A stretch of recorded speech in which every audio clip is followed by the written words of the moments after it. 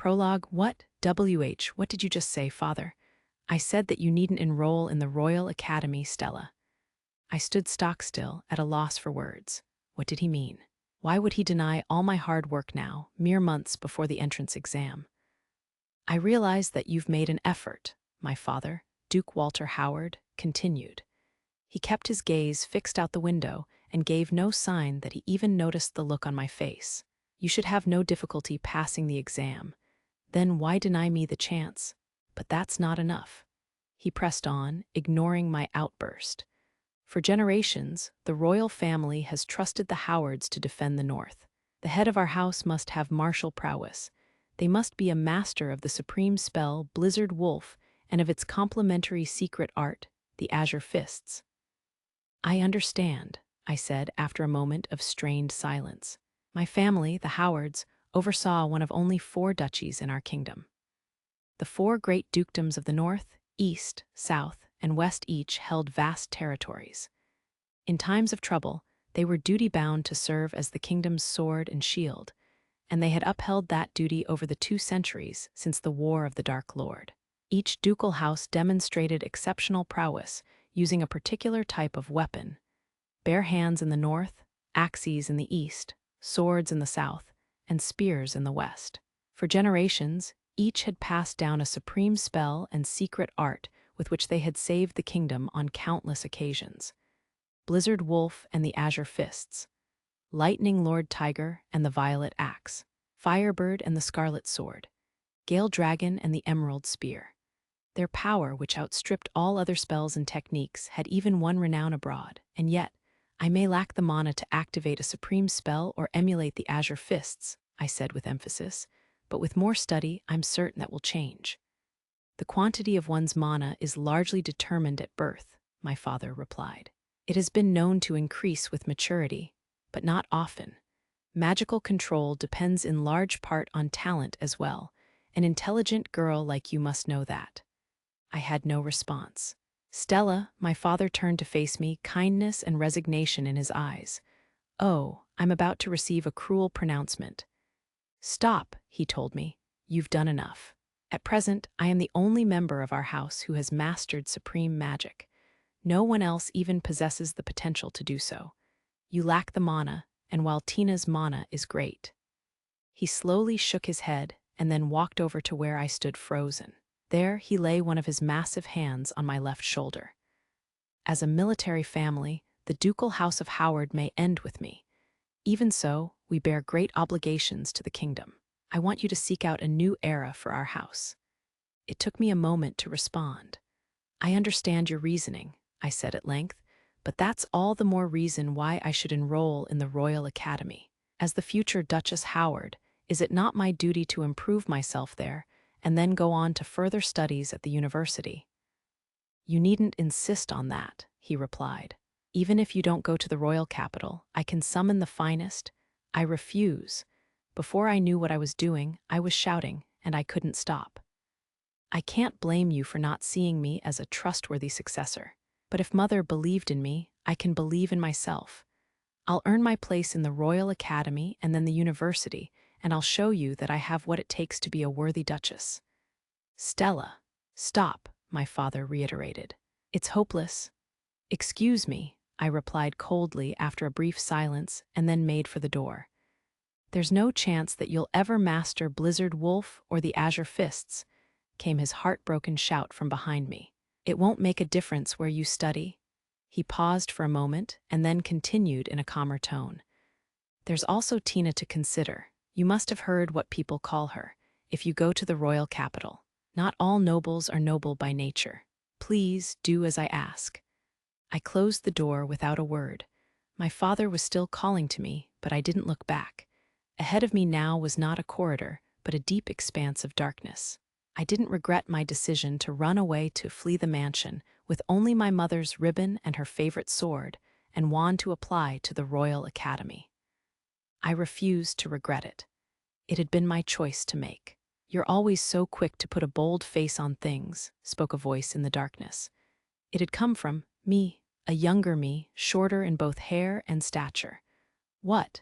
I had passed the Royal Academy entrance exam, hadn't I? My performance at the time had been far from outstanding, but I had worked tirelessly and even managed to become president of the student council. My head was in a whirl. I was uncertain of the sequence of events. Oh, I see. This is a dream. Really? Is that so? The other me asked, giggling. Am I sure I don't regret it? I'm sure. Liar, it's the truth. It's a lie, I'm lying. I am doing no such thing. Who became jealous of Karen's talent after meeting her at the Royal Academy, and who then lost hope. I'm neither jealous nor hopeless. Karen is amazing, but I've been working hard to catch up to her. But I'm certain that I'll never be able to. I keep thinking that I'll never be a match for her anyway, that I'm just not as talented as she is, that there's nothing I can do about it. I've given up. I was shaken. It was true that I had worked hard, but Karen, my best friend, was bursting with talent and had worked harder than anyone. Harder than I had. See, I knew it. That's why I was able to surpass you so easily, Stella. The figure transformed into my younger sister, who had once been totally incapable of spellcasting. I retreated one step and then another as Tina advanced the same distance. Tell me, she said, how does it feel to be suddenly outstripped by your magically impaired little sister, the one people called the Howard's cursed child? You felt so secure, didn't you, Stella? As long as I couldn't cast a single spell, there was no question that you would inherit the dukedom. No, no, no, Tina wouldn't say that. My little sister learning to use magic made me glad, and also intensely jealous. I covered my face with my hands and sank to the ground. I was jealous. I had cursed them, not only Karen, but everyone who had been there to face Prince Gerard. Tina, who had easily mastered Blizzard Wolf, a spell that I had not even begun to grasp. Ellie, who had defeated the prince's followers one after another with the overwhelming silence and precision of her spellcasting. Lynn, who had learned not only swordplay, but Firebird, the symbol of the Leinsters. And the pair that I had idolized for so long, Lady Lydia Leinster, the Lady of the Sword, and Mr. Allen. The tales of their numerous deeds must have been exaggerated, or so I had believed. But they were all true. In fact, the rumors hadn't done them justice. They were like something out of a fairy tale. One day, when I succeeded to the Duchy of Howard, the ducal house of Leinster would have Lady Lydia, and Mr. Allen alongside her, assuming they managed to overcome the class division between a great noble and a commoner. The two of them had vanquished what I took to be the secret magic of the royal family, the great spell Radiant Shield, which my mother had once told me of. I couldn't even cast a supreme spell. I would be no match for them. Why? Why wasn't it me? Why did it have to be Tina who met Mr. Allen? I met him, not you. It serves you right, after all. The figure of my sister returned to being my younger self. I ran away from home. I didn't try to catch up to Karen. I didn't fight alongside Tina, Ellie, and Lynn. I didn't call for help afterward. I was furious with myself, with this other me, but she seized my hands and forced me to look her in the eyes. It was all my choice, she continued. I ran away. I chose to run away, even though I was so determined not to when I left for the royal capital. No one in the world expects anything from me now. Poor me. But I couldn't help it. That's who Stella Howard is. I'm weak, I'm cowardly, and I can't make up my mind about anything on my own. You're wrong, I shouted as I bolted awake, then covered my mouth and looked around me in surprise.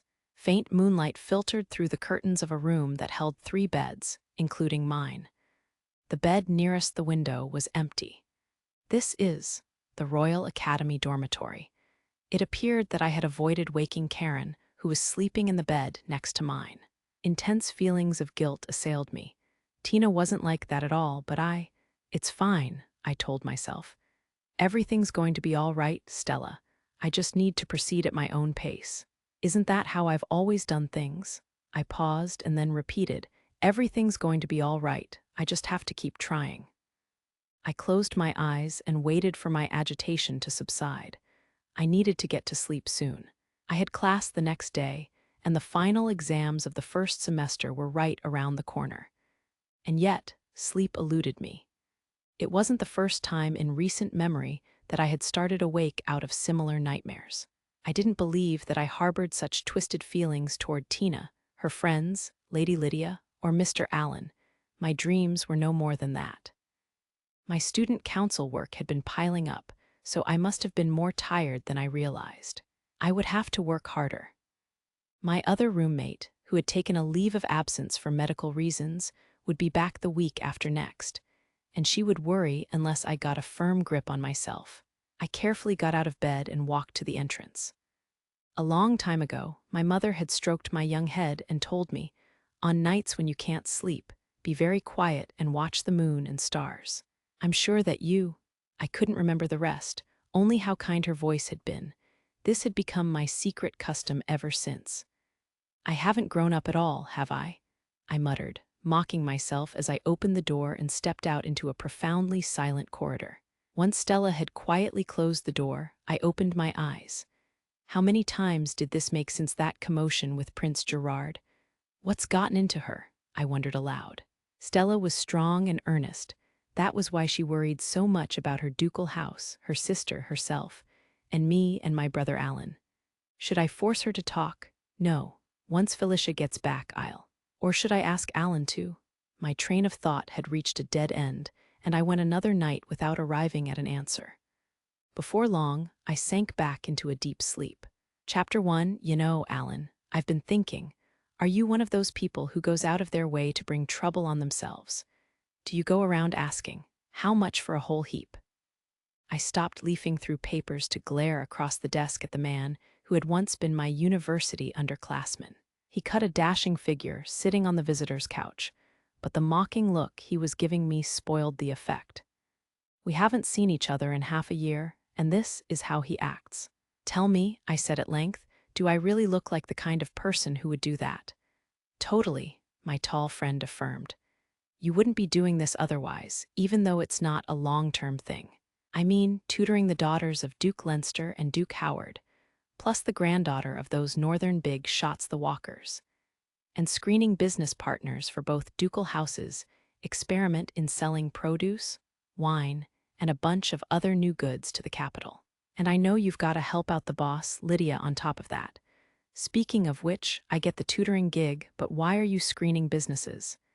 He paused briefly and then exclaimed, "Oh, have you finally decided to make it big?" His eyes sparkled with excitement. "I have not," I corrected him, forcing a smile. "I'm told that both ducal houses have been planning to establish joint business contacts in the capital for some time, but they had called the plan off due to a lack of resources on the Howards' part. Then, recently, the Howards succeeded in increasing their production of new crops. Both houses quickly agreed to an experimental enterprise, but now the issue is that neither can spare personnel to manage the operation in the capital. Their duchies are so large that they're always short-handed. Doesn't that go for your own house too? But yes, the responsibility just ended up devolving to me. That said, I paused for a moment. The professor and the headmaster of the Royal Academy knew about this before I did. The professor is firm friends with their highnesses, Duke Walter Howard and Duke Liam Leinster, and Duchess Lisa Leinster is a former student of his. No, I'm just overthinking things. Oh, so you just got set up. I was trying to avoid saying that out loud. The nerve of you, I said sarcastically, pressing a hand to my forehead. If you've got time on your hands, help me check these documents. Or would you prefer I adopt a more respectful tone, Your Highness, Lord Gil Algren? Would you be so gracious as to assist this hopeless incompetent? Or would Your Highness prefer the title leading contender to be the next Duke Algren? Indeed, Gil Algren, this tall, annoyingly good-looking young man in sorcerer's garb sporting longish, light blonde hair with a pale violet streak at the front, was properly styled His Highness. My native kingdom was home to 4 ducal houses, each of which controlled a vast territory in one of the 4 cardinal directions. Due to the role these houses had played in the kingdom's founding and their historical blood ties to the royal family, the dukes and their children were accorded the honorable form of address. The ducal house of Algren were the chief nobles in the east of the kingdom, including the eastern capital, which my family called home. Gil was Duke Algren's 4th son and youngest child. He was a year younger than Lydia and I, and while he could come off as thoughtless, he had earned a reputation for himself at the Royal University, the kingdom's foremost institute of learning. Gil wasn't a graduate of the Royal Academy, but he had been hailed as the second coming of the first Duke Algren at his school in the eastern capital, where he had skipped several years to enroll in the university at a mere 14 years of age. He had been close with the albatross and me ever since. Gil was also beloved by his much older father, and some even speculated that he would inherit the dukedom. "Gee, give it a rest," my former underclassman pleaded, moving his whole body in a gesture of refusal. "I'm illegitimate, remember? I didn't even go to the Royal Academy." He paused briefly and then added, "When you talk to me like that." "Yes, I can only picture a future where I'd be better off dead," Gil finished. "Don't you care about your old schoolmate?" "Not about one who mocks me, but never Lydia," I replied.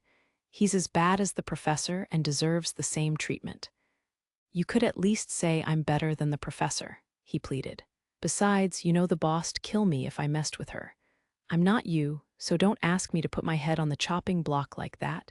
You've got no common sense." I slumped back in my chair and gazed at the ceiling. So people have finally decided that I lack common sense because of her. How depressing. I ought to get this work over with quickly and call on my dear students to ease my mind. That's just what I'll do. "But you've been that way all the time I've known you, sir," Tina would say. "You're amazing." Well, Ellie would timidly add. "Why, you shouldn't let it get to you, Alan, sir." "Such words don't suit you, dear brother," Lynn would conclude. "You've always been anything but common." How odd. I couldn't picture them coming to my defense. It had been 3 months since they enrolled in the Royal Academy, and it seemed to me that they were steadily losing their reserve. I knew that I was the one who had told Tina that she didn't need to show any restraint or keep anything bottled up, but still. "You have it all wrong, young Master Gil," interjected the slender, chestnut-haired woman tidying up a heap of papers on the desk beside mine. She was Anna, the Leinster's head maid. To the two of them, it amounts to a tryst. With sufficient experience, an observer could surely grasp their meaning. But when a veteran of the Leinster Maid Corps, firm of purpose, did decipher it, Anna paused for effect. The sickly sweetness of their romance fairly turned her stomach and resulted in a great number of addicts. The single among us beat the ground with their fists and cried themselves to sleep night after night. I urge you not to approach the study lightly. The girls in our department published the same info, Gil exclaimed, looking notably surprised. "You've opened my eyes." "Think nothing of it," Anna crowed in reply. "Anna, these are the ones I'm done with," I said after a moment of silence, using a levitation spell to pass the stack of documents I had reached a decision on to the head maid. "The Foss Company is the last interview candidate. I'd like you to review a few points that caught my eye." Gil gave me a look for some reason, as did Anna when she received the documents. "What for?" "See that?" my former underclassman asked. "Yes, I most certainly did," the head maid replied. "No normal sorcerer uses levitation spells like that," they exclaimed in unison. "You can do that, can't you, Anna?" I protested. "And you just don't practice, Gil." "What? Not a chance," came 2 responses. They were in perfect sync despite how little they likely saw of each other. I would need to watch out for that. Anna began checking the documents with more than human speed. "I've done my best to choose partners that both ducal houses could do business with without issue," I explained. "I've included my personal opinion with the documents on each business." "Mr. Allen," Anna said. "Yes, I had based my judgments on my experience and the documents, but perhaps my verdicts were unsatisfactory." "Simply flawless," the head maid exclaimed as she produced an envelope from a drawer, slipped the documents inside, and sealed it. "I shall report as much to my master and His Highness, Duke Howard. I would expect no less from the gentleman who managed Lady Lydia's purse and routine duties more than perfectly during his student days." I based my judgments on 2 criteria: trustworthiness and availability for long-term partnerships. I concluded my explanation after a pause, ignoring Anna's effusion. "Quite reasonable," she chirped. I shall deliver these to my mistress at once. You have my sincere gratitude for taking the time to assist us. Don't mention it, I had mornings free. Please give Duchess Lisa Leinster. Oh, would you please repeat that, Mr. Allen? Anna interrupted me, her tone even more affected than usual. I seemed to have suddenly become hard of hearing. Please give Lisa my regards, I said, correcting myself. Anna giggled. Depend upon it, she proclaimed. Today is ice day, and you will begin teaching at the Leinster mansion this afternoon. I plan to assist you from tomorrow onward. Lady Lydia and Lady Lynn were full of praise for the service they received at the Howard residence after they returned last week. The head maid paused and then burst out. We won't let our competitors best us. No, we most certainly will not. We may be pitted against Mrs. Shelley Walker, that renowned maid of legend, but the word defeat doesn't exist in the Leinster Maid Corps dictionary. On my honor, we shall endeavor to provide satisfaction. I forced an awkward chuckle. Excuse me. Anna performed a flawless salute and then vanished from sight. She was as mysterious as ever. I checked my pocket watch. Oh no, I'm going to be late for my appointment. After tidying up my desk, I rose to my feet. Gil, I said, I'm going out. Don't you have lectures to attend this afternoon? Sure do, my former underclassman replied, following me out of the room. This reminds me of my university days. I seem to recall Lydia and our underclassmen chasing me around wherever I went. How's the university? I asked as we entered a corridor and made our way to the exit of the building. Boring, he replied. It's been quiet since you and the boss graduated. You make it sound like we were the only ones at the center of all the commotion, I said after a pause. Give it a rest. There are Howard maids here too, and you wouldn't want them to think that I was involved in everything she got up to. Huh, weren't you? Gil gave me a bewildered stare. He doesn't even doubt it. Well, he's right when it comes to the past 4 years. I'm glad I came, Gil said. I cleared up a question that's been bugging me for years now. What question was that? Our kingdom's renowned Lady of the Sword has racked up more accomplishments and feats of daring than I can count, he explained. She must have won herself a fortune on top of all that fame. But you know how the boss is, so I wondered how she kept track of it all. I figured she would have wasted it on Alan.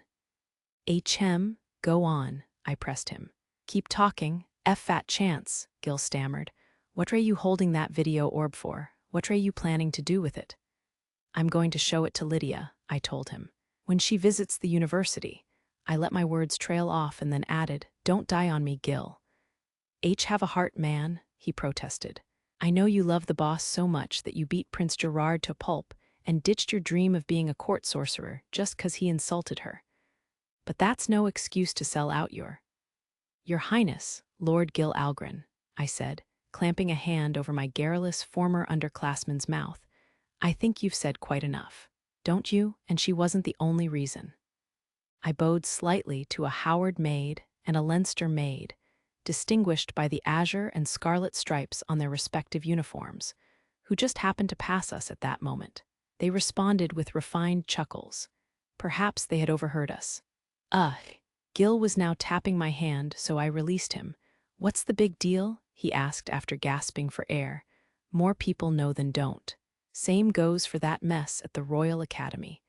There's no stopping rumors with that many witnesses in broad daylight, even when the royal family's involved. Ah, I shouted, trying to drown him out. I haven't done anything. That was just an accident, and I don't know anything about any mess at the Royal Academy. I hear you were in a tight spot when the boss swooped in to save you, Gil continued. The girls wouldn't stop talking about it, I groaned. He was taking every opportunity to rub salt in my wounds. The professor's students were vicious. We both fell silent for a moment, and then Gil muttered, I meant it when I said it's boring. You never even visit. I do, I replied, confused. I drop by 2 or 3 times a week. What? Gil exclaimed. But I've never seen you around. I'd guess that's because the professor told me to use his office when he's not busy. I'm gonna convene a student trial right away, Gil announced after a moment of stunned silence. I liked the look on his face, and I would spare nothing in supporting him. I was hardly an uninterested party myself. Heh heh, don't you think it's high time you settled down, Professor? "Who," Gil stammered. "You're seriously twisted, then again. You've got it rough too." A beat later, he added, "You're gonna work yourself to death, you know. If the boss is gonna abduct you for some time off, it's now or never."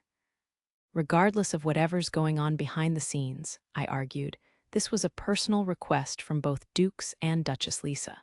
Could you turn them down? "No way," Gil admitted. "Right. The screening will take a month and a half at most, and the interviews the week after next should be the end of it. Someone important will take charge of the business once it starts up in earnest next spring." "I hope you're right," Gil replied after a pause. "I've got my hands full with tutoring." A week in the kingdom consisted of 8 days named for the 8 classical elements: fire, water, earth, wind, lightning, ice, light, and darkness, in accordance with the unified continental calendar. Customarily, Light Day was a day of worship and Darkness Day a day of rest. Most people had both off. Tina, Ellie, and Lynn spent their weekdays, from Fire Day through Ice Day noon, at the Royal Academy. As a result, our tutoring sessions began Ice Day afternoon and ended Darkness Day night. Their location rotated between the Howard and Leinster mansions on a weekly basis. And as Anna's enthusiasm had indicated, I would be tutoring at the Leinster mansion that week. I spent the beginning of my week, Fire Day through Wind Day, on my temporary job screening potential business partners. I had Lightning Day and Ice Day morning off, but I also had to prepare my lessons, deal with visits from Lydia, and call on the headmaster in relation to the great spells and that diary. I spent weekday nights preparing notes for the girls and hunting through books. My search was currently focused on documents roughly a century old that might contain records of the great spell Radiant Shield going out of control. But I hadn't yet had any luck. There were no accounts of the incident, and there were traces of an organized effort to suppress information. In the worst case, records might survive only in the palace archives. The thought made my head ache. That had been my weekly schedule for the past month and a half. He's right. I'd say I have been working a lot. I wonder how things ended up this way. "I've heard rumors, but is it true that your students are no joke?" Gil asked, interrupting my musings about the position I found myself in. "They're improving at an astounding rate," I confirmed. "I can't wait to see what they'll do next." "You sound happy," he remarked. "I am. They're poised to surpass me in no time." "Surpass you?" Gil repeated, incredulous. "Are you serious? That's beyond impossible. Besides, I'd say your students have their hearts set less on surpassing you and more on, actually, never mind. I'm impressed that they've even got the guts to challenge the unbeatable Lady of the Sword. But you know," as the exit came into view, Gil stopped walking, stood up straight, and looked at me. "This last incident has made your name known throughout the kingdom and beyond," he said with an abrupt change of tone. "That fool, Prince Gerard, has been placed in my house's custody and sentenced to indefinite house arrest and suspension from duty. Most of his allies in the aristocracy received heavy sentences as well. On the other hand, you and your students got off scot-free, while the boss received an irregular promotion to the princess's personal guard. The conservatives who have been loudly protesting meritocracy are gritting their teeth and calling you a bringer of calamity. The leader of the court sorcerers, Gerhard Gardner, is holding his peace, but there are still people trying to make contact with Gerard during his arrest. It seems like both the Algren Secret Service and the Royal Guard are pursuing secret investigations as well. Don't let your guard down." He had probably made this visit just to deliver that warning. My former underclassman was a good man, although I wished that he would act like this more of the time. His excuse for not changing his manner at the university, that it would be too embarrassing after all this time, was hardly convincing. "Thank you," I said. "I'll take care. Let's have a nice, long talk again sometime." "Sure thing." The western avenue of the royal capital was home to many cafes, each with a roof of a different color. The roof of our favorite was sky blue. I had read in some book or other that the cafes had multiplied to meet demand from the many nearby educational institutions, most notably the Royal Academy. I often spotted students slipping out of school to enjoy lunch here, so that explanation was very possibly correct. Early summer was beginning to make its presence felt, and the air was bracing. Sitting outside had been the right choice. I was going over my plans for the afternoon's lesson with a coffee cup in one hand when I heard several sounds racing energetically toward me. "Alan, sir, dear brother." Two girls in berets and short-sleeved blazers shouted with joy the instant they caught sight of me. The blonde was Ellie Walker, heir to the Walker family, supporters of the Northern Ducal House of Howard. She was also personal maid to Her Highness, Lady Tina Howard. The redhead was Her Highness, Lady Lynn Leinster, the second daughter of Duke and Duchess Leinster. That made her the younger sister of Lydia Leinster, the Lady of the Sword and the albatross around my neck. I had seen them like this dozens of times before, but I was still struck by how well the Royal Academy's stylish summer uniforms became them. The girls approached me without slowing down and took the seats on either side of mine. Ellie giggled, that was my third straight victory." "I did it," Lynn declared. "I beat her here this week." "Please take your time, you two," I warned them. "You wouldn't want to trip and fall." "Yes, sir," they cheerfully chorused back. "Good, what happened to Tina?" I asked them after ordering 3 fruit-infused ice waters from a familiar waitress. Both girls looked away in silence. I would expect that from Lynn, but Ellie too. A moment later, the sound of stamping feet was followed by a massive wave of mana and cold. There stood a petite, uniformed girl with a snow-white ribbon in her faintly blue-tinged platinum hair. She smiled wordlessly, holding her rod at the ready, as countless snowflakes filled the air around us.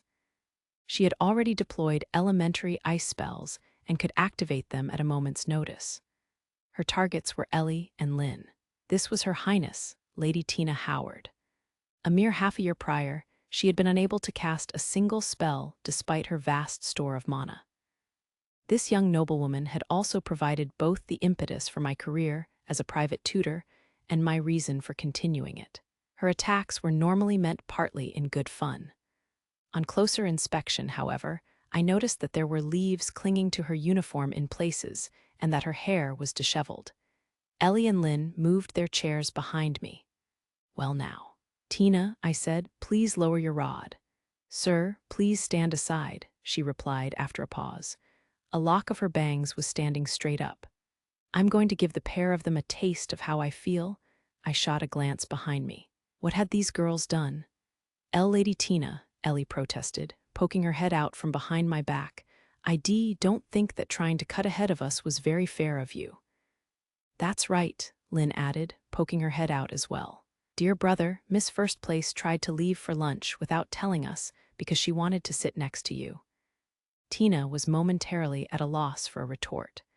"That doesn't justify the two of you ganging up to set a wind magic trap." The young noblewoman finally argued, shaking her rod. "It sounds as though they got a little carried away." "What good friends they are," I thought, failing to suppress a laugh. "Sir," Tina responded, puffing up her cheeks with indignation. I didn't really mean to make her pout. "Tina," I gently called to her, reaching into my bag and removing the comb that the albatross forced me to carry around. What?" she asked. I refuse to stay my wrath, even for you, sir." "I'll fix your hair for you," I said. "Please come over here." That appeared to get Tina's attention. "If you insist," she eventually responded. "I do insist," I replied. "Please." Tina silently lowered her rod and dismissed her spells. She then speedily approached me, secured a chair, and moved it so that she was sitting with her back to me. Her arms were crossed, and her cheeks were still puffed up. She was apparently determined to maintain her irate posture, although that lock of her bangs was swaying happily. "Please don't get the wrong idea," she said. "I haven't forgiven the two of them for—" Tina's words gave way to a startled exclamation of delight as I removed her beret and cast a spell that enveloped her in a warm breeze, blowing the leaves from her uniform. I then conjured just a few drops of water and set about carefully combing out her wind-blown hair. "Ellie, Lynn," I called to the other two girls who were peering at us once Tina had fallen silent. "Why, yes, sir," Ellie responded. "Yes," Lynn added at almost the same time. "Don't overdo it," I chided them. Ellie groaned, obviously flustered. "Dear brothier," Lynn protested. Tina laughed triumphantly. That's right, she said. I'm the victim here. That makes this my natural right. That goes for you too, Tina, I told her. Good little girls don't run around town deploying spells. Seer, she said in apparent surprise. All three of you.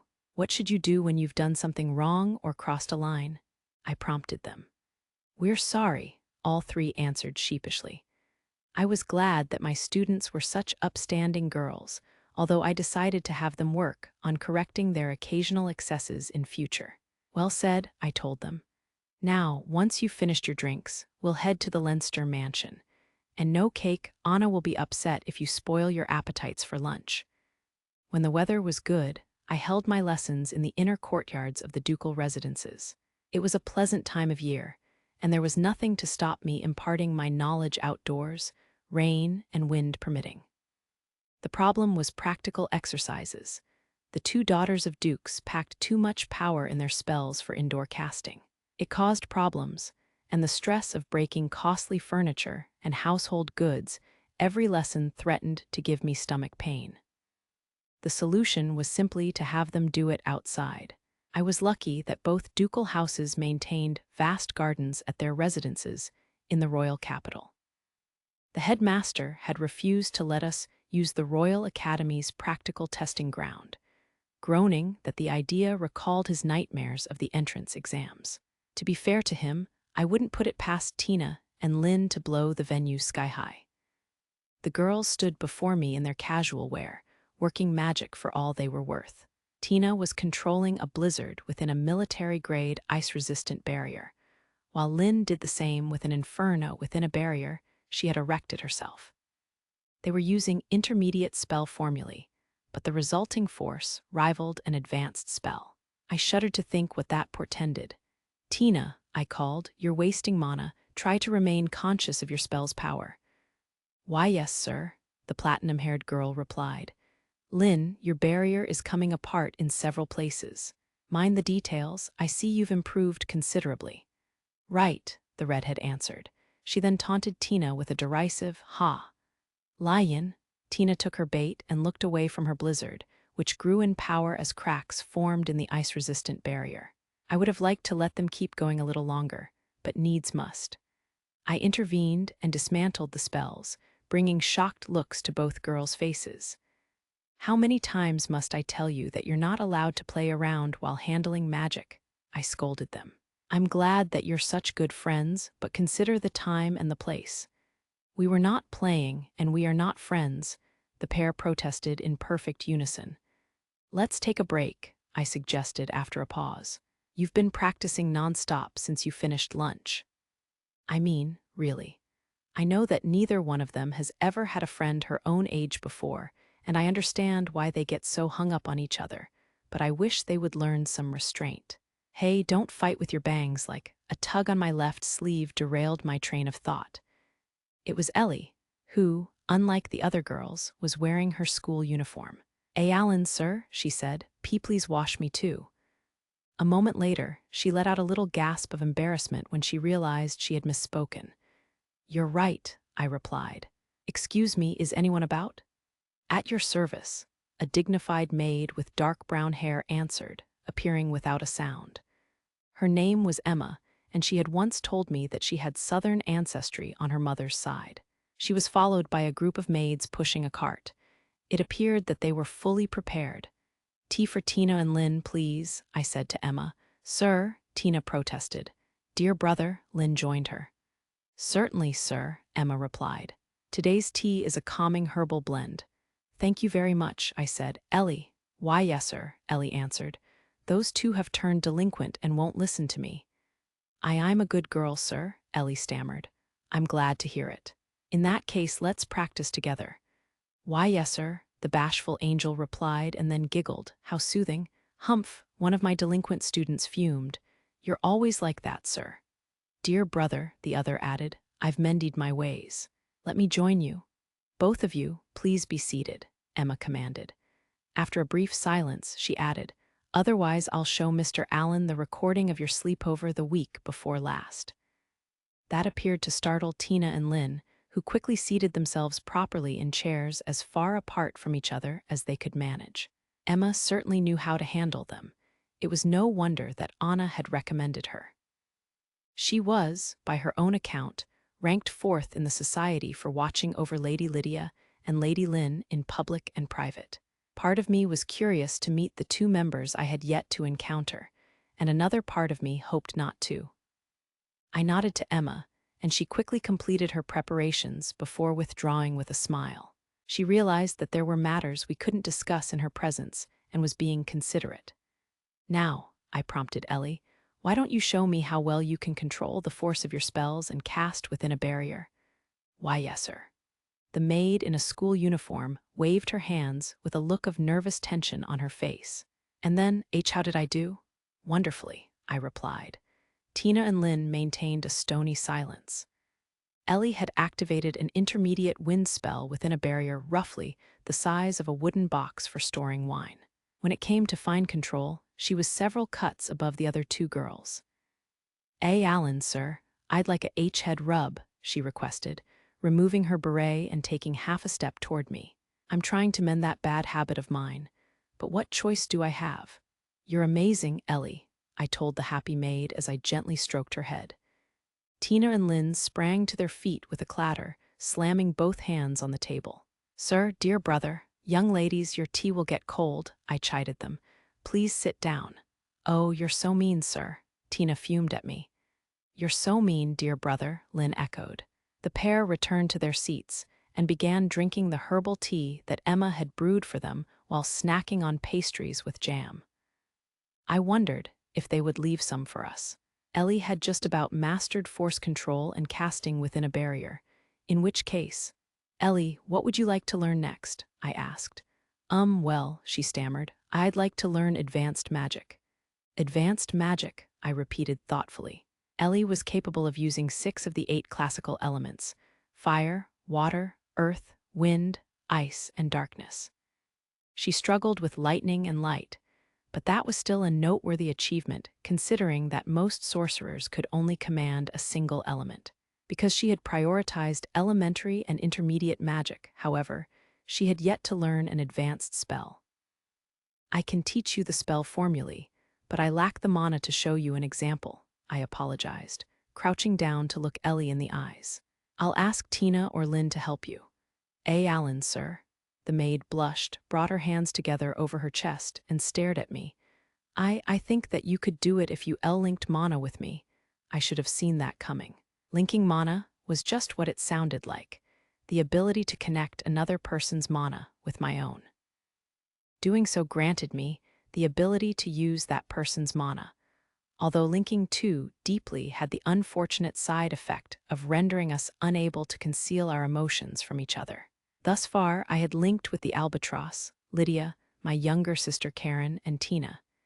In all 3 cases, I had done it in response to an emergency that left me no alternative. This called for a polite refusal. "I sincerely appreciate the sentiment," I told Ellie, "but I must do so sparingly. I'm confident that you'll learn to cast the spells even without my example to follow." When you're in trouble like you were the other day," Ellie stammered, "I want to help you, Allen, sir." 2 months previously, I had battled Gerard, the second prince of the kingdom, with whom I had a history for the second time. Lydia had practically taken care of the whole mess on her own. But once the dust had settled and Ellie and Lynn had regained their composure, they had wasted no time before peppering us with a volley of questions. Lady Tina's spell became incredible," Ellie had exclaimed. "It was just like that time back at the Howard mansion." "The same goes for my dear sister," Lynn had added. "I've never seen a white firebird before." "What is the meaning of this?" they had both demanded. The albatross had dismissed my attempts to deflect them with a brusque, "It's too late now. Just tell them." As a result, I had told them about my ability, about Frigid Crane, the great spell that dwelt within Tina, about the diary of an unknown sorceress that I had enlisted the headmaster to decode, and about the vestige of the great spell Radiant Shield that Gerard had utilized. They had been shocked, but appeared to accept my explanation. The spectacle of Lydia's scarlet sword had been a convincing argument. I had reserved a few matters for Lydia's ears alone. They included the uncertain report that Tina's mother, Duchess Rosa Howard, may have been assassinated, the true circumstances behind the death of Ellie's parents, and the words that Frigid Crane had spoken to me during the battle, key, and imitation. Mr. and Mrs. Walker would tell Ellie about her parents in their own time. Duchess Rose's death, meanwhile, was shrouded in too much mystery. After all, it remained totally unsolved despite investigations by two of the four great dukedoms. "Thank you very much," I said, smiling at the charming maid, "but entrusting your mana to another person is more dangerous than you imagine. Please think of yourself first." Ellie didn't respond immediately. "Lady Tina won't stop boasting about it to Lady Lynn and me," she said at last. "Tina?" I asked, looking over at the young noblewoman who was busy devouring pastry. She pretended to whistle, guilty as charged. "Dear brother," Lynn chimed in, raising her hand, "I don't think it's fair for Miss First Place to be the only one. Give me a chance." "No," I replied plainly. "In that case, dear brother, I want nothing to do with you."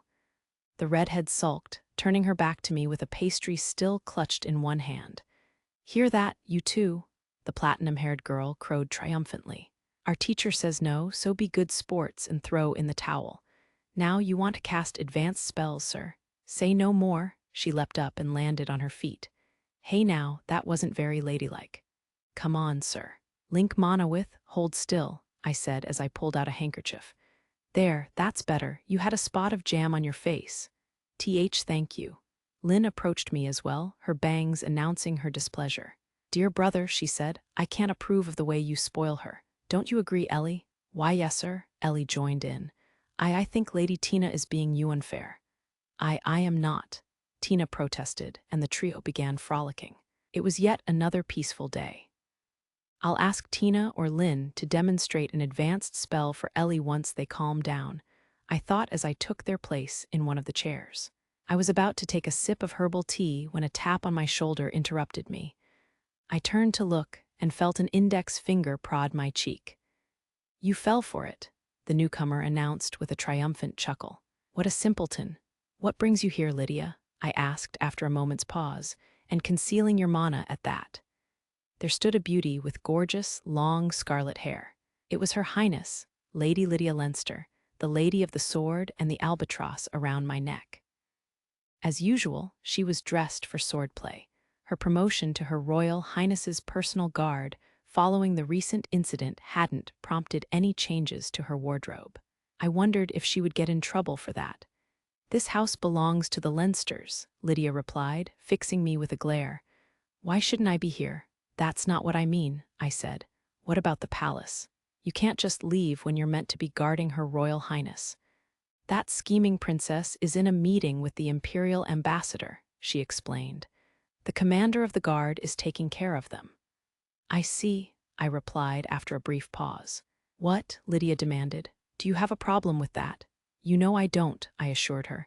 "How's Her Royal Highness? His Majesty did say that when I have the opportunity," etc., etc. Lydia fell eerily silent. "Do you really need to go out of your way to talk to her?" she finally asked. "You're scaring me. Is it so wrong to ask after a former classmate?" "Is something the matter?" I asked as the albatross scrutinized me. "You're going to be demonstrating advanced spells, aren't you?" she replied after a moment. "So you heard that. Would you be willing to help out?" "All right," she agreed, holding out her arms. "What are you doing that for, Lydia?" I asked, giving her a quizzical look. "No, that's not what I meant. I'd like you to demonstrate." Her appeal was insistent, and there was a call for affection in her eyes. She must have had an unpleasant experience. All three of my students were present, and there were presumably maids in hiding as well. So I gently gripped Lydia's hands in lieu of hugging her and established an extremely shallow link, weak enough for me to sense only the gist of her emotions. Put simply, Lydia was in a bad mood. "Come on," she pressed me after a prolonged silence. "I'll only borrow a little, Ellie." "Why, yes, sir," the maid answered, startled out of her fun with the other girls. "Oh, Miss Lydia?" That remark got the others' attention. Lydia," Tina exclaimed. "When did you get here?" "Welcome home, dear sister," Lynn added. All three trotted over to us, their eyes wide. I stood up and tried to let go of Lydia's hands, only to find my own being held firm. "That hurts, you know," I told her after a moment. "A real man endures," Lydia shot back. "Yes, yes. Only one yes. What do you want to see, Ellie?" Well," Ellie stammered. "You're taking too long," Lydia snapped. "Ooh," Ellie groaned. "I'm sorry." "Lydia, that was uncalled for," I said. "We'll cast an advanced fire spell, all right?" I set about deploying the most common advanced fire spell, Scorching Sphere, within a barrier in the air above the inner courtyard. "What a beautiful spell formula," Tina exclaimed. "Oh, it's not hot," Ellie remarked, still sounding slightly panicked. "This is nothing to my dear brother and sister," Lynn boasted. I hope that was a good demonstration of casting within a barrier and controlling the spell's power, I thought as I dispelled it with a snap of my fingers. Still, that was too plain on its own. I turned to the albatross for ideas. "Disguise the element next," she suggested after a moment's consideration. "Yes, ma'am." Countless fireballs activated and collided within the barrier. The girl's eyes widened in surprise as the balls of flame turned to ice that inundated the barrier. "This trick even worked on the great lady of the sword the first time she saw it," I told them. "It can come in handy for surprise attacks."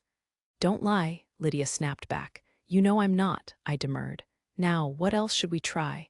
Lydia was sending me signals that said, "Need more mana." "Just strengthen our link then," but I failed to notice them. I also suspected that Tina was trying to say, "Sir, me next, it's my turn," but I was oblivious to her as well. "I've got it." "Hey," the albatross protested as I let go of her hands. "Tina, would you lend me your rod?" I asked. "Huh, of course," Tina replied. "Lydia, I'm going to borrow a little more of your mana, if you don't mind."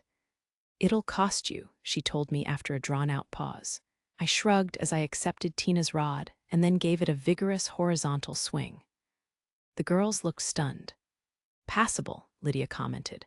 I constructed 8 advanced spells within the barrier above the inner courtyard, drawing meticulous spell formulae in 8 different colors: red, blue, brown, green, violet, azure, white, and black. I then activated them in a burst of power.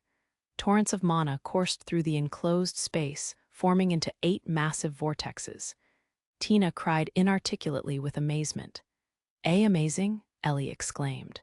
"It's simply gorgeous," Lynn added.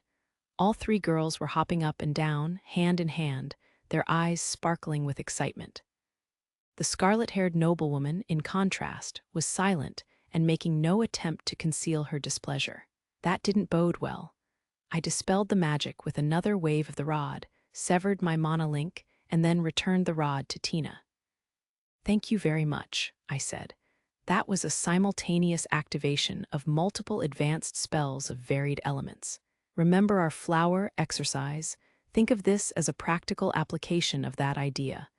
"You call that," Tina began. "A practical," Ellie continued. "Application," Lynn finished. "You'll learn to do the same yourselves in no time," I assured them. The girls exchanged looks and fell silent. I wondered why magical creatures and compound activations were more difficult, in my opinion.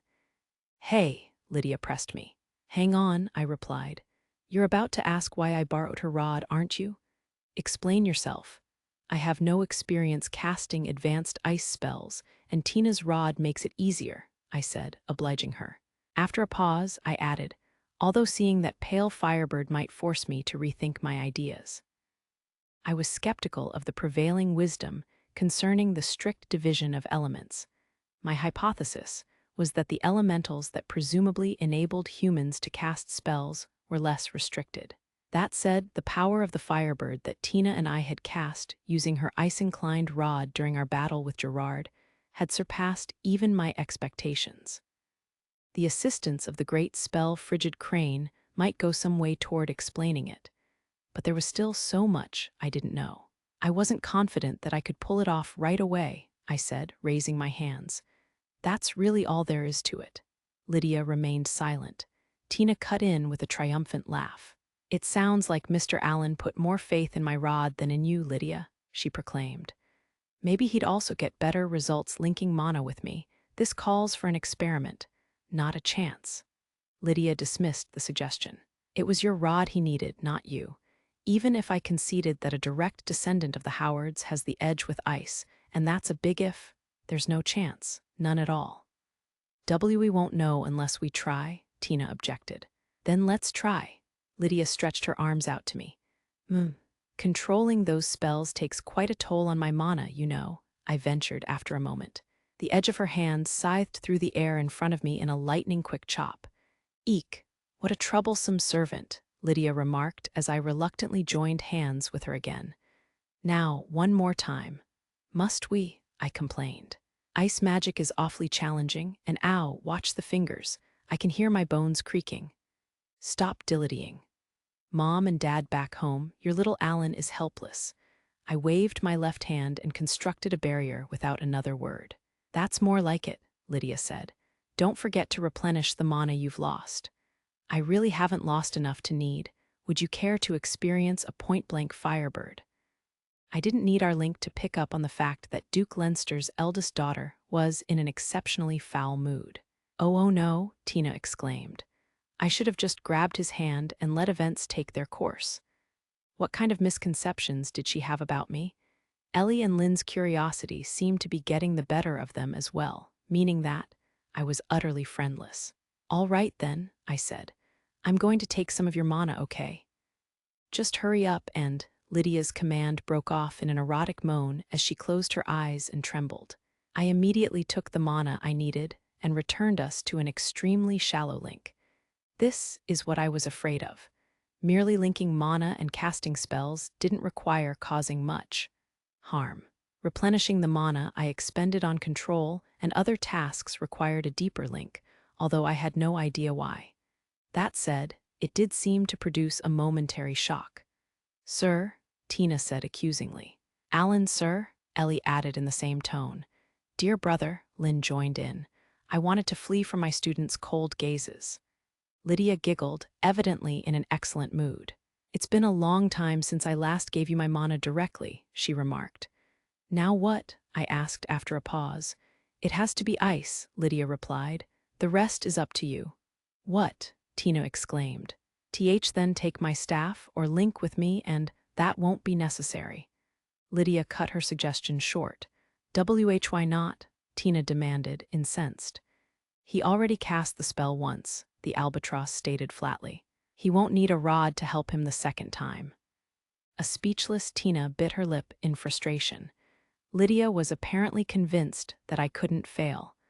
I hoped she realized that this would be easier with the rod's assistance. Well, it was the first time we had linked twice in one day since our run-in with the hero, so I decided that I might as well give it a try. Ellie, I called. Why, yes, sir, the maid replied. She was trying to hide her excitement and not quite succeeding.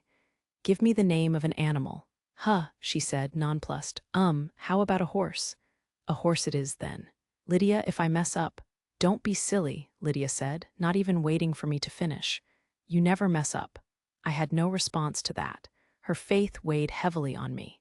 I flashed a signal to Lynn, who gave the sheath of the sword at her waist a light tap in reply. Thank you. Well then, I said, here goes nothing. Within barriers, I constructed the advanced ice spell Imperial Ice Blizzard and the advanced wind spell Imperial Storm Tornado. Mana raged as I brought the spells together. This was harder to control than I'd anticipated. That said, I had gotten a look at the formulae for the great spells Frigid Crane and Radiant Shield, even if I had been mostly unable to decipher them, so I couldn't just rest on my laurels. The barriers were shrinking, merging, and changing shape. The transformation continued until they were roughly the size of a small dog. The resulting pale azure horse flapped the little pale emerald wings on its back and made its way to Ellie's side, where it proceeded to rub itself against her, eliciting a startled cry. That tickles, the maid exclaimed. I let out a sigh of relief. I tried combining compound activation with a magical creature, I explained. Did it help you to learn something? Why, yes, sir, Ellie replied. I managed to memorize the spell formulae. At least, I think I did. I'll write them in your notebook, I told her. I'm sure you'll have learned to use them in time for your end-of-semester exams. That provoked a flustered groan. Do you really think I can do that? Ellie stammered. I'm here to help, I said. Let's work on it together. Together, Alan, sir. I'll do my best. The maid clenched both fists in a show of resolve. She was adorable. The albatross took a seat in one of the chairs and demanded that I serve her tea. Yes, yes, I thought, severing our link again. The Royal Academy has 2 regular exams a year, one at the end of each semester, I informed the girls as I poured a cup of herbal tea. Your first end-of-semester exam is about a month and a half away, just before your summer break, so let's set goals for each of you to work toward. Ellie, you'll practice advanced magic. Why, yes, sir, Ellie responded. Lynn, why don't you try to perfect your activation within a barrier? That won't take long, Lynn remarked. And then, no, once I'm head of the class. I gave Lynn a confused look as her words trailed off and then decided to move on. Tina, you'll continue to work on modulating the force and improving the mana efficiency of. Tina. The young noblewoman was hanging her head in silence. Even her bangs were drooping.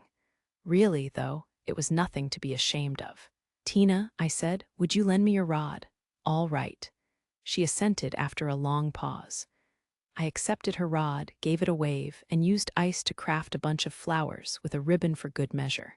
I then offered the bouquet to the dispirited girl. Sir, she asked, momentarily taken aback. I wanted to show my gratitude for letting me borrow it earlier, I said. Using your rod really does make a difference. Thank you, Tina chirped as she bashfully clutched the bouquet. That's better, I thought as I reached out a hand and oops. I almost rubbed her head without thinking. I really must kick that habit. Even Karen lectures me about it. Sir, that was your cue to give me a head rub. Tina, the little devil, pressed. Please, go right ahead. Excuse me, Ellie stammered. You're always so quick to beg my dear brother for favors, Miss First Place, Lynn jibed. I know you were dying for a head rub when you were watching Ellie a moment ago. Tina shot back. I was not, the redhead protested. I'm not like you. Be both of you, stop fighting, Ellie managed to stammer after a panicked exclamation. You be quiet, Ellie. Tina and Lynn responded in unison, prompting a flustered groan from the maid. They never changed, and I was glad of it. They make such a racket, Lydia grumbled, resting her elbow on the table and propping up her cheek on one hand with a look of exasperation. You think so? I asked. I'm fond of it. Be serious, she chided me. After a moment, she added, I've made time next week to work on the great spells and the diary. Sorry I roped you into this. Excuse me, she responded, incensed. Hang on, what was so upsetting about that? I asked. Don't be dense, she replied. Your problems are my problems, and my problems are your, I began to say before immediately regretting it. Oh, only joking. And I'll say this as many times as it takes. Stop casting Firebird at point-blank range. Maybe I ought to put some real effort into slicing you up and incinerating you, the albatross mused aloud a moment later. If anything at all is worrying you, I assured her, I'll work with you to solve the problem. I'll help even if you don't want me to. Dummy, Lydia answered gruffly. She then muttered, thanks, as she turned her face toward the inner courtyard. Her ears were slightly flushed. The albatross around my neck was easily embarrassed. My students stopped squabbling, took their seats, and then commenced sipping tea and nibbling pastries in silence. The winged horse I'd conjured alighted on my lap. So, you three, I said, stroking the magical creature. What do you think of student life now that you've had 3 months of it? Are you enjoying your time at the academy? Wielding spells of multiple elements poses serious challenges. Utilizing an element that none of your forebears have manifested is likewise a challenge best not attempted. I suggest that you devote yourselves to mastering a single element. The teacher, a man in his 30s who I'd heard was related to an earl, was writing on the blackboard. Despite the need to copy his lecture into our notebooks, a relaxed atmosphere filled the classroom. I was bored. Tina passed me a note from her seat next to mine. It read, Lynn, what about lunch? I quickly scribbled, the same as yesterday, and went to pass it on to Ellie, but she was lost in thought and looking grave. It was lightning day morning, a full day before our lessons with my dear brother. I worried about him screening potential business partners for the Leinsters and Howard's new exports on top of his already busy schedule, even if it was only temporary. I wished that he would take some time to rest. For his health, of course, I wasn't the least bit hopeful that he would free up time so that I could see him after classes on weekdays as well. I was genuinely concerned for my dear brother's health and had no ulterior motives whatso. A little yawn from Tina distracted me from my reflections. She was far too lax. Ah, her yawn proved infectious, and I let out one of my own. What a charming yawn, Lady Lynn Leinster, Tina mouthed silently to me. Fine. If that's how she wants it, I've been meaning to settle our score from the entrance exam. I'll give her a good thrashing during our next break. For the moment, I scribbled down a message in my notebook, tore out the paper, and passed it to her. Tina looked confused, then startled. She frantically felt around her mouth, before apparently realizing that she had been duped. She then passed me a note which read, "You've got a bit of food on your left cheek," as if I would fall for my own trick. But after a moment, I realized that it was important to make certain. I unobtrusively brushed my left cheek, which was clean. I wasn't like Tina. I caught a suppressed snicker from beside me. Laugh at me, will she? Very well. If she wants a fight that badly, H. Howard, L. Leinster, the teacher stammered irately. WH, what do you think you're doing? He seems on edge. I wonder if he's getting enough sleep. Tina and I were unfazed. Ellie, on the other hand, began to babble and sway with panic. I checked my own bosom. Miss First Place was staring bleakly at hers as well. I refused to believe that she's only 1 year older than us. Wait, I told myself, I have nothing to be upset about. If my dear mother and sister are anything to go by, my future is bright. Tina's late mother, whom I had seen in a video orb, had been quite stunning in her own right, but her chest had been less than ample. Tina's elder sister, the student council president, had a womanly figure, so there was cause for concern, but the odds were overwhelmingly in my favor. My future victory was practically assured. Answer the question, the teacher bellowed again. His face was bright red. We aren't doing anything, Tina replied. Yes, I agreed, not a thing. Why you're lying, he insisted. I saw you yawning and giggling. You may be first and second in your class, but not for much longer if you don't behave yourselves. Tina and I exchanged glances. Well then, Tina said, our temporary instructor, Mr. Allen, already covered everything in this lesson. Every student here knows how to use multiple elements and all that, I added.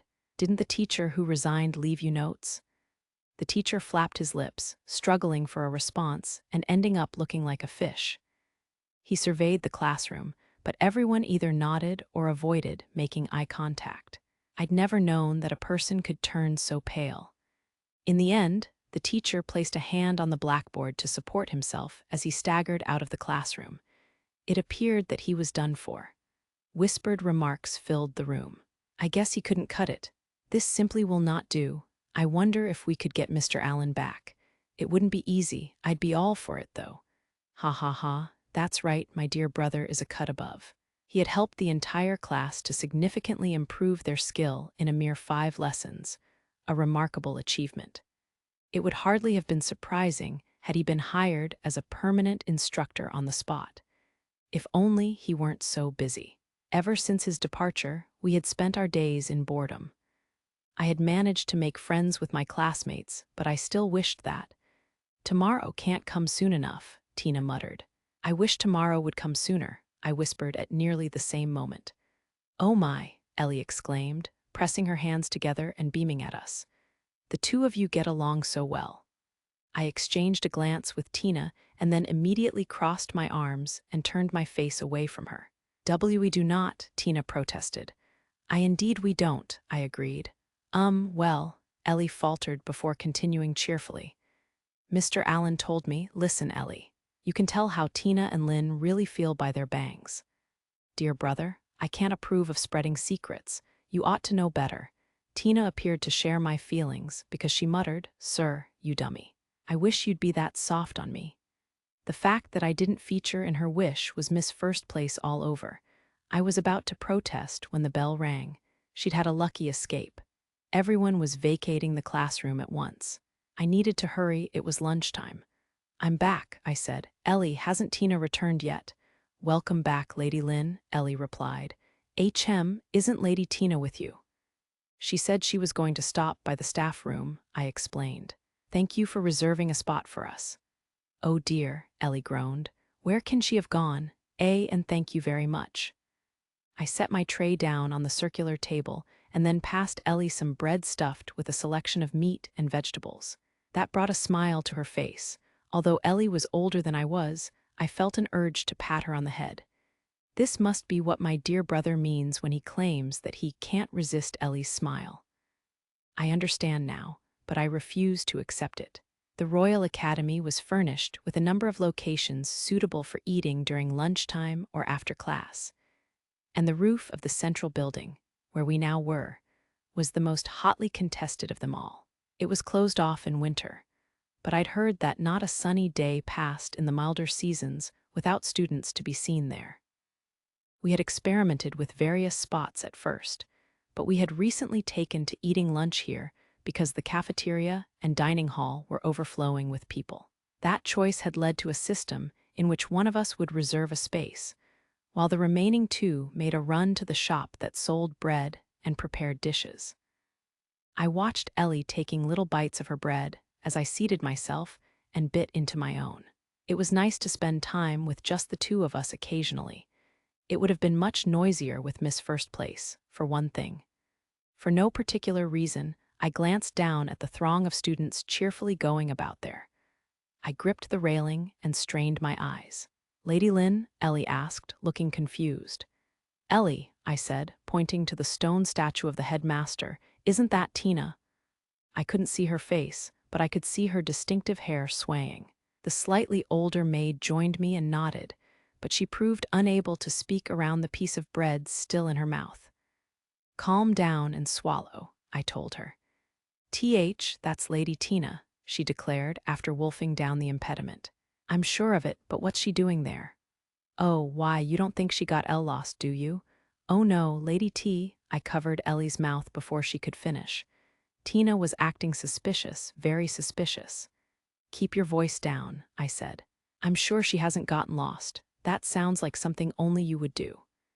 "Lady Lynn," Ellie protested, gasping for air, never get lost." "Could you look Tina and me in the eyes while you say that to my dear brother and sister?" I asked after a brief pause. Ellie began pretending to whistle. She had the same trick for evading questions as her mistress. Tina started to move, progressing with the utmost caution. Was she following someone? It was no good, I couldn't see.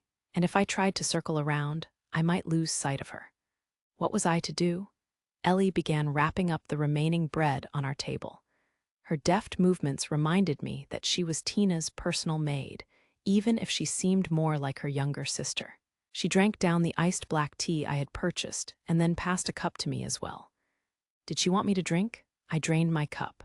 What? Tina's share too? One more cup of tea later, Ellie cleared away our cups and tray and then handed me the bundle of bread. "Let's go, Lady Lynn," she said cheerfully. "Ellie."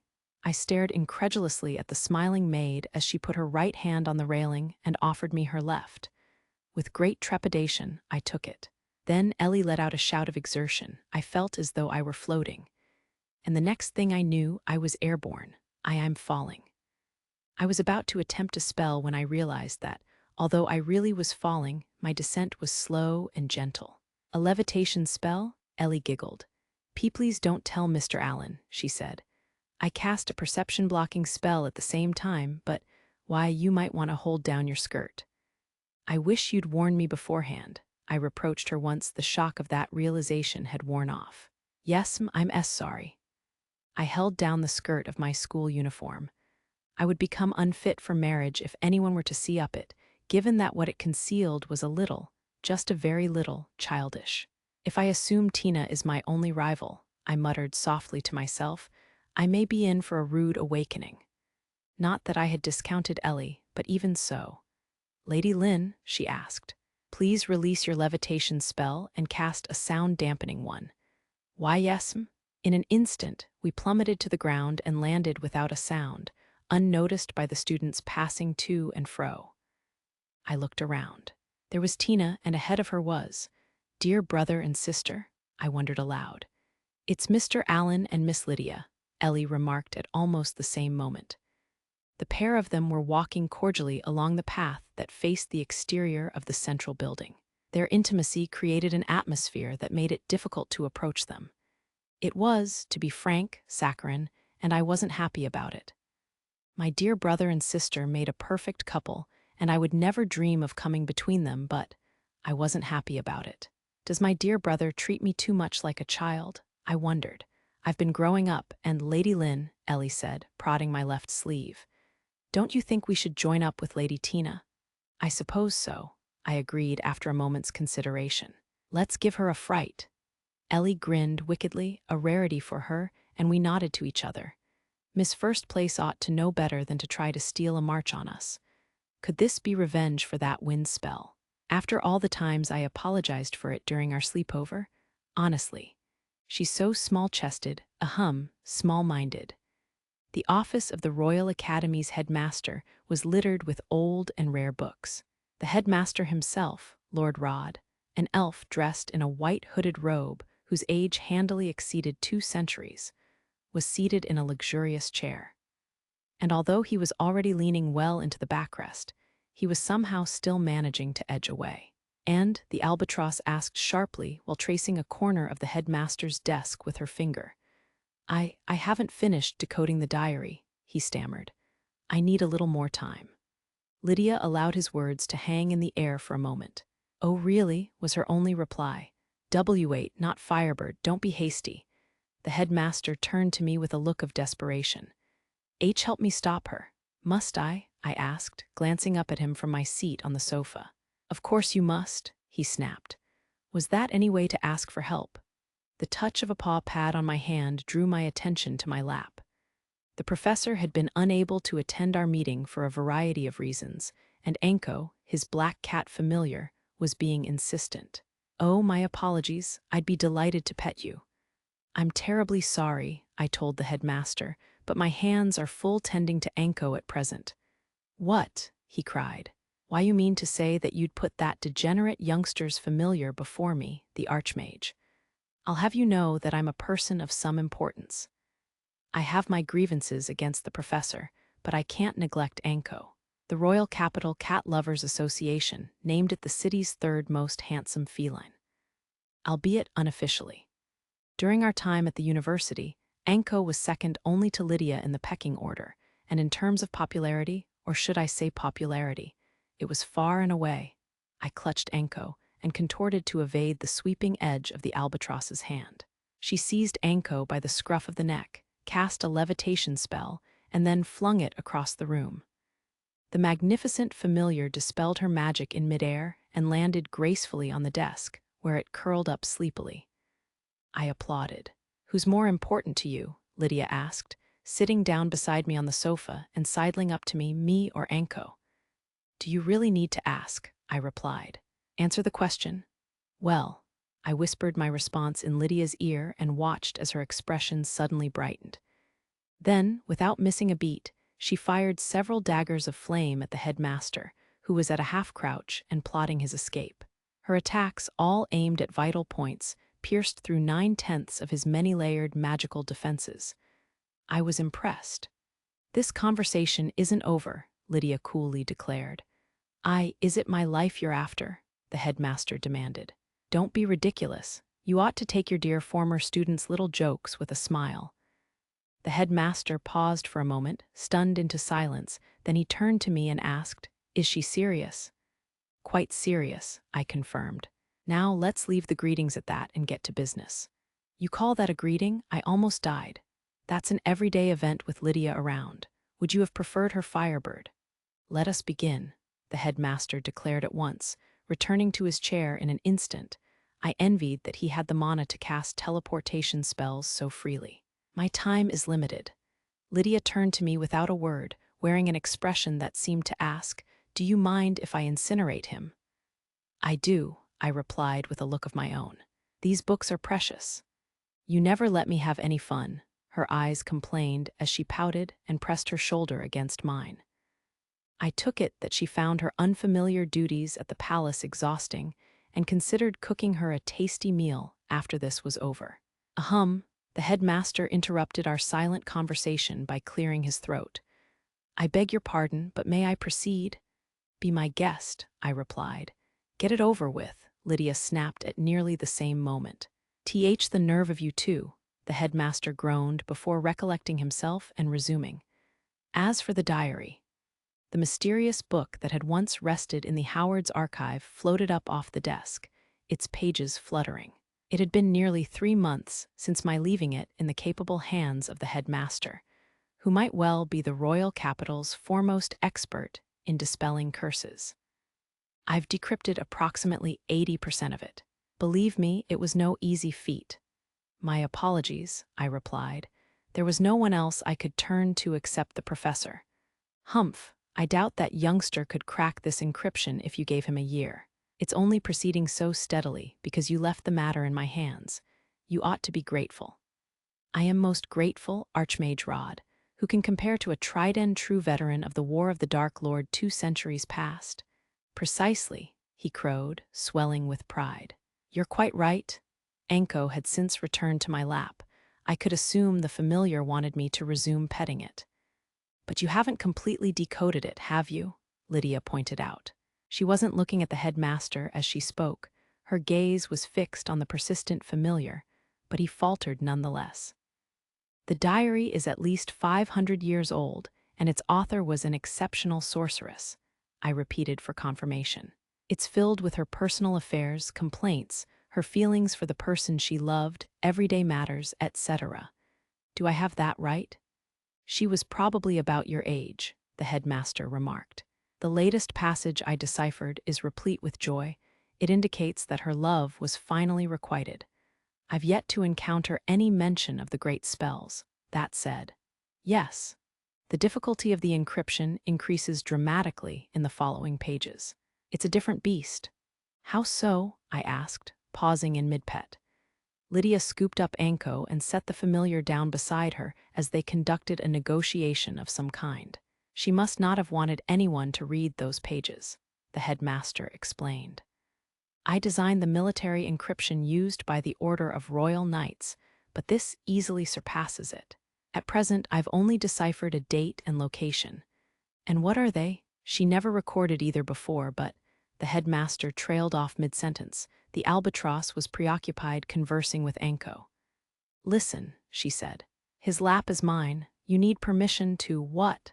She used to do much the same in the professor's office. But she did in this case, the headmaster continued. She must have wanted to remember the day that they became lovers. She wrote it clearly. It was early summer CC 499 in the divine city of Alrian. CC 499 in Alrian, I repeated. You don't mean? The Continental War, which swept the entire world, broke out in the fall of that year. And the following year, Alrian, the city that became the eastern capital, was almost entirely reduced to a scorched wasteland by the great spell Blazing Kiln. Alan, yes, you've given me enough stress-induced stomach pain already, the headmaster shouted. Have you no pity for an old man? Remind me, who here is always boasting about how young he is? I asked, eliciting a groan from my conversation partner. I believe in you, headmaster. I haven't turned up any information on Frigid Crane, so that diary is our last slim ray of hope. Unless you know how to control it, by any chance. I wanted to discover a means of controlling the entity that seemed to be Frigid Crane as soon as possible. To that end, I was calling in favors to gather documents on the subject, but progress was far from rapid. I do not, he replied. I told you as much after that last incident. Are you certain? No one living knows how to control them. Our traditions merely preserve a little more information than those of you humans do. Even though you were so knowledgeable about Radiant Shield, I'd heard that the Royal House of Wainwright are lineal descendants of the Knight, one of the heroes who brought the Continental War to an end, and that they preserved a remnant of his spell sealed in a dagger among their heirlooms. I'm also told that the dagger was merely damaged after a blow from Lydia's scarlet sword and was subsequently recovered. That said, a moment of silence ensued before the headmaster prompted me with a curious, "What is it?" I found it strange. I aired my doubts with a puzzled look as Anko reoccupied my lap. Negotiations appeared to have broken down, and the albatross was sulking. "You panicked when Radiant Shield went out of control, but you remain unperturbed by Tina's case. Why is that? I cannot say," the headmaster replied after a long silence. "It concerns more than just myself." So, it touched on the pact between all elves, and probably the other long-lived races as well. My fingers ran through velvety hair as I considered the problem. Hang on. I was certain that, in the aftermath of the War of the Dark Lord, the elders of the long-lived races had reached an agreement concerning magic that excluded humans. I suspected that education had been its primary focus. As a result, human magical skill had gradually declined. The great spells, which had been the stuff of legend even then, were now banished to the realm of fairy tales. Even the 4 great dukedoms of the kingdom struggled to pass on their supreme spells and secret arts. Although there had been a marked increase in the number of magic users, great people capable of turning the tides of battle unaided were largely a thing of the past. If the long-lived races had miscalculated, it was in the fact that even their own skill with magic was on the wane. The headmaster was astounding, but the kingdom was home to few other elves of renown. All of a sudden, I felt a weight on my left shoulder as a little head dropped onto it. "Lydia?" I asked its owner. "Quiet, dummy," she replied after a moment. "Keep stroking." Yes, yes, only one." The albatross's words sank to a mumble, and she went limp as I continued rubbing her head. Correcting this habit of mine was going to prove difficult. "Is something wrong, headmaster? What are you making that face for?" "May I take it that we're done here?" he asked at length. "What about the being within Tina?" I asked. "The one that seems to be Frigid Crane. What risk does it pose to? How many times must I tell you?" "None. It's the polar opposite of evil, and it could never go out of control unless Tina Howard herself were to intensely desire it. It's nothing like Radiant Shield, which is likely a mere imitation from its perspective. And even Radiant Shield would show its true worth if you were to." The headmaster suddenly fell silent. "Alan, yes." So, Tina's emotions really were the most important factor. This was the most information the headmaster could provide us. I suspected that even deciphering the diary was treading the line for him. "It appears that you've spread your wisdom to my newest students as well," the headmaster remarked, leaning back in his chair and grimacing. "I thought I told you not to overdo it. I thought my teaching was completely ordinary." "Really? After a mere 5 days of your lectures, every student in our most advanced class has learned to command at least 2 elements. Their control and mana efficiency have dramatically improved as well. I've had to replace a number of broken-spirited teachers since your time with them." "The students are just talented," I explained. "And I believe the broken-spirited teachers belong to the so-called conservative faction, nobles opposed to meritocracy, ones that you failed to expunge in connection with the prince's rampage." "You truly are," the headmaster began before stopping himself. "No matter, I'll see to that class. Please do your best for them," I replied with a nod. Beside me, Lydia was humming to herself. Once she got like this, she would be off in her own world for a while. Was there anything else? "Oh, of course. How is Lady Stella?" I asked. The elf replied after a pause, sorrow apparent in his handsome features. "She's been gloomy since the incident. She's a good child, earnest, and a hard worker. Both students and faculty put a good deal of trust in her.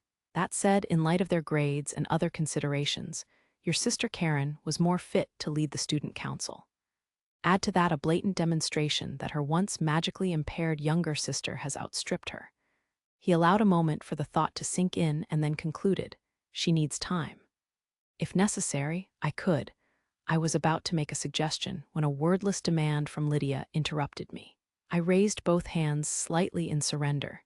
"Yes, I'll consult you if it comes to that," I promised her. "Good," she replied. "If you try anything on any more girls, I'll make you regret it. Got that?" "What do you mean, try anything?" You make it sound scandalous. When and where have I ever tried anything on anyone? Never mind that, the albatross snapped. Just don't, I forbid it. You have no idea how hard I had to work at the Royal Academy and the university. She had been angry to begin with, but her cheeks flushed, and her voice sank into an inaudible murmur as she went on. I can't believe you keep snaring them when I'm not around, you big, stupid, dense blockhead. I wish you'd drop dead, but not before I do. I absolutely, categorically forbid you to die and leave me behind. We're going to die on the same day, and that's that. Lydia, I asked. It's nothing, she said, startled out of her brooding. What? But I said it's nothing. Yes, ma'am. Lydia flashed me a gorgeous smile. Trying to argue with her at moments like this was a veritable death sentence. I was better off leaving that sort of thing to Richard, the headmaster, and the professor. How long do you think it will take you to crack the encryption on the diary? The albatross asked, returning her attention to the old elf. I can't even venture a guess, he admitted after a moment's hesitation. I'm sure I'll make progress once I've found a way to begin, but how long that will take is anyone's guess. Oh, then work with the professor and get on with it. What? The headmaster exclaimed. I would never. He gave in, you know, she pressed, stroking Anko with her dainty fingers. Our former teacher and the headmaster were birds of a feather, and therefore loathed each other. They were arch-nemeses. I wished that they would cooperate, but neither would compromise his demand that the other man yield first, and the decryption had stalled as a result. So, as the professor's former student, I had taken the liberty of meddling in his affairs. After all, he had set me up for the job of vetting potential business partners for the new exports of 2 ducal houses. I've received a request for assistance from the professor, I said, inclining my head toward the headmaster. He says, I don't need any more potential brides. I'll collaborate on the decryption. Help, that reminds me, headmaster, aren't you a bachelor too? And didn't you withhold your knowledge of this business screening job from me? Panic filled the old elf's face. Desperate times call for desperate measures, he said. I'll get in touch with him and start the ball rolling on the decryption. I'd appreciate it if you could finish by summer vacation. I'll do my best, he grudgingly conceded. I'm depending on it. Now, Anko, would you kindly inform the professor? Anko meowed its assent. Thank you very much. Now, is that everything? I'm famished.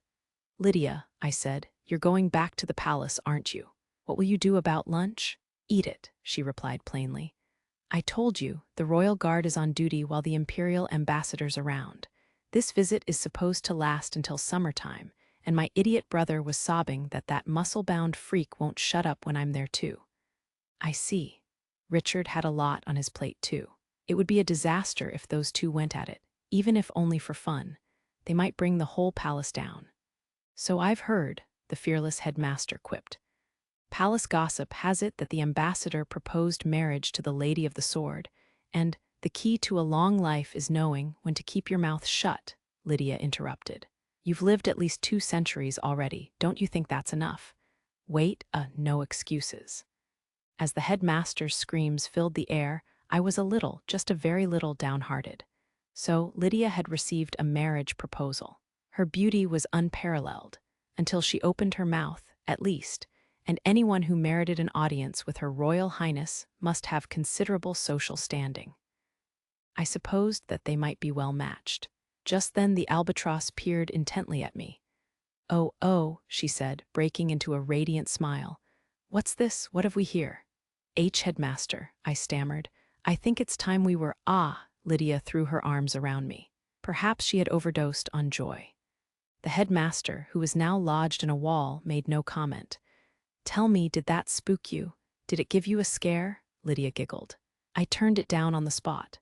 I wasn't worried about— Liar, she crowed. You wear your heart on your sleeve at times like this. I merely covered my face with one hand. I shouldn't have been surprised. We had known each other a long time. I'm tired, I grumbled, eventually moving the conversation forward. I'm vetting businesses, tutoring, hunting through documents. I must be even busier than I was as a student. You are getting enough sleep, aren't you? Lydia asked. Well, answer me. In a manner of speaking. Guilty as charged. Lydia had delivered her verdict. I scratched my cheek with a finger while the headmaster remained silent. Was he still alive? I don't have enough time, I pleaded. They're all important jobs. The solution is simple, she replied. Stop reading at night. You might as well tell me to stop breathing. Then cut your workload in half. Is that clear? The only response I'll accept is, yes, ma'am. But you see, don't you mean, yes, ma'am? Lydia paused for a moment and then added, if you're having trouble sleeping, I wouldn't mind us sharing a bed. Her offer hung in the air for a moment. Lydia, I said, I know I'm repeating myself, but you really don't have to force yourself to say things like that. The noblewoman moved away from me in silence, her cheeks flushed red as apples. It appeared that the headmaster was alive and listening attentively, because no sooner was she on her feet than she slowly drew her sword.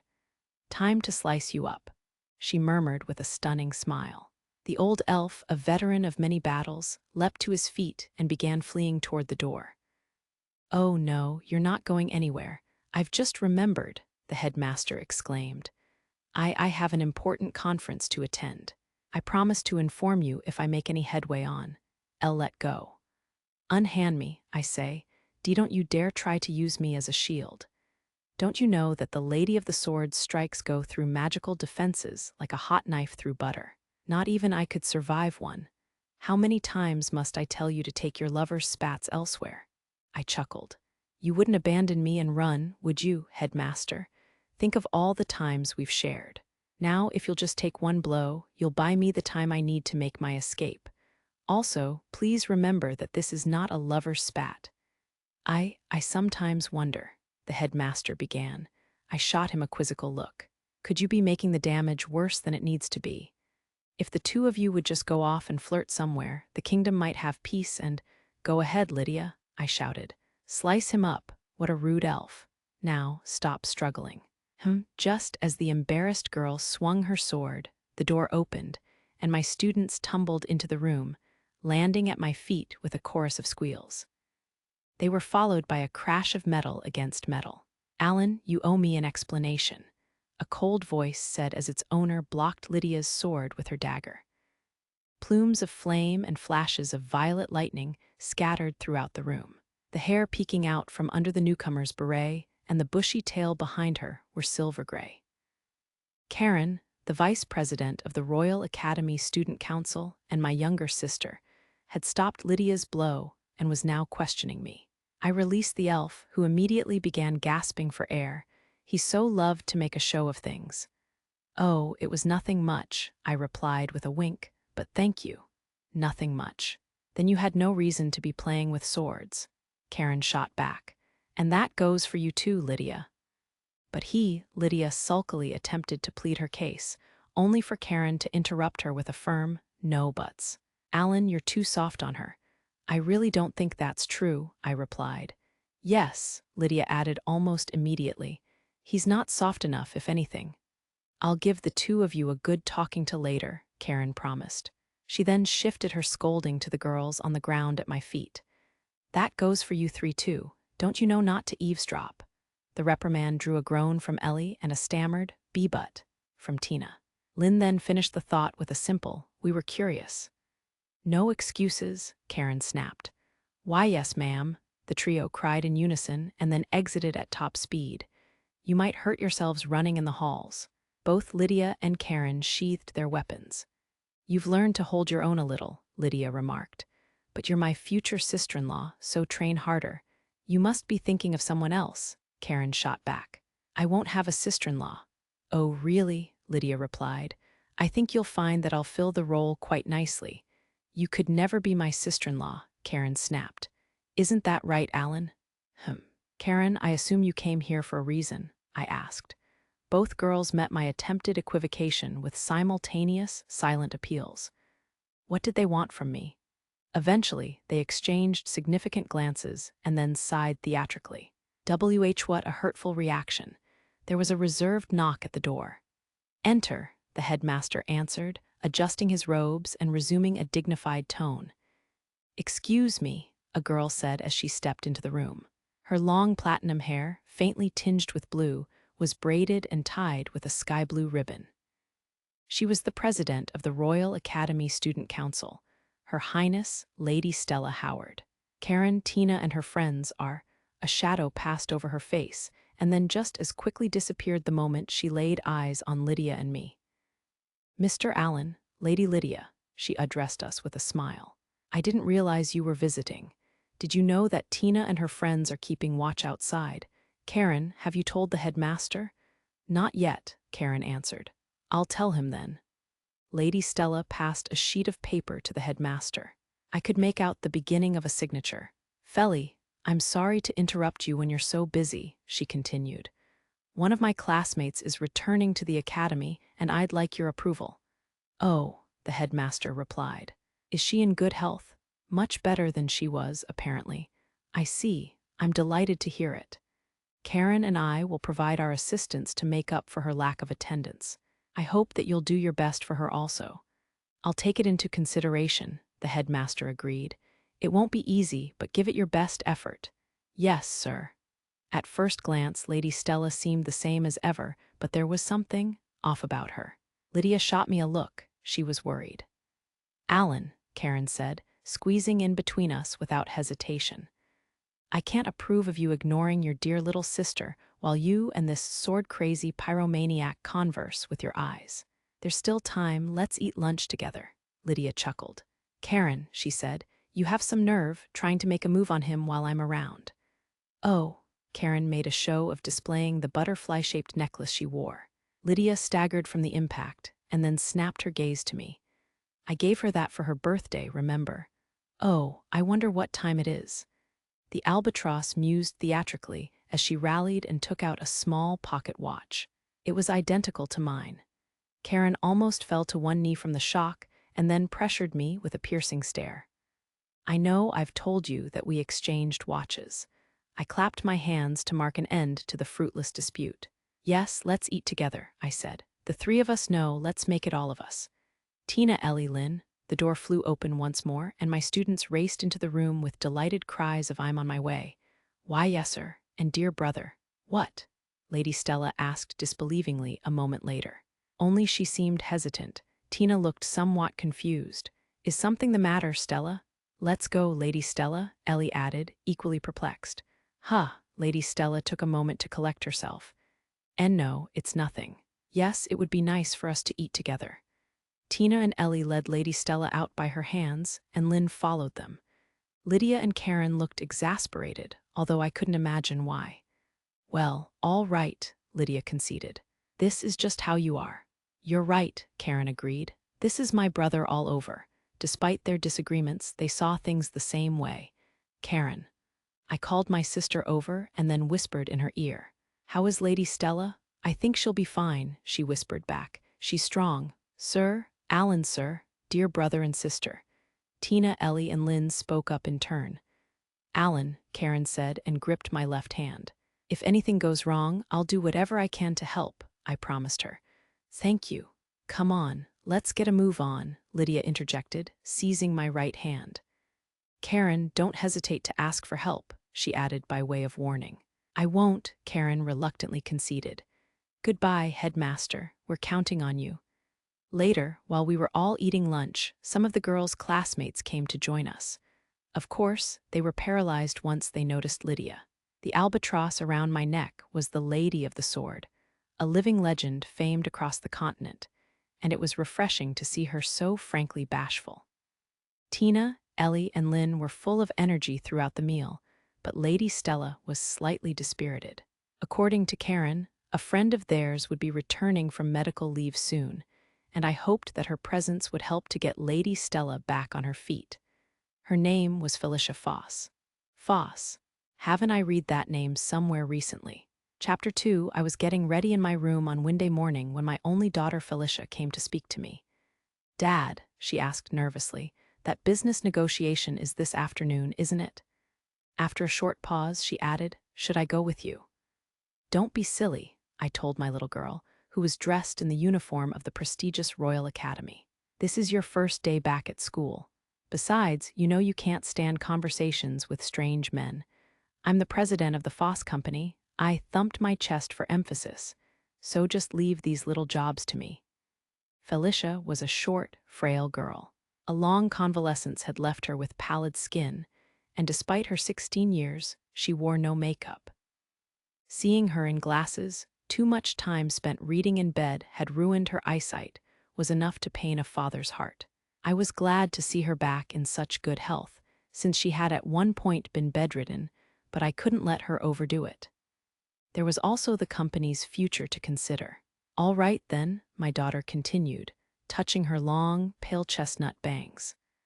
"But I haven't had a chance to look at this deal because it overlapped with my going back to the academy, and because it was so sudden. There aren't any weird conditions, are there? And it seems like you haven't talked it over with anyone else at the company either. Remember, you're dealing with the Howards and the Leinsters, two ducal houses. You're such a worrywart, Felicia." "Ah, I know, this should calm you down." She looked puzzled. "I hear their negotiator is a 17-year-old boy," I continued. "I didn't have much time to prepare, and the volume we're talking about is on the large side, but I proposed generous terms. I'll be able to seal the deal today." "S17," Felicia exclaimed. "Why would their contact person be that young? And this is for a large volume. How large?" Before I could answer, there was a knock on the door. "Sir, you have a visitor," one of my employees called out. They sounded awfully flustered. A visitor? Who would be visiting me at this hour? I realized that my daughter had gone stiff. Oh no. "Excuse me."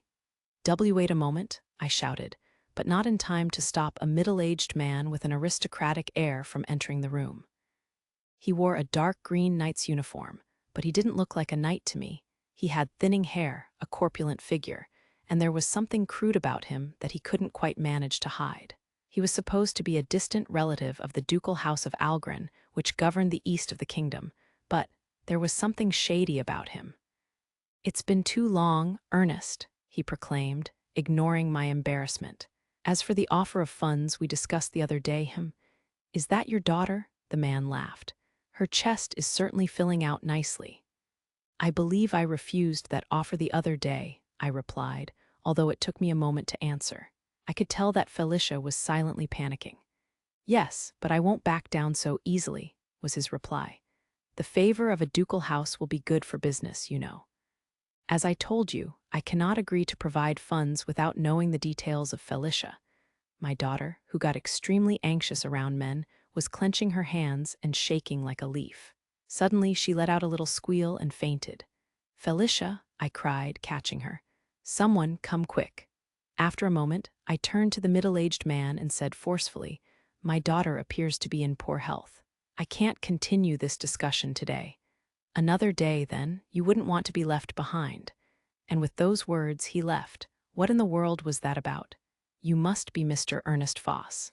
We've been expecting you." That afternoon, I had made my way to the designated location and found myself taken aback in the building's entrance. A joint venture by two ducal houses had led me to expect a location near the royal palace where the upper crust lived, but the address on the paper I'd received was in the capital's western district, on almost the opposite side of the city from my business on the east side. This was the school district, which ranked below even the merchant quarter as far as status went. Nobles, who put a premium on prestige, wouldn't use this place, much less a ducal house. I guessed that they'd decided to spend their money on the product, not the packaging. Still, wasn't this building too old? And waiting for me at the entrance was, "Is something the matter, sir?" My guide is a maid. She was pretty with attractive dark brown hair, but her uniform was made of cheap, lusterless fabric. I forced myself to laugh and said, "I wasn't expecting such a lovely guide." "Thank you very much," she answered. "This way, sir." The maid showed me into an unprepossessing room furnished only with a table and chairs. It contained nothing of value. I sat down in one of the chairs, rested a hand on my neatly styled hair, and thought. Had I been hoodwinked? No, this invitation was from a trustworthy source. I also doubted that anyone would be foolhardy enough to impersonate a ducal house. The Leinsters and Howards were known throughout the kingdom and beyond for their military might. Making enemies of them would be suicide. On the other hand, there was this building, its furnishings, and even the maid's uniform. The terms I'd offered might have been too generous. The door suddenly opened, spurring me to stand. A young man in formal wear entered, accompanied by a maid, although not the one who had shown me in. This maid had chestnut hair and a rather unfortunate bosom, and her uniform was clearly of a different quality, the very highest, I thought.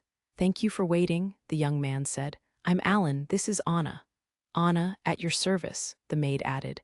"I'm Ernest," I replied. "I represent the Foss Company." "It's a pleasure to meet you," the kid Alan said.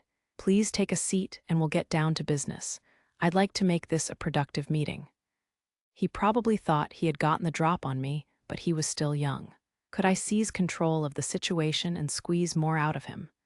Still, between his age and his cheap-looking suit, it was hard to imagine that he had much authority to, of course. The maid. "I've read your proposal," the boy began, failing to notice the direction my thoughts were running as I took my seat. "You offer excellent terms, but—" he hesitated. "Are you certain about them?" "What do you mean?" I asked. "You specify that you wish to handle the whole range of the Leinster's wines and the Howard's produce, but can you really turn a profit at these prices?" "I've determined that I can. I had the honor of sampling the goods and found them excellent. What is your opinion, Miss Anna?" "I merely obey," the maid answered unhelpfully. So the kid would take the lead during the official talks, and the real negotiation would come later. I figured out their game. "Felicia, is your dad sharp or what?" But as I mentally chuckled to myself, the boy fired off another question. "In that case, how do you intend to sell the volume of goods you've requested? Pardon me, but I don't believe you have experience handling such large quantities of merchandise. You haven't listed storage places either." "You're right that we've never done business with great nobles like the ducal houses," I admitted, "but it will be difficult to ship this volume of goods all at once.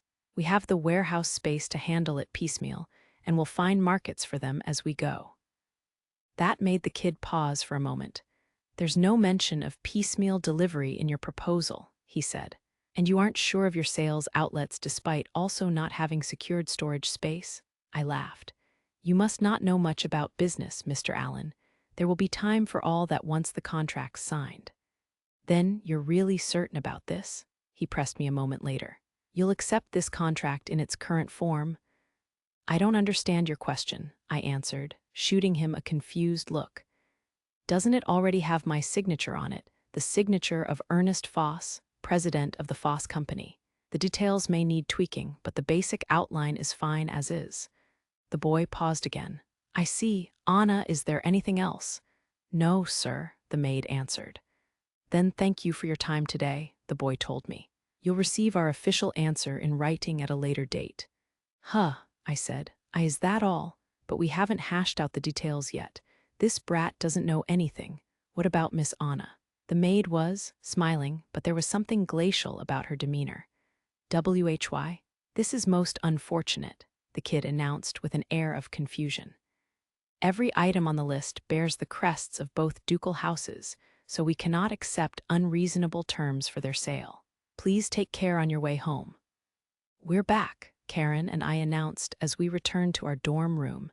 It was ice day, and we had just finished our last morning of classes for the week. We found our close friend Felicia Foss, who had only recently returned to school, sprawling her petite body on her bed and cradling her head in her hands. She was still wearing her uniform. Karen and I were taking all the courses we could, but the frail and shy Felicia was taking only the bare minimum. It didn't help that she was prone to fainting if she came in contact with a boy when we or our other female classmates weren't around. Our friend groaned, brought her hands down to read some kind of document, then returned them to her head as if nursing a powerful headache. She repeated this process several times over. Felicia," I asked. What's wrong? Are you not feeling well?" "Oh, Stella, Karen, welcome back," our bespectacled friend responded, having finally noticed us.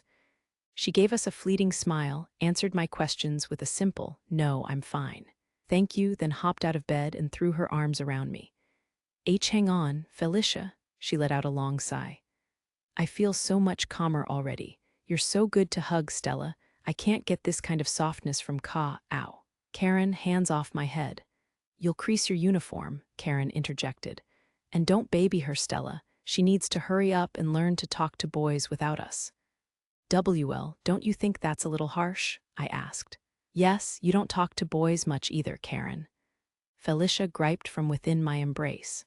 She was talkative when you got to know her and was quick to befriend other girls once a conversation got going. I talk to them when I need to, Karen replied as she deposited her school beret on a wooden hat stand and removed her blazer. Unlike you, Felicia.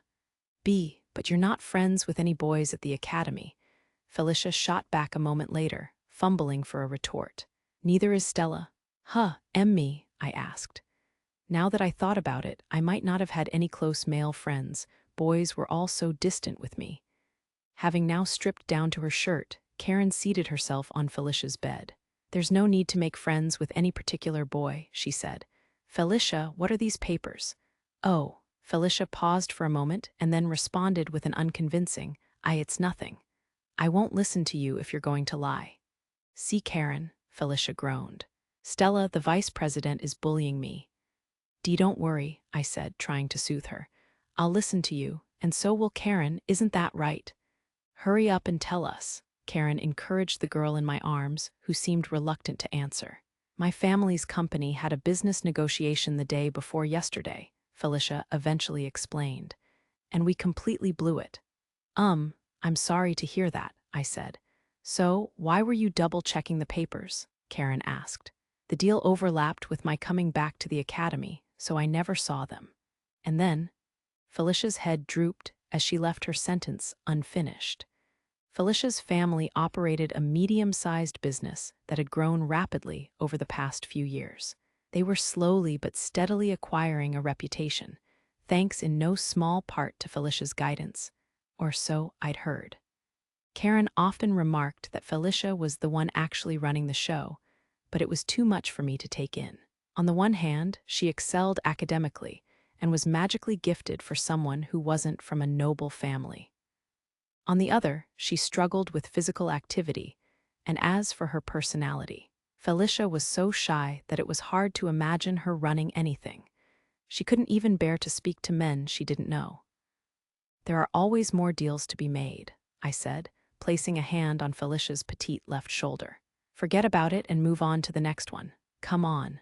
Yes, I suppose you're right, Felicia replied listlessly.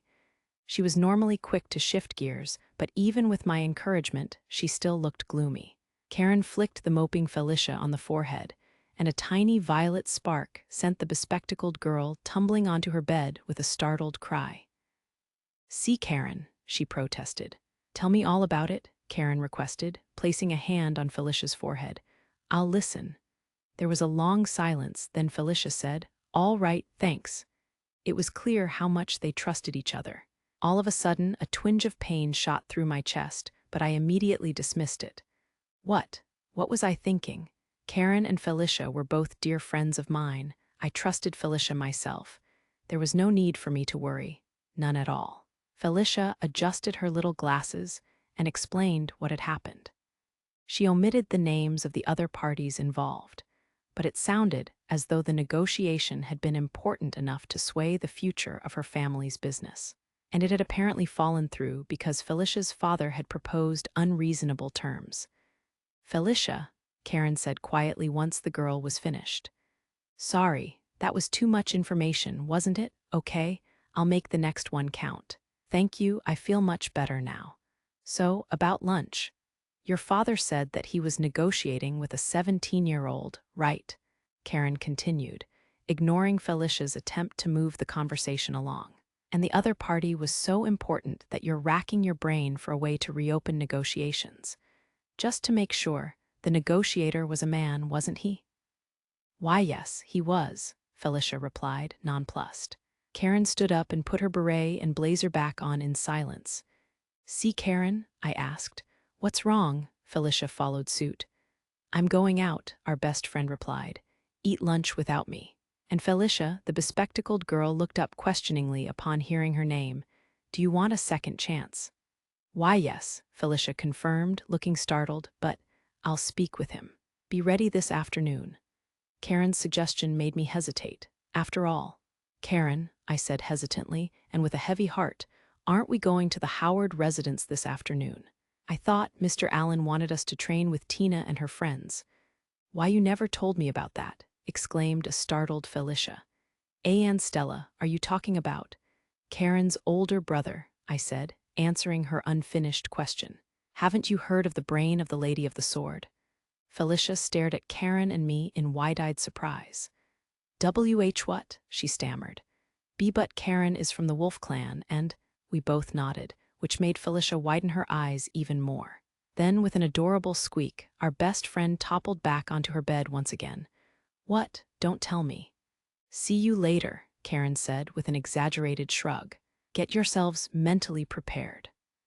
As I waited for the girls at a table outside one of the local cafes, I reread my dossier on the Foss Company, whose proposal I had rejected just the other day.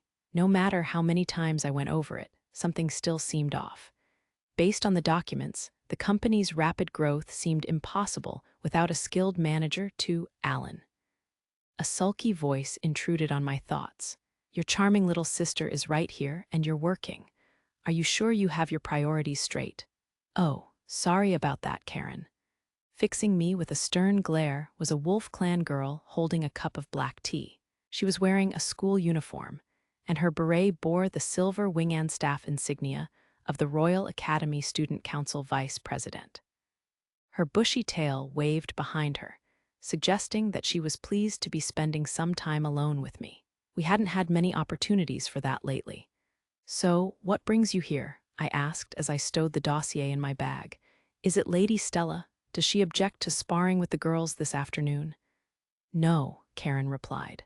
"It's the other one I want to talk about." "Whom do you mean?" I stared intently at Karen. She looked troubled. Could this be about her friend who had been absent from school for so long? I believed her name was Felicia Foss, I asked. "I think you met her father the other day." "Karen, this isn't just about me." "I know, but she's really down in the dumps and, Allen, I can't make any promises before I meet her." "Is she that kind of girl?" Karen twirled her teaspoon in lieu of an answer, implying that wasn't the case. "Felicia is talented but frail," she went on to explain. "She's also particularly shy, especially when it comes to men. I don't think I've ever seen her speak with a boy at school. Her condition is so bad that she initially had trouble just going to her classes, although girls dote on her, and she does talk to people once she gets used to them. She could go on about business and sewing forever. Am I right to assume that Lady Stella and my adorable little sister have been helping her?" Karen paused for a long moment and then said, "I wish you wouldn't tease me, Allen." "I mean every word," I assured her. "Did you come to ask me if you can bring her with you?" Karen nodded. "I wanted to help, especially since the request came from my lovely sister, but—" "Very well," I said. "I'll at least hear her out." "You don't mind?" "Not in the slightest. She sounds quite interesting. And as your big brother, there's a favor I have to ask of your friend." "What do you mean?" Karen asked, looking puzzled. "Oh." I pulled out a video orb and started recording. "Allen," she exclaimed, visibly startled. "WH, what are you recording this for?" "I can't tell you, that secret is between Mom and me, and my request is a simple one. I'm sure that Karen is always making trouble for you, but my sister can be needy, so please be a good friend to her." I am not needy," Karen protested. "And be careful what videos you send to Mom." "No. And if you're not needy, I suppose you'll stop coming to sleep over at my—" "I will not. Those are two separate things. Sleeping over is my natural right and sacred duty as your little sister, enshrined in the Brother Exclusivity Act. You have no right to refuse." "Karen, you're sparking," I warned her, dispelling the crackles of violet lightning that had begun to shower the vicinity. Even her eyes were violet. Honestly. I held out a pastry in an effort to pacify her, and she immediately opened her mouth to snap it up. "You're so mean, Allen," she remarked once she had finished. "Would you like another?" I would. My sister and I whiled away the time feeding each other pastries and making small talk until the sounds of cheerful conversation interrupted us. That must be them. I ordered 3 fruit-infused waters from a waitress I had come to recognize, and she promptly delivered them. "No, we don't need any more pastries, thank you. Why do you look so disappointed about that? After a short wait, my students came into view farther down the street. They were passionately gesticulating. We should open with an all-out assault, Tina declared. We'll cast Blizzard Wolf and Firebird first thing while Ellie keeps up a barrage of intermediate spells. You're naive, Miss First Place, Lynn retorted. We'll be facing Karen, and she learned everything she knows from my dear brother. Our first move should be to test the waters. We'll use deception and elementary spells to support Ellie while she makes the most of her silence to launch a surprise attack. A swift attack is our best option. I'm telling you, it will never work. The girls were in the midst of a heated debate. Had they forgotten to account for Lady Stella? Ellie groaned. Lady Tina, Lady Lynn, she stammered. I think you ought to lower your voices. She looked at me plaintively and then hurried over. Alan, sir? She had a magical creature, a black kitten perched on her shoulder. She had finally gotten the knack of conjuring them a few days earlier. But if she didn't slow down, true to form, Ellie tripped and nearly fell. It was lucky that Karen was there to catch her. I wish you wouldn't trip over nothing like that, she said. Was that an act? It was not, Ellie protested before stopping herself. I'm sorry, thank you, Eek. And Miss Karen, just Karen is fine, Alan. Please don't try to make this about me, I responded, shaking my head at my sister. After all, it was a physical issue. Tina, Lynn, come here. Sir, dear brother, the two daughters of dukes rushed to join us. They spotted Karen, who was busy examining the maid, and jointly proclaimed, "The vice president is one of us," as they passed by her to reach me. Sir, Tina announced, we didn't fight today. Dear brother, Lynn said, Miss First Place bullied me, won't you comfort me? Lynn, it's true. Sit down, both of you, I chided them. Karen, release Ellie. My little sister reluctantly freed Ellie and returned to her place in front of me, at which point I gave the teary-eyed maid a pat on the head. Of course, this prompted cries of "Me too, sir." And you never learn, Miss First Place. Dear brother, from Tina and Lynn, respectively. I gave each of their heads a pat as well. All three girls swayed happily, and the magical kitten moved to my shoulder. Karen held her teacup, looking unconcerned. She had her vice presidential dignity to maintain, her treatment of the young maid notwithstanding. Dear brother, Lynn said, producing a large, blank envelope from her bag and offering it to me, this is from Anna. From Anna, I repeated. Did she say anything? After she handed it to me, she sat down in a corner of the room and cowered, Lynn reported. She said, and I quote, "How could I deprive Mr. Allen of his precious time? Oh, I'm a failure as a maid. And after Mrs. Walker warned me too, what a disgrace. Did something happen?" Not much, but yes, I admitted. Would you tell her not to let it bother her? I removed the envelope's contents, more documents concerning the Foss Company. Anna had made a fresh survey, presumably having found things strange as well. I was right. That's an in-depth chart of sales and profits over the past few years, Tina remarked, peering at the documents in my hands with evident curiosity. They fall steadily throughout the first year, but the decline stops partway through the second, and from there, they shift back into the black. I see an evaluation of the business operators and a record of personnel changes as well. The number of employees increases, but the management has remained static for the past several years, Lynn added, examining the papers with equal interest. The general opinion is that the president is a good judge of produce, but not a particularly adept businessman. And yet, many still maintain that the Foss Company is well run. The very thought that he could rebuild a failing business. It's as though a different person is running the company. The management has remained static, a different person. I repeated to myself and then turned to my sister. Karen, she responded with a half nod, confirming my hypothesis, but also indicating that she wasn't quite certain.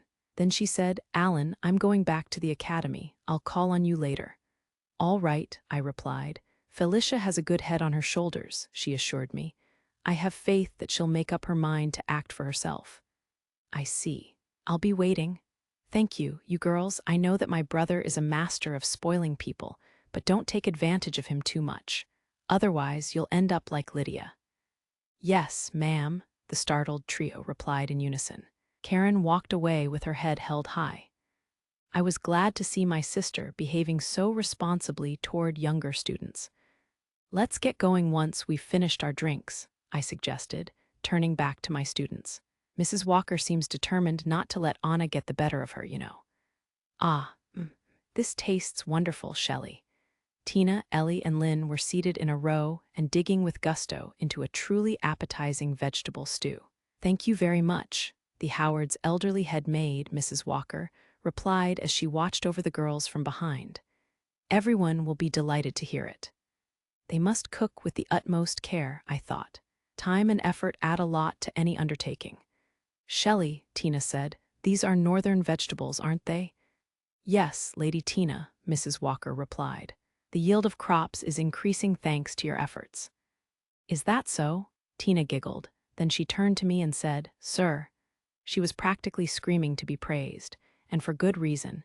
She had established the systems of production that enabled the North to export such delicious vegetables to the royal capital. You're incredible, Tina, I said in honest praise of the girl before me. You have my admiration. Admiration, she repeated in evident surprise. Sir, I also, Mrs. Walker, Lynn interrupted from her seat to Tina's right, is the meat from the North too? It's snow deer, my lady. Tina was about to protest, failing to notice that a lock of Lynn's bangs was bent in vexation, but she regained her composure upon seeing Ellie blissfully enjoying her soup. The maid truly was an angel. After the meal, I turned to Tina for instruction. It's not a simple matter of chilling fresh produce for transport, is it? I asked. No, she replied. Every fruit, vegetable, flower, and other plant has its own ideal temperature. There are also some that are best not shipped by wyvern or griffin. The shaking can bruise them, for one thing. It sounds as though there's room to explore further methods for transporting and storing such foods, I said. Thank you very much. I'd bet you could write a paper on the subject. Tina swelled with pride and cleared her throat theatrically. Feel free to rely on me more often, she proclaimed. A moment later, a question struck her. I thought your temporary job was over, sir. Are you still investigating? It is over, I replied as I jotted down some information in my notebook. But the Howard's produce is the fruit of your efforts. I must do the best I can too. Her eyes widened. The way you do that just isn't fair, sir, she grumbled, her words dwindling as she lowered her face in embarrassment. I'm forced to admit I'm impressed, Lynn said. You won't beat me in the exams, though. Even as she praised her friend, she was fired up with the spirit of competition. Lady Tina is simply stupendous, Ellie chirped. There was no malice in her pure-hearted compliment. What a cozy atmosphere. Tina, Ellie, I said, changing the subject to a question that had been worrying me, has Lady Stella seemed at all unusual to you? I know she was depressed for a time. My sister, Tina replied. She was a little gloomy for a while after what happened, but now she's back to being the same dependable president as before. She is my big sister, after all. I can't wait for her visit to the mansion today. Big sis, I mean Lady Stella, is doing her very best. Ellie chimed in. Lynn didn't seem to have any doubts either. I see, I said. Was I overthinking things? I decided to shift gears. In that case, I think that's enough small talk. We have serious matters to discuss. As I've told you before, end-of-semester exams are fast approaching at the Royal Academy.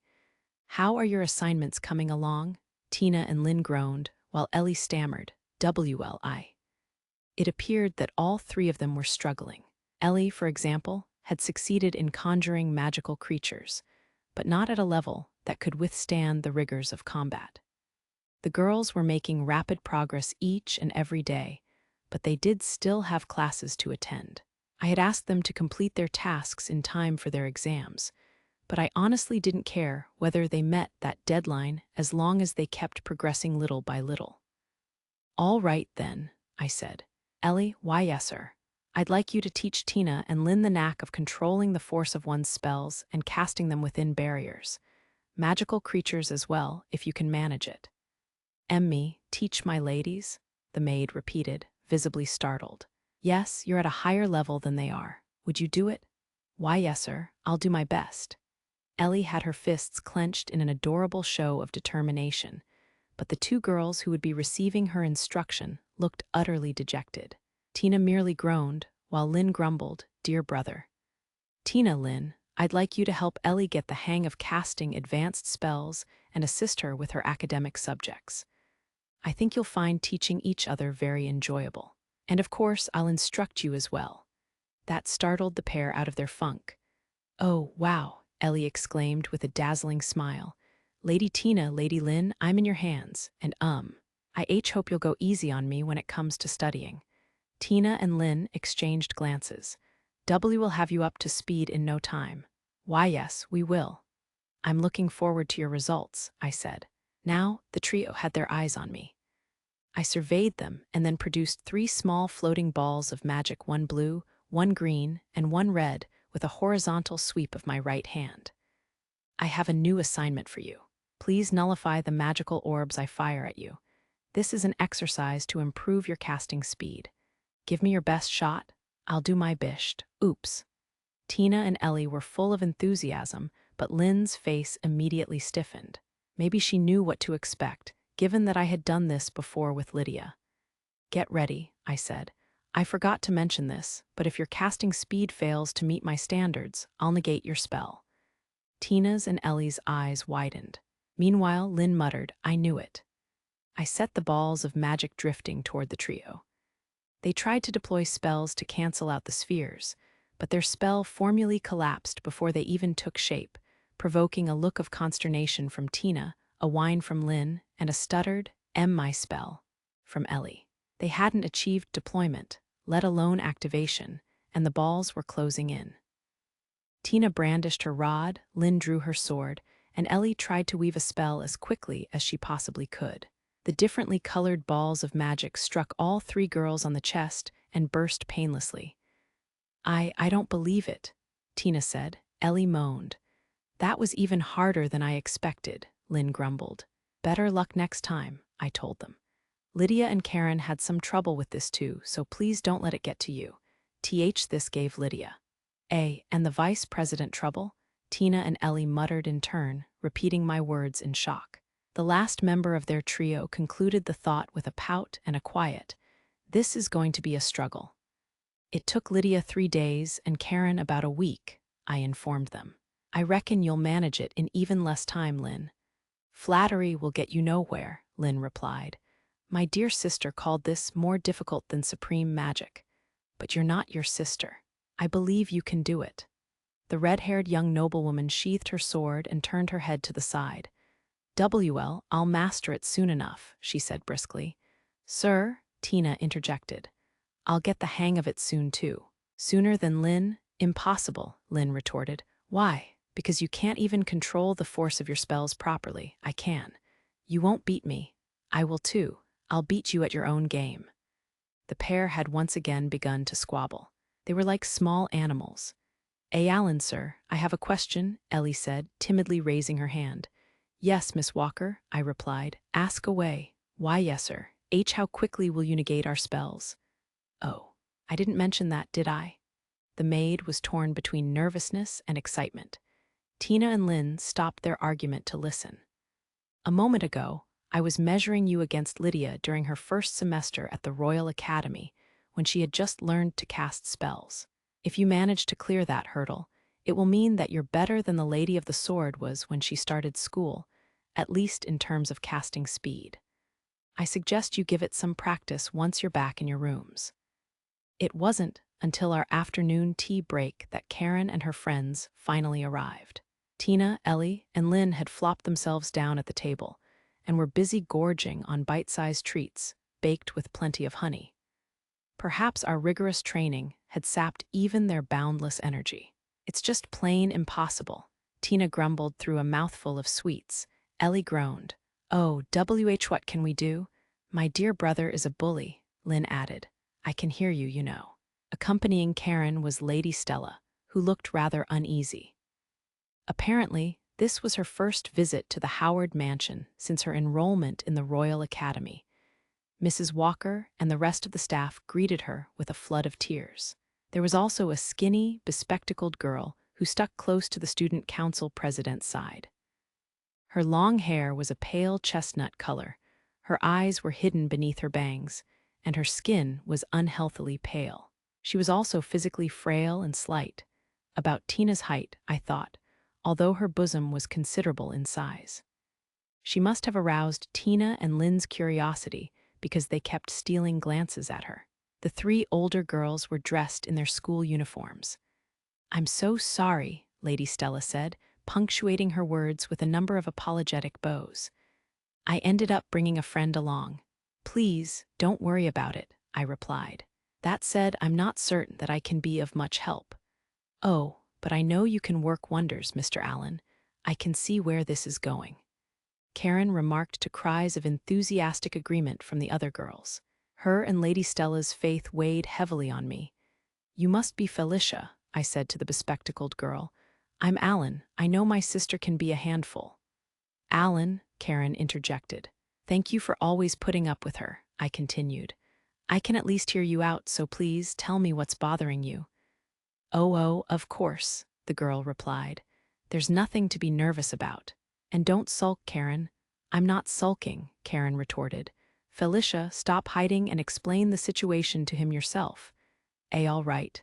Felicia," Lady Stella said, sounding concerned. Don't worry, Stella. I'll be fine." Miss Foss relinquished Lady Stella's hand and stood face to face with me. She was trembling, but there was determination in the eyes still obscured behind her bangs, and her sincerity was apparent. I guessed that she would transform dramatically if she learned to use makeup.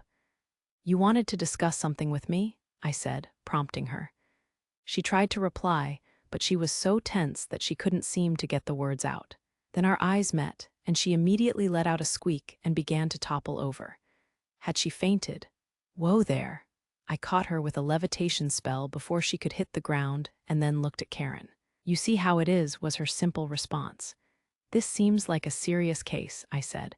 "Would you wake her for me? Lady Stella, please have a seat." "All right." "Oh, of course."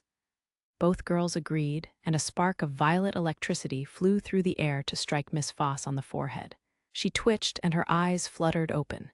She was still floating in place when she met my gaze for a second time. Why you see," she murmured. "Good morning," I said in jest. "Now, breathe deeply." "Huh. Oh, all right." She did her best to take deep breaths as I had asked. There was something childish about her that reminded me a little of my students. Her wandering gaze became a little more focused as I extended an index finger toward her and tapped her gently on the forehead. She squealed and then stammered. That was a secret charm to help you talk to people," I said. "My sister used it to overcome her shyness when she was little." "Now breathe deeply again." The bespectacled girl pressed both hands to her forehead and did as I asked. "Karen, that glare won't work on me. I only told her the truth." "Please tell me what's bothering you," I said once it appeared that the girl had calmed down. "If you feel comfortable like that, then, would you prefer Karen's lap?" "Alan," Karen said. It sounds as though that's not an option. My apologies." Miss Foss's expression relaxed a little as she listened to our exchange, although I saw Lady Stella's features stiffen slightly out of the corner of my eye. "Please let me take a seat," Miss Foss requested before lowering herself onto one of the nearby chairs. "I come from a merchant family, and the other day we were involved in a major business negotiation. It would have been an opportunity to make huge strides if it had gone well." "Please continue," I encouraged her. "But it didn't go well. In fact, when I looked at the terms we had proposed, I was grateful to the other party for not pushing through a contract. It was a business negotiation," I said. "You can't expect to win them all. Why not make up for it next time?" Stella said the same thing, but Miss Foss faltered, allowing her hesitation to show through. "My father refuses to back down. He insists on reopening negotiations. I'm in favor of that too, but the terms he offered are, I am sorry. I should have told you that my last name is Foss. I'm the only daughter of Ernest Foss, who troubled you the other day." She bowed deeply. "This is our lesson time," Her Highness remarked with uncharacteristic severity. "I think that's against the rules." "Thank you, Tina," I said, "and you needn't bow, Miss Foss." Miss Foss made no move to lift her head. "I'm well aware that I'm breaking the rules," she said. I know, but please, won't you give us a second chance? I would like to submit a new proposal. I didn't respond immediately. I had read the documents earlier that day, and Karen had warned me, but I hadn't expected her to act so quickly. She was decisive. My silence must have made Lady Stella uneasy. "Mr. Allen," she interjected, "if we've offended you, please save all your blame for me."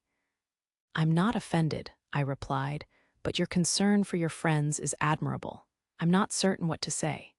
Lynn fixed Lady Stella and Miss Foss with a glare that was far from friendly. "Consider my dear brother's position," she said.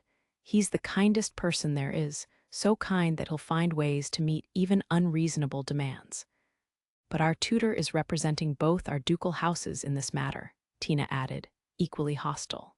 "There's nothing admirable about showing special consideration at the request of a relative." Both girls were correct, but there was no reason for them to have phrased it so harshly. Didn't they see that Miss Foss had tears in her eyes? Lady Stella looked pained as well. I cast a levitation spell on my students and deposited the startled girls onto the seats on either side of mine. "Tina, Lynn, I'm glad that you're concerned for me." "Thank you," I said with a smile and slowly stroked their heads. "But she knows all of that already, and she still came here. That takes courage, and you shouldn't blame her for it. I hope you'll both grow up to be women who can praise others for their bravery." "Es, sir. Dear brother. You ask me to do this all the time," I reminded them. "Maney," Tina grumbled. "Why, yes, he is," Lynn agreed. Both girls blushed and protested my treatment of them, but they also moved their heads of their own accord. "You'll make a mess of your hair, you know." "And Ellie, why are you walking over with such a cheerful look on your face? You even took off your beret. You don't like being left out, I presume?" "I suppose I can't argue with that." "Karen, you're not doing a very good job of hiding your envy." "Excuse my students," I told the dumbfounded Miss Foss while I rubbed the trio's heads. "They're especially eager for attention at this age." Miss Foss took a moment to reply. "The two of them are right," she said. "My request isn't reasonable. Yet, as the effective manager of the Foss Company, you still can't overlook this opportunity." That got a reaction from the three older girls. Lady Stella appeared even more shocked than Miss Foss. Karen must have had an inkling already, as she had indicated to me outside the cafe and simply muttered, "So, she's higher up than I thought." "I investigate the businesses I negotiate with," I said, indicating Anna's report, although I didn't notice at first. The report contained an analysis of the Foss Company's finances over the past several years, a neat upward trend. Charting the data, however, revealed a steep decline into the red for just 1 year. "Unless I'm mistaken, this is the year that the previous president, your grandfather, passed away and the current president took up his post." I attributed the downturn to that transition, but a closer analysis brought something unusual to my attention. This decline actually continued for more than a year, but then it suddenly turned around. The company's wares remained primarily foodstuffs, and no exceptional personnel joined the ranks of its management. The only change was the fact that the president, Ernest Foss, brought his family from their previous home in the West to the royal capital. "Sir, do you mean?" Tina said, looking up at my face. "Dear brother, are you implying?" Lynn echoed at almost the same moment. They were bright girls. "Your comments earlier helped me to make the connection," I told them. Miss Foss was reeling. "If you only check ordinary documents, the remarkable growth of the Foss Company appears to be the result of Ernest Foss's competence. But the impression I formed of him during our negotiation the other day didn't agree with the assessments of the people who have done business with him. Miss Foss, would I be right in assuming that you arrived in the royal capital before the company's turn toward profitability?" The final page of the report bore the note. "There is speculation that a different person manages the company." Miss Foss let out a long sigh and hung her head. "You would," she assented. "I have a weak constitution, so I always lived in the country before then." "You don't exist on paper," I said. "I suppose you never accompanied your father to negotiations." "You're right, I never did. But how did you know it was me?" "There was information that hinted at it," I replied, unable to suppress a smile. but I wasn't certain until I spoke with you face to face. The negotiation was the day before yesterday. No ordinary student would check the terms or come to see me, and they certainly wouldn't offer to submit a new proposal. Miss Foss took a moment to process my words. "I give in," she said at last. "You live up to your reputation." "What reputation?" I asked, confused. "I know it's not the best occasion, but I'm honored to meet the Lady of the Sword's one and only partner. I've heard so much about you. I didn't know that you were Karen's brother, though." It was the audacious albatross around my neck who had so many achievements to her name, not me. My association was merely because I always ended up being roped into her business. And "There's nothing impressive about me," I said with a shake of my head. "Lydia Leinster, the Lady of the Sword, is the amazing one." That statement elicited a chorus of protests from Karen and my students as they all addressed me in their own unique ways. Only Lady Stella held her peace. "It sounds like everyone here disagrees," Miss Foss remarked. "I think that's enough," I said. "Miss Foss."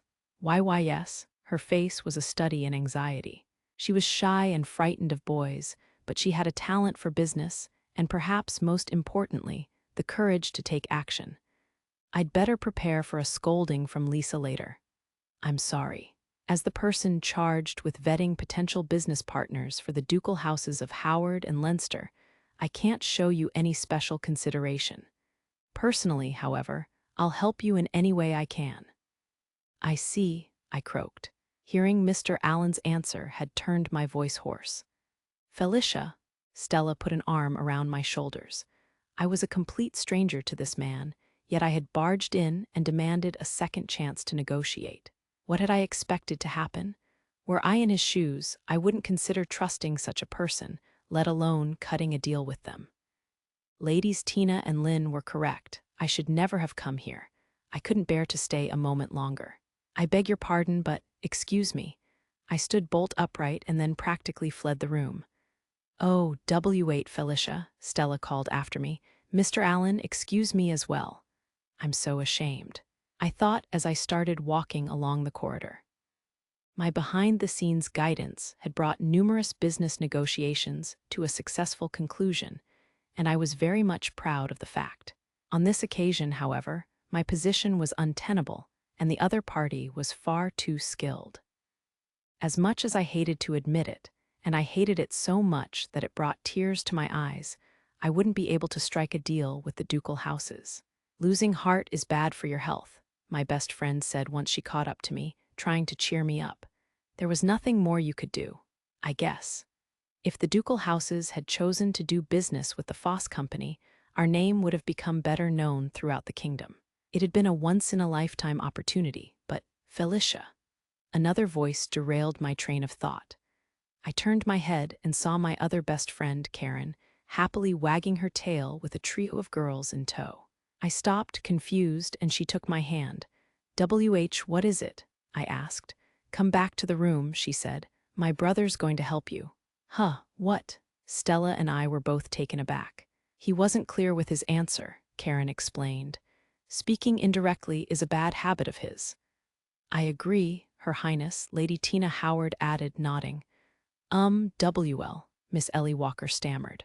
"Mr. Allen is a tiny bit mean, but he's also kind and caring. Plus, he gives me head rubs," she concluded with a giggle. "Ellie, you've strayed rather far from the subject at hand," Her Highness, Lady Lynn Leinster remarked. "Felicia, isn't it?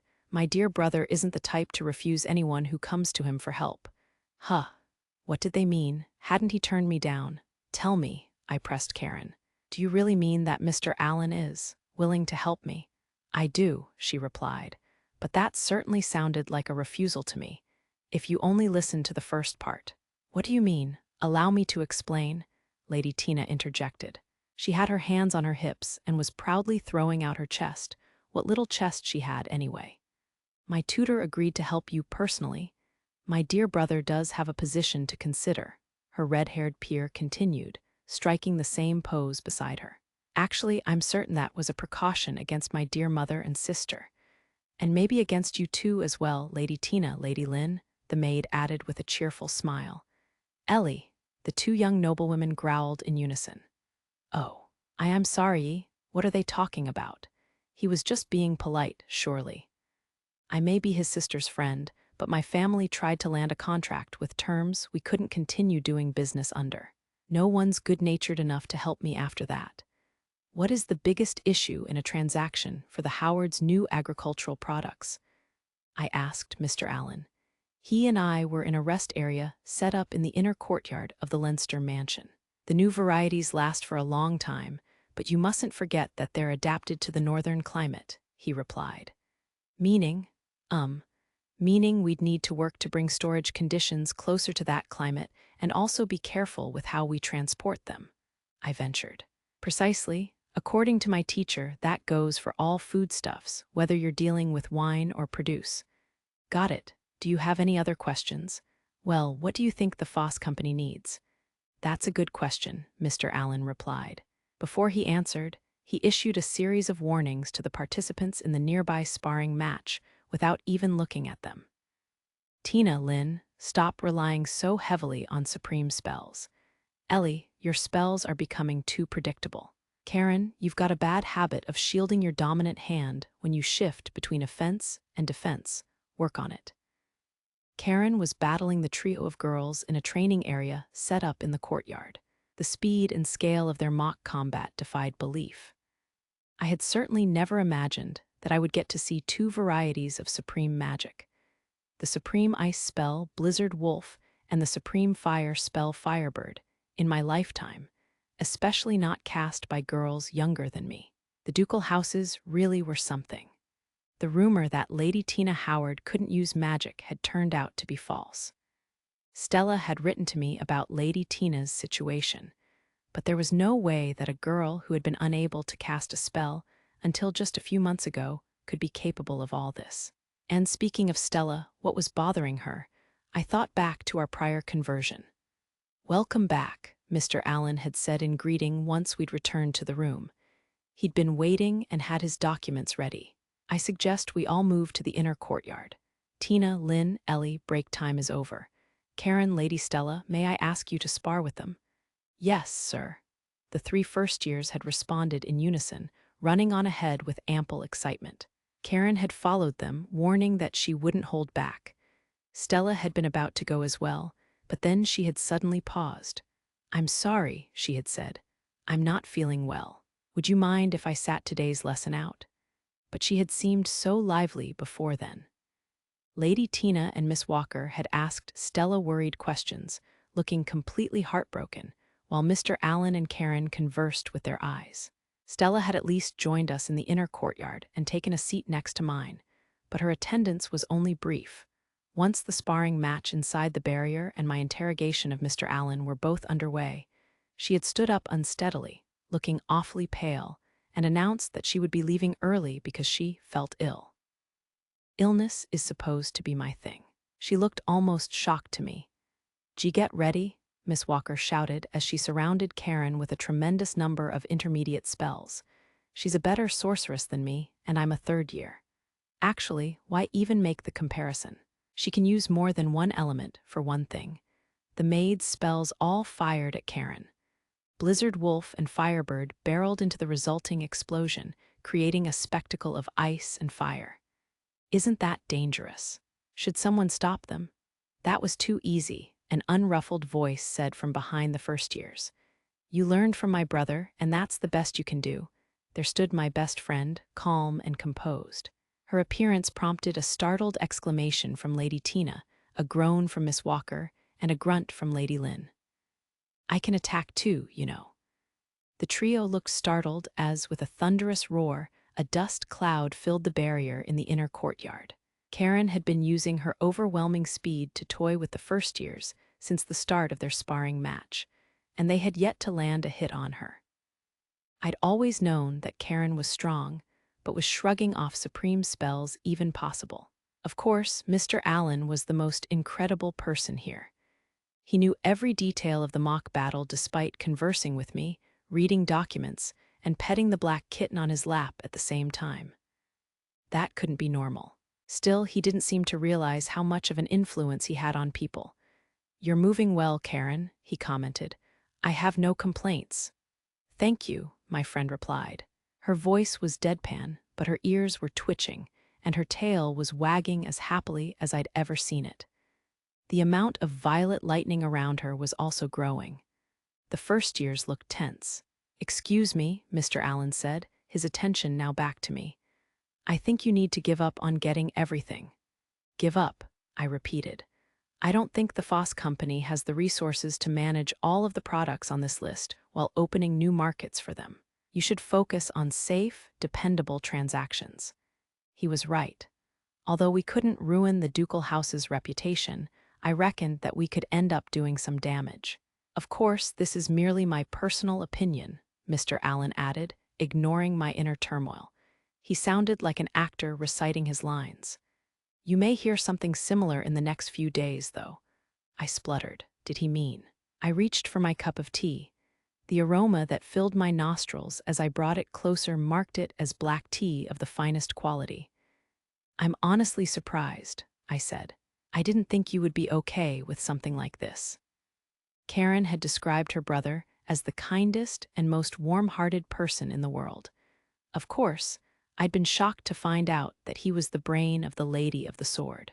"I'm not a saint," he replied. "You've only just returned to school, you're shy, and you're nervous around men.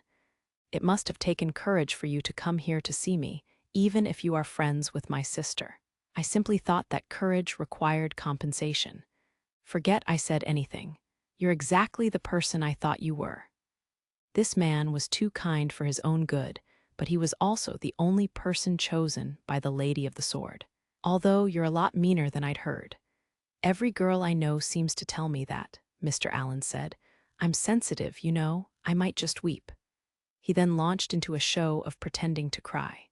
I was about to poke fun at him again when a lovely girl holding a rod ran over and planted herself between us with her arms outspread. "Felicia, what did you say to my tutor?" Lady Tina demanded, fixing me with a piercing glare. Did she think I'd been trying to strong-arm him in our negotiations? I stammered. "You won't get away with making him cry on my watch. I'll protect him." "Why, you've got it all wrong." I turned to the young man for help, but he continued his crocodile tears while smirking at me through his fingers. Mr. Allen, please tell her that eek." The girl had abruptly thrown her arms around me. That tickles." "We're about the same height, but you're so much bigger and softer," she said. "It defies reason." Stop," I cried. She must be in pretty good shape. I'm too weak to get away." After a long moment, the young noblewoman declared, "This is a serious offense. Ellie, Lynn," she called for her friends without relaxing her hold on me. "What is it?" Lady Lynn asked. "Hurry up and bring us something to this demands an investigation." That long hair of hers is just asking to be braided," Miss Walker added cheerfully. How did I suddenly end up in this situation? As the girls continued to have their fun with me, I glared at Mr. Allen, who was now stifling laughter. The nerve of him. It's strange, though. I've never been able to speak with the boys in my classes at the academy, but this feels so natural. Did his charm work? "Allen," Karen said, finally coming over to check on the situation. "You should know that having fun at my best friend's expense is—" She paused for a moment. "Fine every once in a while, I guess. Brew more tea for me." "Karen," I cried, shocked. "I've got no sympathy for anyone who's all skin and bones yet still gets your assets. There's nothing good about being big, you know." "That's what you all say," Karen retorted. "Allen, it's nothing," Mr. Allen told her. Ellie Lynn, let Miss Foss go." "All right," the girls said as they all stepped away from me. "Hang on." "Mr. Allen," I said, my tone accusatory. "Are you feeling a little less shy, Miss Felicia Foss?" he asked. "Let me brew you another cup of tea by way of apology. Tina, that was a fine performance, but you got a little too into character." "I meant what I said," Lady Tina declared. "I'm going to protect you, sir." "You can't depend on Miss First Place," Lady Lynn interjected. "Place your trust in me instead, dear brother." "I'll do my best too, Allen, sir," Miss Walker added. "Thank you all," Mr. Allen said. "Now, please help me to prepare the tea." "Yes, sir." The first years replied in cheerful chorus and trailed along after Mr. Allen. They were really attached to him. That left Karen and me alone. So, I said, "That's my brother," she replied. "Where's Stella?" She said she wasn't feeling well. "Karen, I might be imagining things, but yes. Stella's not herself, is she? She even left early today." "I guess not," Karen admitted. "She'll be all right, won't she? Stella's tough. She can keep moving forward." Karen was right, and I believed in Stella too, but I still felt uneasy, and I wasn't sure why. Karen must have felt the same. "Alan and Stella have some things in common," Karen continued, appraising our best friend in an effort to convince herself. "They're both indifferent to how other people see them, and they don't expect anything in return for their skills. On the other hand, they're their own harshest critics. They only seek help as a last resort, and they won't open up to you until they've got no other options. I think that goes for you too, Karen. Alan believes in me, so I believe in myself and go to him for help. You sure do love your brother." "Of course I do. He's my only brother in the whole wide world." "You didn't even hesitate," I marveled. Karen looked confused. "What? Doesn't she realize? You've got to be kidding me." "But well, who cares? Now's the time to focus on myself. We can both ask Stella what's bothering her once this is over." I shifted gears and began checking what I had written in my notebook. "Thank you so much for taking the time to speak with me again today," I said. "Don't mention it, the intolerable brat," that is, Alan responded. "Now, to business. What brings you here, Mr. Foss? Where does he get off, asking me that? Does he realize how many times he's turned down my requests to reopen negotiations?" Before I could answer, my darling daughter in the seat beside me bowed. "We're terribly sorry about the other day," she said. "We lack experience in large transactions and submitted an erroneous set of terms. We're here today to deliver our apologies as well as a fresh proposal." "And you are?" the boy asked. "Ernest Foss's daughter, Felicia." "Don't interrupt, Felicia," I warned my girl. "We're in the middle of an important business negotiation." "Would you show me your new proposal then?" the kid continued without missing a beat. "Here it is," Felicia said as she promptly complied. This proposal was more modest than our last one. We were asking only to trade in a single type of red wine. It was a low-volume contract, without much profit to sweeten the deal. Even the papers themselves were nothing fancy, just an itemized list of key points. I'd been against submitting it as a formal document, but I'd been overruled. Would they really go for a deal like this? To make matters worse, Felicia had insisted on being part of the negotiation. Most of the time, she couldn't even manage to speak to men outside our family and the company. But you wouldn't have known it, looking at her then. The boy finished reading the document. "Mr. Foss," he said, "why yes, this is superb. We would be delighted to do business with you." "What? Is he serious? He wants to do business with us?" Felicia's fists were clenched. "At our last meeting, you expressed an interest in handling every variety of wine and produce on the list," the kid explained. "On this occasion, however, you've requested only the Leinster's red wine. You've also clearly indicated where you intend to store it, how you intend to sell it, and even the method of delivery. I can justify this transaction to both ducal houses." I see," I said. "Are you dissatisfied?" "And no, I'm father."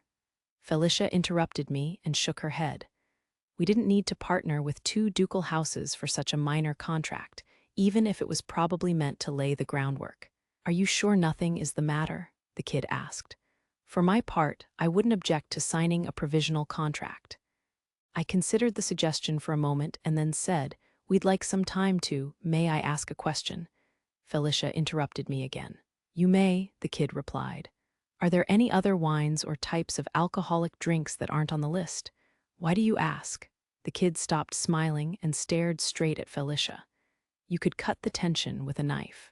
What's going on here?" "The Ducal House of Leinster encourages the development of winemaking, but the majority of their product was consumed within the duchy, and therefore never reached the royal capital. Now that they've started putting that wine on the market, however, it's only reasonable to wonder whether they have something less common to offer." "Please continue," the kid said, encouraging her. "One could say that the Howards are simply more focused on produce, but the Leinsters excel there as well. For that reason, I was wondering if the Howards have prepared some distinctively northern liquor to balance the scales. I forced a lively chuckle. "Please excuse my daughter," I said. "She has an overactive imagination." "Well," my little girl pressed, "am I correct?" Alan broke into a grin. A moment later, there was a reserved knock on the door, and the chestnut-haired maid entered carrying a tray. "Excuse me," she said. "Listen to this, Anna," the kid called to her. "She figured it out just as I thought she would." "You mean to say she got the better of you, Mr. Allen?" Miss Anna answered. "What a disaster. I must report it to my mistress. I suppose she'll be upset with me. Are you 16, Miss Foss?" "Why, yes. My birthday was last month," Felicia replied. "In that case, alcohol shouldn't be an issue. Don't drink too much of the clear one, it's quite strong." Miss Anna set 3 small glasses on the table, each containing a different drink. I recognized red and white wines, but what was the clear one? I decided to take a sip of each. The first 2 were exquisite, and the clear stuff was intense. My throat was on fire, and Felicia started to cough. "Anna," the kid said. "Miss Foss, would you care for some water?" the maid offered. Thank you," my girl replied. "So, what do you think?" Alan asked. "All 3 are excellent, in my opinion." He was right about the quality, but that clear drink wouldn't go over well. I couldn't see it catching on with the average person. "What do you think, Father?" Felicia asked. I took another moment to mull things over. The wine will sell, but this clear stuff is going to be tricky. "Which will you choose?" the kid said. "What? I'd like to strike a deal with you for one of these, in addition to the red wine. We'll provide detailed documentation." "I have it here," Miss Anna said, and handed the papers to Felicia and me. All 3 drinks came in small quantities, a secret weapon for negotiations, I guessed. The clear drink was called distilled liquor and came from the north, but one of the wines would be a better choice in this. "I think we should take the distilled liquor," my daughter announced, much to my surprise. "Oh," Alan sounded intrigued. "Father, I thought that they all tasted excellent. Am I wrong?" "Why, you're right," I said. "But in that case, I'd like to supply distilled liquor to northerners in the capital. Would you mind?" "What do you say, sir?" Alan asked, returning his attention to me. Before I knew it, I had signed the provisional contract. Once that was done, we had a pleasant chat in a relaxed atmosphere, the polar opposite of our last meeting. I thanked my lucky stars that I'd brought Felicia along. "So, you plan to continue your studies at the university?" Alan asked Felicia. "What will you do once you graduate?" "I plan to help out at home," she answered. "Is that so? I had a request for you, but I wouldn't want to interfere." "Please, ask away," I said. "But if you ask for her hand in marriage, I'm dead set against it," I added with a hearty laugh. "That's an attractive suggestion," he remarked. "Miss Foss, after you graduate, would you consider working here, assuming that the 2 ducal houses are still operating this joint venture then?" "Excuse me," I said. "What?" Felicia seemed just as surprised. The sudden offer stopped my thoughts in their tracks. What would the Foss Company do without Felicia? "With the understanding that you could return to your family's business, of course," the kid added. "I doubt that I'll be here then, but I'll inform my superiors if you're interested. Please consider it, at least. You might enjoy the chance to broaden your horizons." As I was lying in bed, Mr. Allen's parting words rang in my ears. "As I told you earlier, please don't give me an answer right away.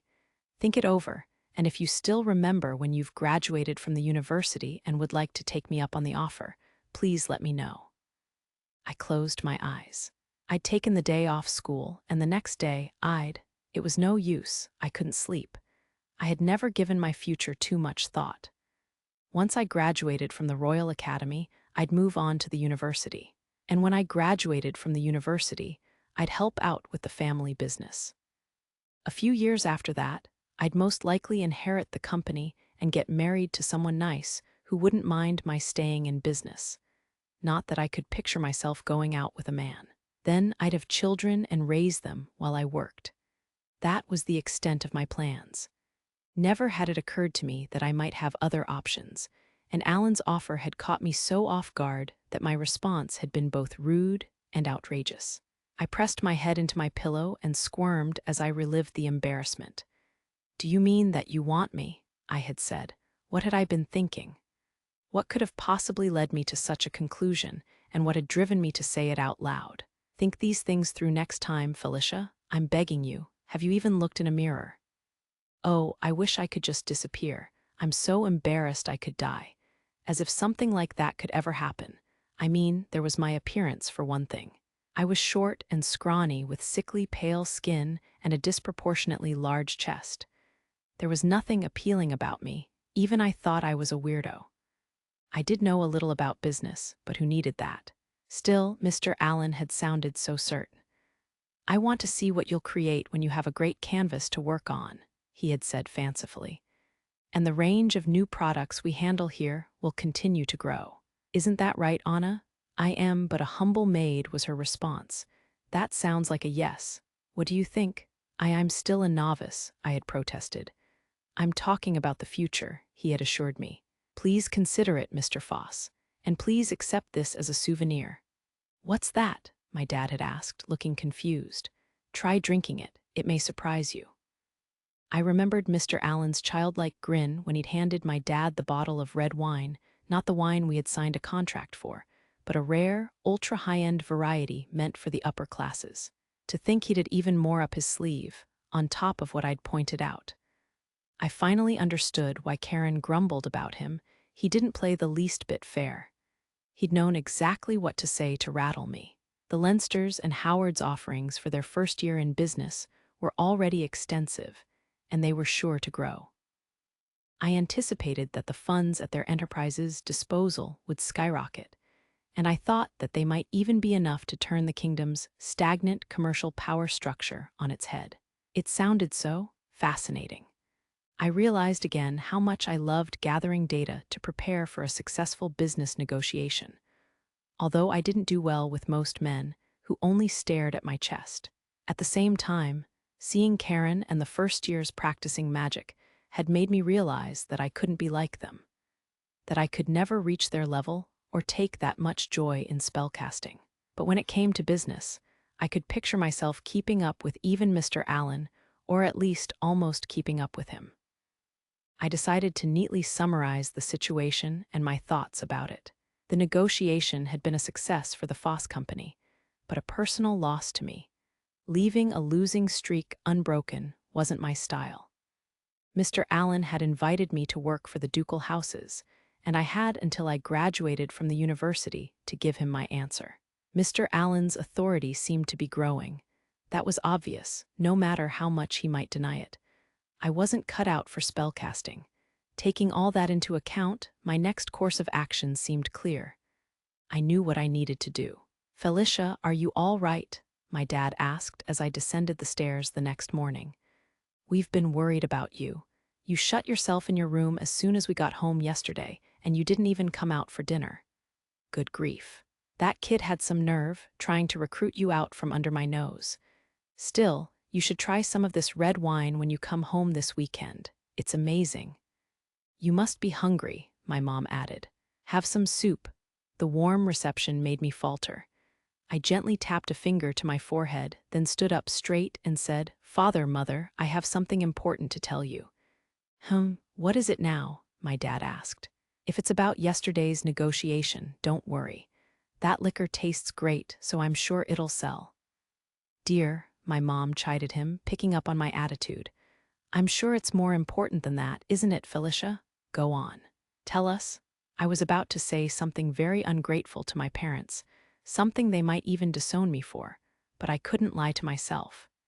And if they did end up disowning me, I'd lay the blame squarely on stupid. This is supposed to be an important discussion, remember. I worked up my nerve and said exactly what was on my mind. "You see, I called at the Leinster mansion on Darkness Day night after I had finished my tutoring. The reason was simple: I had been summoned." "Tell me, how did the vetting process turn out?" Lisa asked, sounding quite like she was enjoying herself. She was wearing a luxurious scarlet dress and was seated across from me in an antique chair. "Objectively speaking, it was a failure," I replied. "A grand success, I believe," the Leinster's head maid traitorously reported. She was standing beside me and wearing her usual smile. "What do you say to that, Alan?" Lisa pressed. "That I have no aptitude for business. Please replace me with someone more talented for future screenings." "You don't say?" "After you executed contracts with more than 10 trustworthy business partners in such a short time, anyone could have done as much. A more proactive person could have managed double that amount, and it would have caused problems later," Lisa replied simply. "Alan, yes, humility is a virtue, but it can be taken to excess." "Well done. This should work out nicely." Thank you very much," I stammered. I had always struggled at dealing with praise.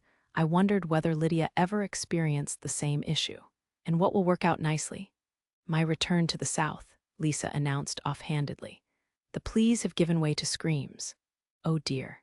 I'd thought that her stay in the capital was awfully prolonged, but apparently, overseeing the selection of merchants for her house's new goods hadn't been the only reason. She had also been forcing her subordinates to run the duchy without her.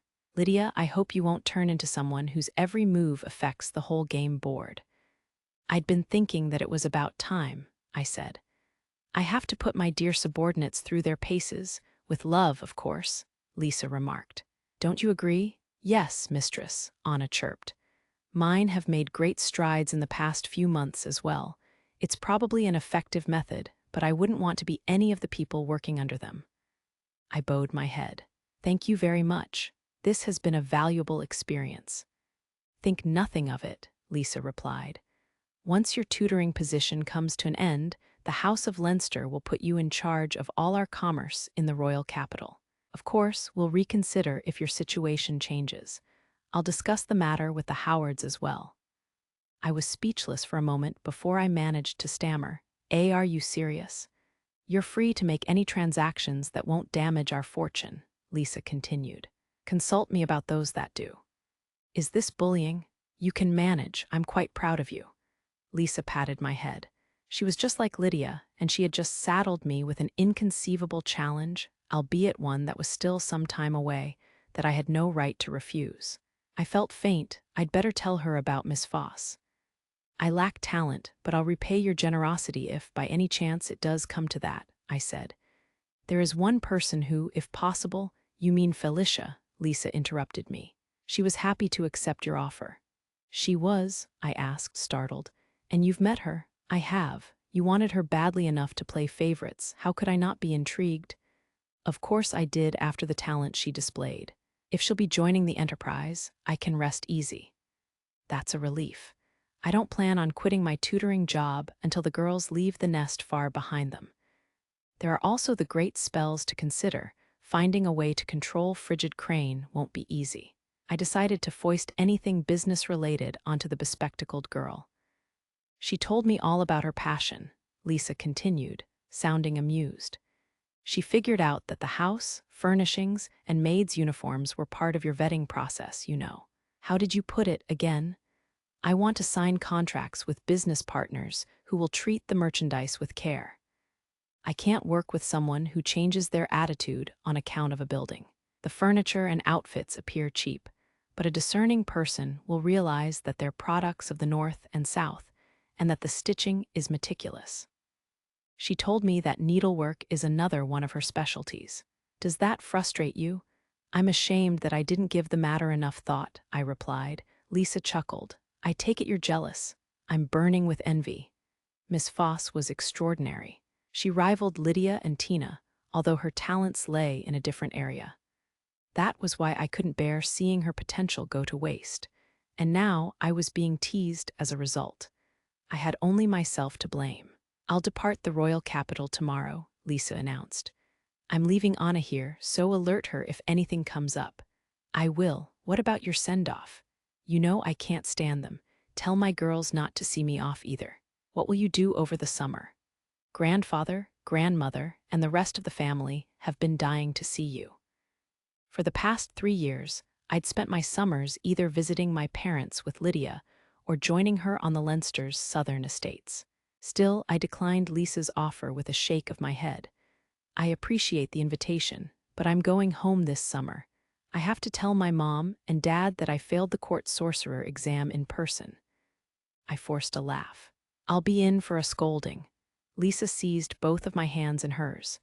Alan, she said with a gentle smile, you have nothing to worry about. I know your parents. I've betrayed them, I answered slowly. You've done no such thing. If you were my own son, I would be proud of you from the bottom of my heart for what you did. I'm certain that your parents will feel the same.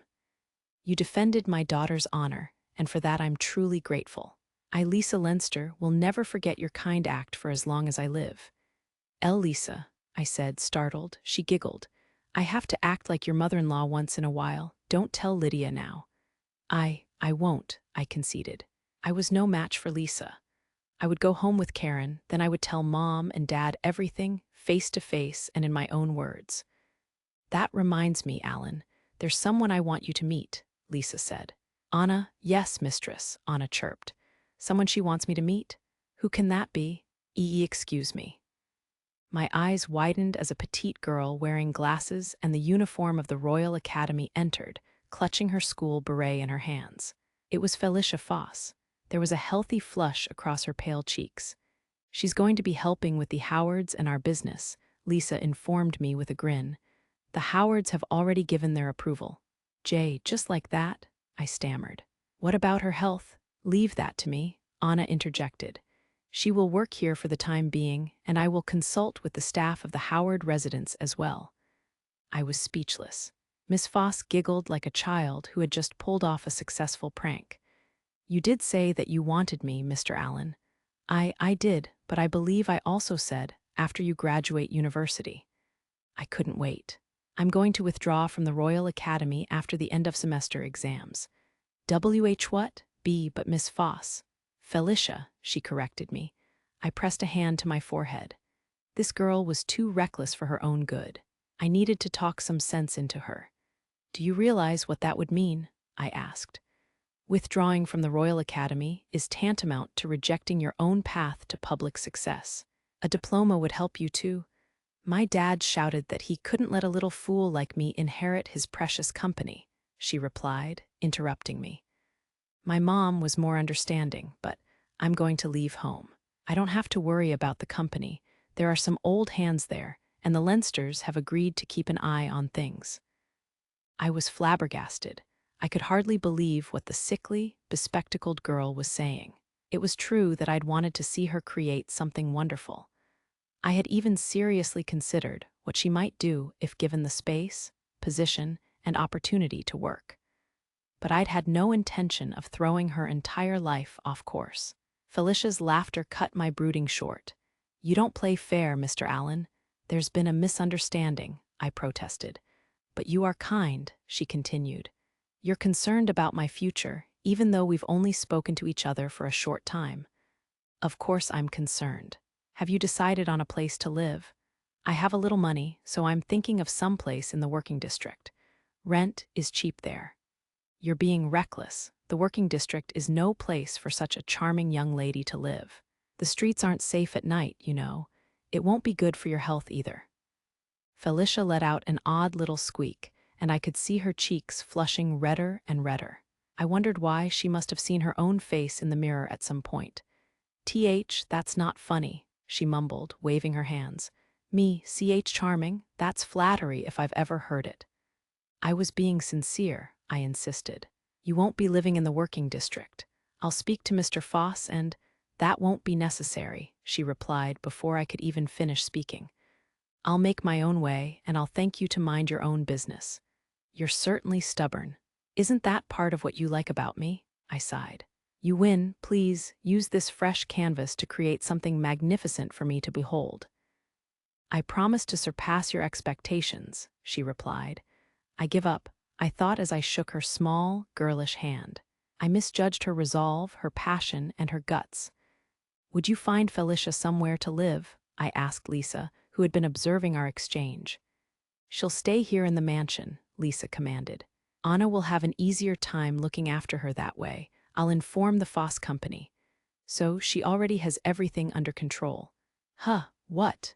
Felicia exclaimed, suddenly in a panic. I am hardly worthy to live under the roof of the ducal house of Leinster. That won't do you any good, Miss Foss, Anna interjected. You see, Mr. Allen is quite strict. If we threw you out on the street, he would force us to model any number of outfits he hopes to dress Lady Lydia in, and that would be far from the end of it. Anna, I said, would you mind me telling her you said that? And there you have it, Anna concluded. I suggest you resign yourself to taking up residence here. There was a certain playfulness to her voice. You could never be too careful with the Leinsters' head maid. Felicia was squeezing her school beret, apparently unable to keep up with the situation. I approached her, eased the beret from her grip, then smoothed it out and set it on her head. Mr. Allen, she stammered. Are you sure you won't regret leaving the Royal Academy? I asked. I'm sure. I'm going to choose my own path. In that case, will you make me a promise? I said, looking her in the eyes. She rarely spoke to boys at the Royal Academy, that was what Karen had told me. But she was so charming that I had to wonder whether those boys were merely unobservant. I decided that I would ask Anna to try some light makeup on her when I next had an opportunity. Put your health first. Remember to eat and sleep. Don't take books or papers to bed with you. Learn to talk to boys like you can talk to me. You can take it slowly, but work on it a little bit at a time. Mr. Allen, Felicia was visibly flustered. THTH that's. If you can't keep that promise, then forget everything we've discussed, I said. If you find it too difficult, I'll put a charm on you, and call me Allen from now on. Felicia was silent for a moment, then she said, I'll do my best, Allen. I turned to the head maid. You heard her, Anna? Certainly, sir, she replied. I seem to recall hearing those promises somewhere before. I would have to keep them myself, otherwise Lydia and Karen would really lose their temper soon. I was remembering to eat properly, but as for the rest, well, one thing at a time. I wish you the best, Felicia, I said. Thank you. I'm setting out to get the capital's the kingdom's commerce under my thumb, talk about ambitious. Still, I'm glad she's so enthusiastic. I bowed my head to the head maid, who was standing in attendance behind us, looking amused. Mr. Allen, she asked, startled by my gesture. It was only for a short time, but I was grateful for your assistance. The results we achieved in the past month and a half would have been impossible without you and the other maids from both ducal houses. I am but a humble maid, Anna replied hesitantly, and it was we who imposed upon you. That's enough, Allen, Lisa interjected. If you want to seduce my head maid, you'll need to defeat me first. I was being sincere. Now, I think it's time to confront the greatest difficulty. I made another bow to Lisa. I pray that you have a safe journey. And if possible, I'd appreciate your assurance that I'll survive the night. A young man ought to fend for himself. She's on her way, you know. May fortune favor you, Mr. Allen, Anna added. What? Felicia asked. What's going to happen? Keep behind me, Miss Foss, Anna chirped. I'm told you know your way around a sewing needle. Please have a look at this. Why, yes, I do, but why you're going to make this? What a suspicious conversation. You'd better not drag her down any strange paths. I unbuttoned my collar. Fortune's favor? Yes, I'm going to need that. I suppose that my one stroke of luck is Lynn staying the night with the Howards, otherwise I'd have two birds to contend with. I prepared for the approaching storm as I sensed the wrathful mana radiating from the albatross around my neck. It was just before curfew when the outer door of our dorm room opened to admit a dazed Felicia. I am back, Stella, she said. Welcome back, I replied. Were you visiting your parents? No, the Leinsters, Felicia let out a sigh. I was so tense, maybe the tensest I've ever been in my life. The Leinsters. Felicia ignored my question as she flopped onto her empty bed and threw her arms around a pillow. Stella, she called without changing her posture.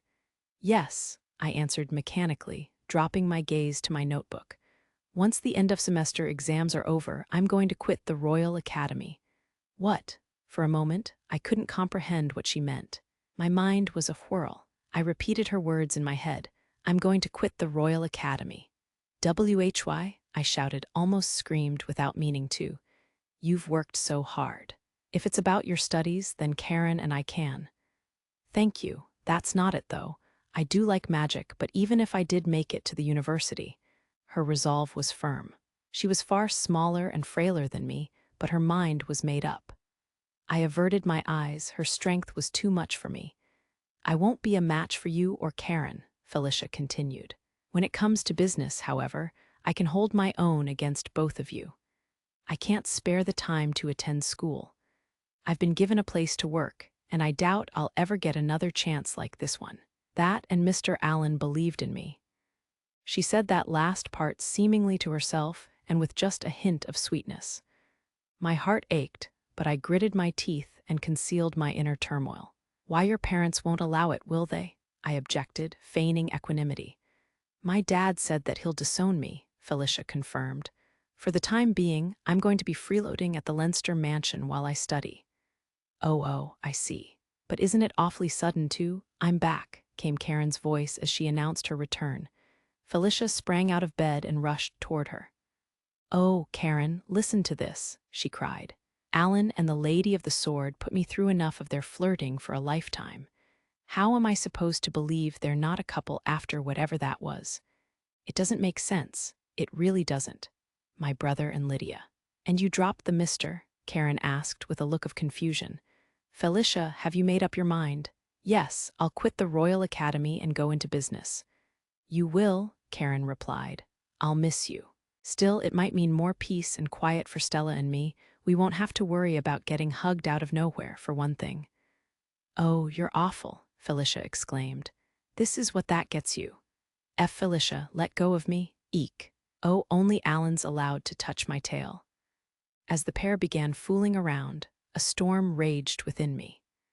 Karen wasn't the least bit surprised that Felicia, the tiny girl who had always clung to me and needed my protection, had made up her mind to leave the Royal Academy. In fact, she was calmly and warmly encouraging her. Good luck, Karen said, but don't forget about your health. I'll be upset if you collapse or something. Thank you, and don't worry, Felicia replied, prompting a quizzical look from Karen. I know my limits too well to set my sights on marrying Mr. Allen. I wouldn't have a prayer. I mean, I'd need to take on the Lady of the Sword, and that's not happening. Not a chance. I'm going to leave all that stuff to the rest of you and follow him at a distance. That'll give me a good view of all his achievements. Karen paused for a moment and then said, marrying him? I really don't see my brother like. Oh, don't you like Alan? Of course, I love Felicia. Have I put an idea in your head, Karen? You're adorable. My best friends resumed their antics. I reached out a hand, hoping to join in, but I grasped only empty air and lowered it again. Stella, Karen asked. Is anything wrong? Felicia added. Oh no, I replied. You must both be tired, so let's turn in early. Do you mind? That night, the last of something inside me snapped. I couldn't stop it. This isn't fair. I shouted silently in the darkness. How can you all forge ahead so easily? Doesn't moving forward scare you? What should I do? What can I do to become like you? Poor little me, my past self mocked me in the night. Are you going to run away again? Still, what else can you do? After all, I flinched. No, I mustn't listen. You're not the Lady of the Sword. You're not Karen. You're not Tina or Lynn or Ellie. You're not Felicia. She's sickly, frail, and shy, and she clung to you, but she's strong at heart. I'm. Your name is Stella Howard, a poor little girl who lacks the talent to live up to her noble ancestry. Remember what Father said. There's no chance that you'll ever master Blizzard Wolf or the Azure Fists. And he was right, wasn't he? The darkness was swallowing my body, and I saw only Stygian gloom, a lightless expanse in which nothing was visible. I rose from my bed, slipped out of the cold room, and began walking along the corridor alone. I couldn't make out anything around me, not even the light of the moon or stars. Chapter 3, it was water day, still early in the week, and for once I had nothing to do. I woke up early as usual nonetheless. Habit was a force to be reckoned with. The young woman beside me was sound asleep. She must have been the cause of the hand pain I'd experienced in my dreams. I gently touched her scarlet hair, then freed my hand and got out of bed without waking her. We'd had a long chat over red wine the night before, so I decided it was best to let her sleep in. It could be her turn to make breakfast next time. Still, what had made her so insistent the previous night? I'm sleeping with you in your bed tonight, she had declared. If you try anything, I'll slice you up, incinerate you, and then slice you up again. I mean it. She was also the one who had clasped my hand. I'd explained the situation with Felicia, but Lydia had ended up demanding affection like a spoiled child and had then fallen asleep before I did. What made Lydia and Karen so averse to sleeping in the guest room? I'd even made a point of renting a house with space for one, and they were still prone to losing their tempers when I proposed moving to cheaper lodgings. It was admittedly difficult to argue with their position, which was, that place was practically the haunted house of the working district when you moved in. Why would you move now that you've fixed it up? I would have liked to send more of my tutoring earnings back home, but Lydia and Karen wouldn't let me do that either. The pair had forced an allowance on me ever since my return to the royal capital, and they would lecture me whenever I failed to spend it all. I hardly considered that reasonable. I completed my morning routine of practicing swordplay, unarmed combat, and magic in my small garden. Then, after changing my clothes, I reviewed my current circumstances while preparing breakfast in my kitchen. My job vetting business partners for the new exports was over, and it was a genuine weight off my shoulders. The sums of money that changed hands had been absurd, even at this experimental stage. I did manage a portion of Lydia's finances, but I was still an ordinary commoner, so the transactions of the two ducal houses were liable to give me a heart attack. For the sake of my future health, I wanted Felicia to fill that role. I would need to make certain that Anna and Mrs. Walker were clear on that point. Being the girls' private tutor kept my weeks lively and my weekends boisterous but enjoyable. The approaching end-of-semester exams also helped to maintain a nice feeling of tension. I was hopeful that Ellie would master an advanced spell in time, but less confident about Tina and Lynn, who would probably require a little while longer due to their surplus of mana. All three girls were struggling to match 13-year-old Lydia's casting speed, but I wanted them to keep trying. Success would place them among the upper echelons of the kingdom's sorcerers. The girls had made amazing progress in a few short months. I would need to put in more effort myself, otherwise there was a chance they would surpass me. They were incredibly rewarding to teach, although Karen would sulk if she heard me admit that. My adorable younger sister knew better than anyone that I was indulgent at heart, and she secretly wanted some of that indulgence for herself. In her own words, strictness is sometimes necessary, but not with me. She could be so awkward when it came to cries for affection. The professor and headmaster were finally collaborating to decrypt the diary. Anko, meanwhile, had grown tired of their squabbling and was holed up in a seminar room.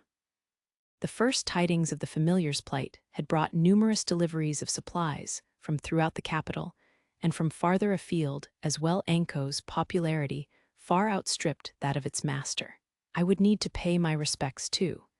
As for the actual contents of the diary, they were apparently grim. I only hoped they would furnish some information on the great spells.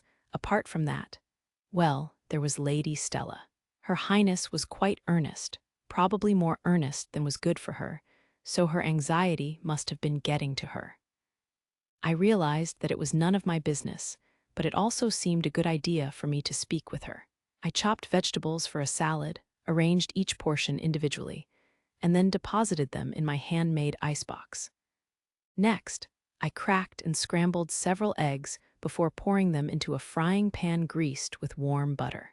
While I added cheese and went about shaping an omelet, I asked myself a question. I failed to become a court sorcerer after working toward it for so long. I betrayed my parents' expectations, yet I haven't even managed to explain that to them in person.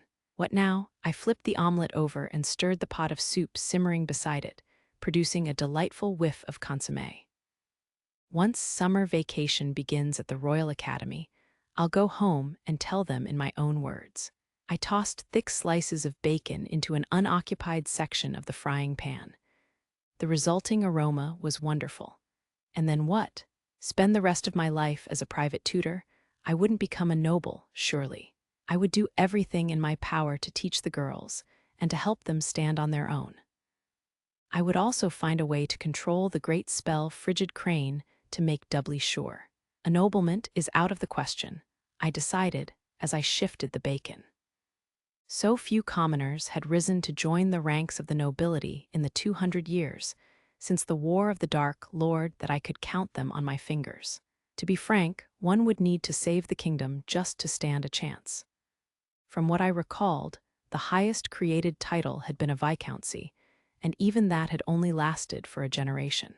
Its recipient had earned the honor by slaying a dragon, a member of the world's mightiest and most vicious species, that had assaulted the royal capital. In all honesty, attempting such a feat was suicidal. Even with the albatross and the hero from the Empire, I had barely managed to drive off one of those ruinous creatures. Above all, the kingdom was now, on the whole, at peace. Although the introduction of meritocracy was increasing the number of commoners working in the heart of government, it would be some time before any became nobles. I like staying busy, so I'm sure I'll find something to keep me occupied a few years from now. I'll have to think about how much less time I'll spend with the albatross as, that turned out well, time to wake her. I turned off the flame, transferred the omelet and bacon to plates, prepared a basket of bread, and then returned to the bedroom. The albatross burrowed under the blankets as I entered, her scarlet hair gleaming in the morning light. "Lydia," I said, "breakfast is ready, wash your face." "No way," came her sulky reply. "I'm taking today off. I'll go shopping in the capital with you later." "You can't do that. You're a court sorceress, and Her Royal Highness's personal guard at that. The royal guard will take care of things while the ambassador's around. You need to make me your top priority." Lydia paused briefly before adding, "You've been taking me for granted lately. Do you want me to attack you seriously?" And a real man would have tried something. "Your Highness, Lady Lydia Leinster, you've taken your jest too far. Now, get up." The willful noblewoman kicked and flailed on the bed. "You're no fun," she growled with evident displeasure. "No fun at all, that was your cue to say. Your wish is my command, mistress." "Yes, yes. Only one yes, geez." Lydia came to spend the night in my lodgings like this a few times every month. There was nothing sexual about it. We would chat over just a little bit of wine, and she would eventually fall asleep mid-conversation. Besides which, I'd received a stern warning from Lisa. "Alan, nothing would please me more than to have you become my son," she had said, "but you must hold firm until marriage. Lydia is naive and prone to losing control, so I'm counting on you." I wanted to make a retort. I couldn't, but I wanted to. To be perfectly honest, I was fond of the grumbling young lady wrapped up in my blankets. I couldn't say if what I felt was love, because, tragically, I had never dated anyone in all my 17 years. Still, my feelings for her were the closest thing to it in my experience, and I deeply cherished them. We had been through some terrifyingly intense experiences together over the past few years. If I included the incident with the hero and the subsequent battle with the Black Dragon, I might even call her my other half.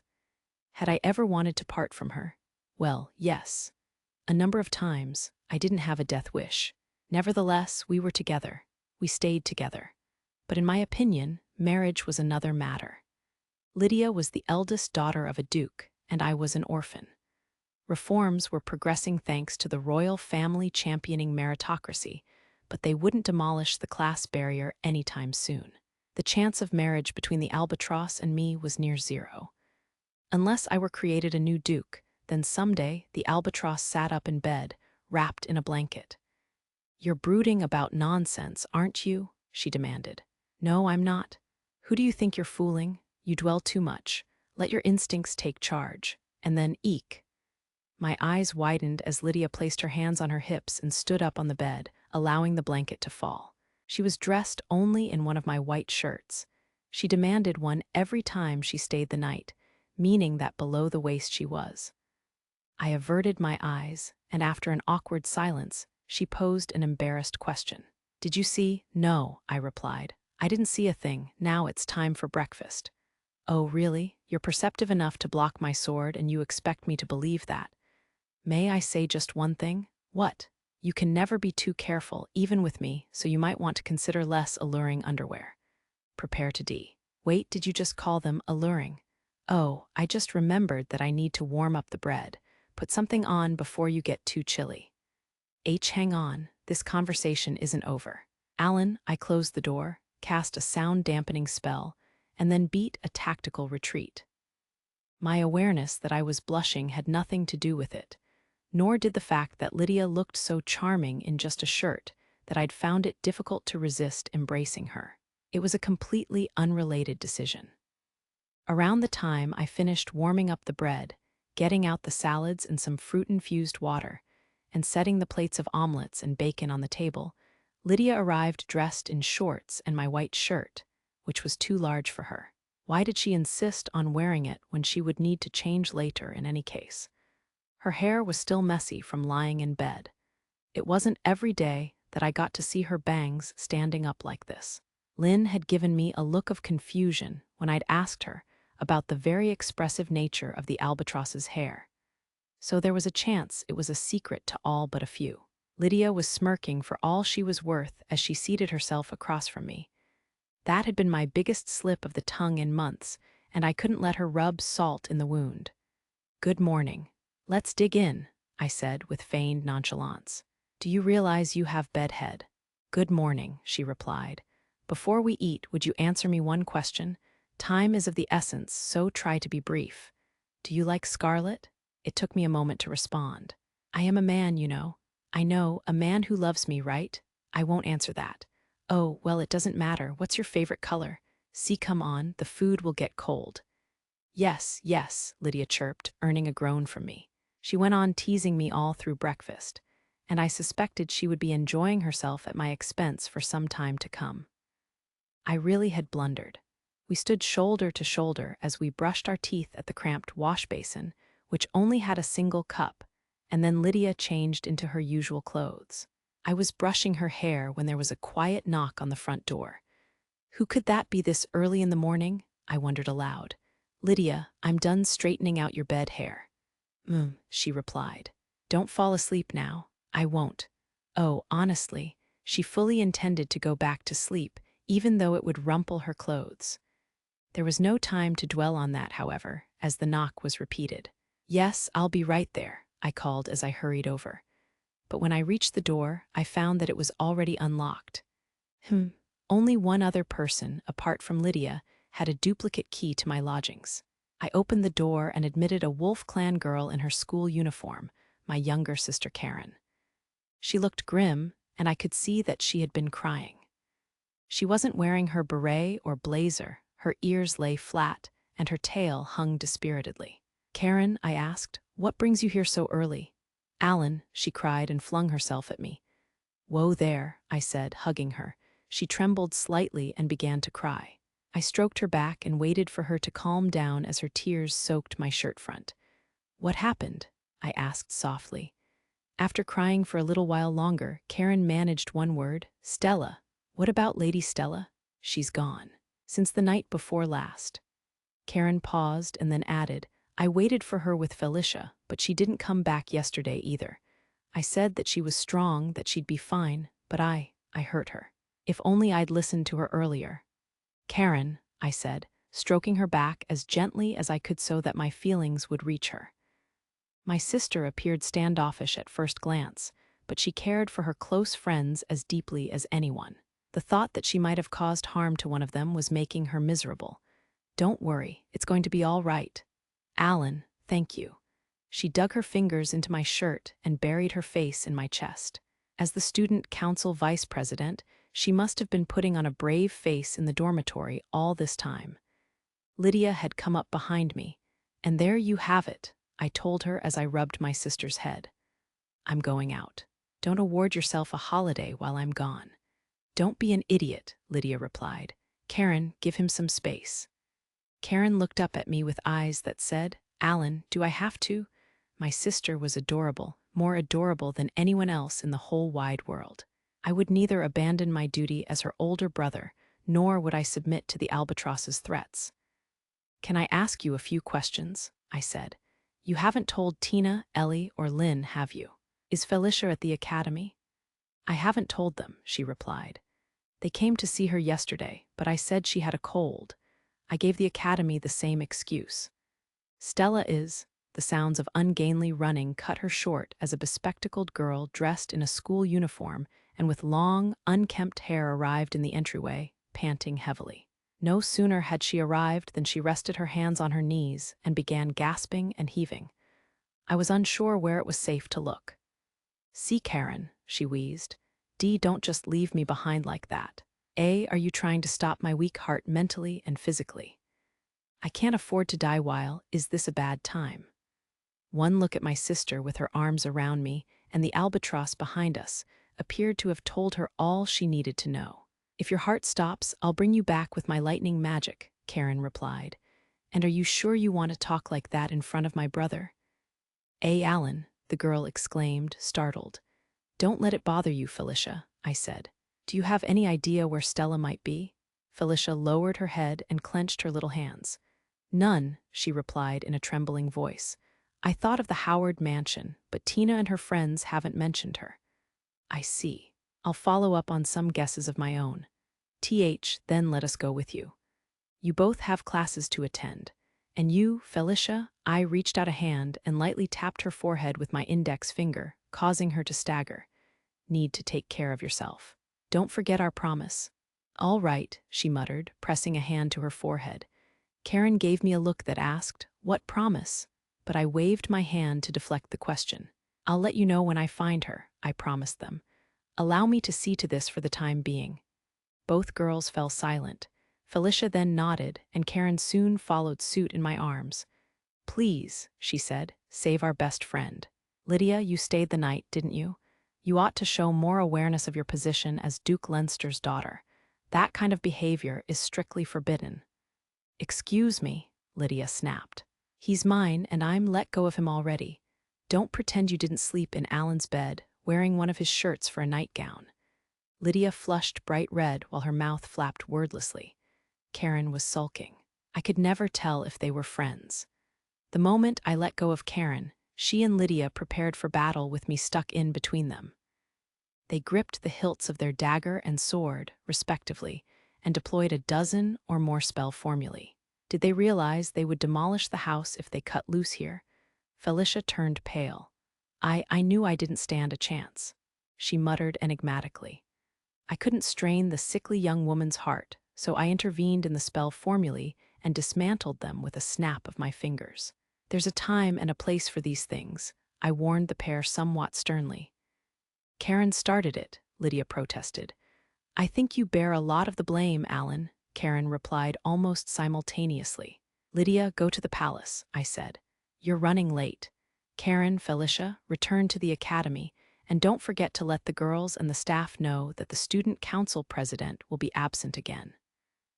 A groan escaped me as I woke to dazzling rays of morning sunshine through the white-framed windows. What time was, I bolted upright and turned to the side. "Karen, Felicia," I cried. "This is awful. We oversleep." There was no sign of my best friends, who would ordinarily have replied, "I'll make it with time to spare. What will we do about breakfast? And Stella, Karen, feel free to leave me behind." My mind was cooling down. That's right. I slipped out of the dormitory the day before yesterday and someone knocked. It was probably Shelley. I burrowed under the blankets and shut my eyes tight. My feelings wouldn't change. I couldn't decide anything on my own, anyway. The most I could do was lie here and mope. Maybe getting expelled wouldn't be so bad. I could leave my name in the annals of the Royal Academy. The expulsion of a girl who was both the daughter of a duke and the student council president would be an unprecedented disgrace. My heart quailed at the mere thought of it. What would I tell my father? He was sure to be furious. Karen's, Felicia's, Tina's, and Ellie's faces seemed to loom behind my eyelids. I retreated deeper under the blankets. "Stop it. Don't look at me like that. I'm not gifted like you are. I can't go on, and I can't make up my mind either. I can't take so much as a single step forward. I did manage to when I enrolled in the Royal Academy, but I'm too frightened now. Just leave me alone. I'm. So, this is the Howard's villa," a quiet voice said not far off. "It's much larger than I pictured it would be. That said, it's just like Mrs. Walker to keep it in perfect repair, even when it's not in use." What? How? I had locked the doors and windows, and even sealed them for good measure with multiple layers of the strongest barrier spell that I could muster. I peered out from under my blankets and saw a young man with light brown hair and kind eyes. "Good morning," he said. "Gee, good morning, Mr. How did you get in here?" "Through the entrance. Mrs. Walker told me where to find the villa." I was speechless. My barriers were only a matter of steps away, but I hadn't even noticed him breach them. "Do you have some business with me?" I asked, making an effort to sound cold. "I won't go to school and I have nothing to say to you." "That's not true, isn't it?" "No, you're lying." I bit my lip and my tears came spilling out. He had seen through absolutely everything. I was lying. I'd known that my dear best friends would search everywhere for me when they realized I was missing, and that was why I had retreated to this long-disused villa. Every ducal house owned several in and around the royal capital, and this particular one was known only to Shelley and a few others. Not even Tina and her friends knew about it. Karen and Felicia had no opportunities to meet the Howards' head maid, so what would they do? To whom would Karen turn first? It was a dirty trick. I can't believe I'm so cowardly. I hadn't even been able to approach him myself. Instead, I had abused my best friend's kindness to summon him here. Mr. Allen sat down on the bed. "You wanted to ask me something, didn't you?" he said. "There's no one here but us, so you won't be overheard." I'd wanted those words, wanted them for such a long time, but I was still too weak to reply. I couldn't guess how much time passed before I finally managed a feeble, "Mr. Allen." "Yes," he replied. "Didn't it bother you? Lady Lydia is extraordinary. So are you, but when you lectured at the Royal Academy, you said that you can't cast advanced spells. You must have suffered a lot of mockery and insults because of that. Didn't you want to get away from people more extraordinary than you were?" He considered my questions for a moment. "I'm ashamed to admit this, but it's true that being with her has earned me more than my fair share of unpleasant remarks." His tone was relaxed, and I could tell that he was genuinely smiling at his own folly. But I've never thought of leaving her because of that," he declared without hesitation. He was nothing like me. I could sense the deep, deep darkness drawing nearer. On the other hand, I don't know whether that was the right choice. "What?" I looked up at Mr. Allen. There was a tinge of loneliness in his smile. "Her Highness, Lady Lydia Leinster, is undeniably a genius. She's the strongest, most noble, and most beautiful person I've ever met. I've wondered whether I really have anything to contribute to her growth." "But," I protested, "the two of you complement each other perfectly. She's Her Highness, Lady Leinster, and I'm an orphan raised by animals." I gasped. "There are some things that the eldest daughter of a great noble and the adopted son of a wolf clan couple just can't talk to each other about," he continued. "There's been a lot that I couldn't say even to her. But at the same time, it's true that I don't have status, authority, or even much mana." "I'm sore, don't be," Mr. Allen said before I could finish my apology. There was conviction in his voice. "I consider myself very fortunate that my parents took me in. I got an adorable little sister out of it, for one thing. And while there are plenty of people more exceptional than me out there, and countless people with more mana, that doesn't mean I won't make an effort. My mom always told me, do your best, try to smile, and be kind to your friends and family. But remember, you don't need to compare yourself to other people." It took me a long moment to reply. "You're strong, Mr. Allen. I could never live like that. After all," tears obscured my vision. I tried to wipe them away, but they refused to stop. I gritted my teeth and shouted, "Karen is really, really amazing. I can't measure up to her at anything. But because she's beast folk and not a noble, she couldn't be student council president. And the honor fell to me just because I'm Her Highness, Lady Stella Howard, the future Duchess Howard." I was vomiting out the pitch-dark feelings that had been building up inside of me for so long. "And although Felicia is physically frail, she's really, truly strong at heart," I went on. "She chooses her own path and she sticks to it, even if doing so leads her through a wasteland.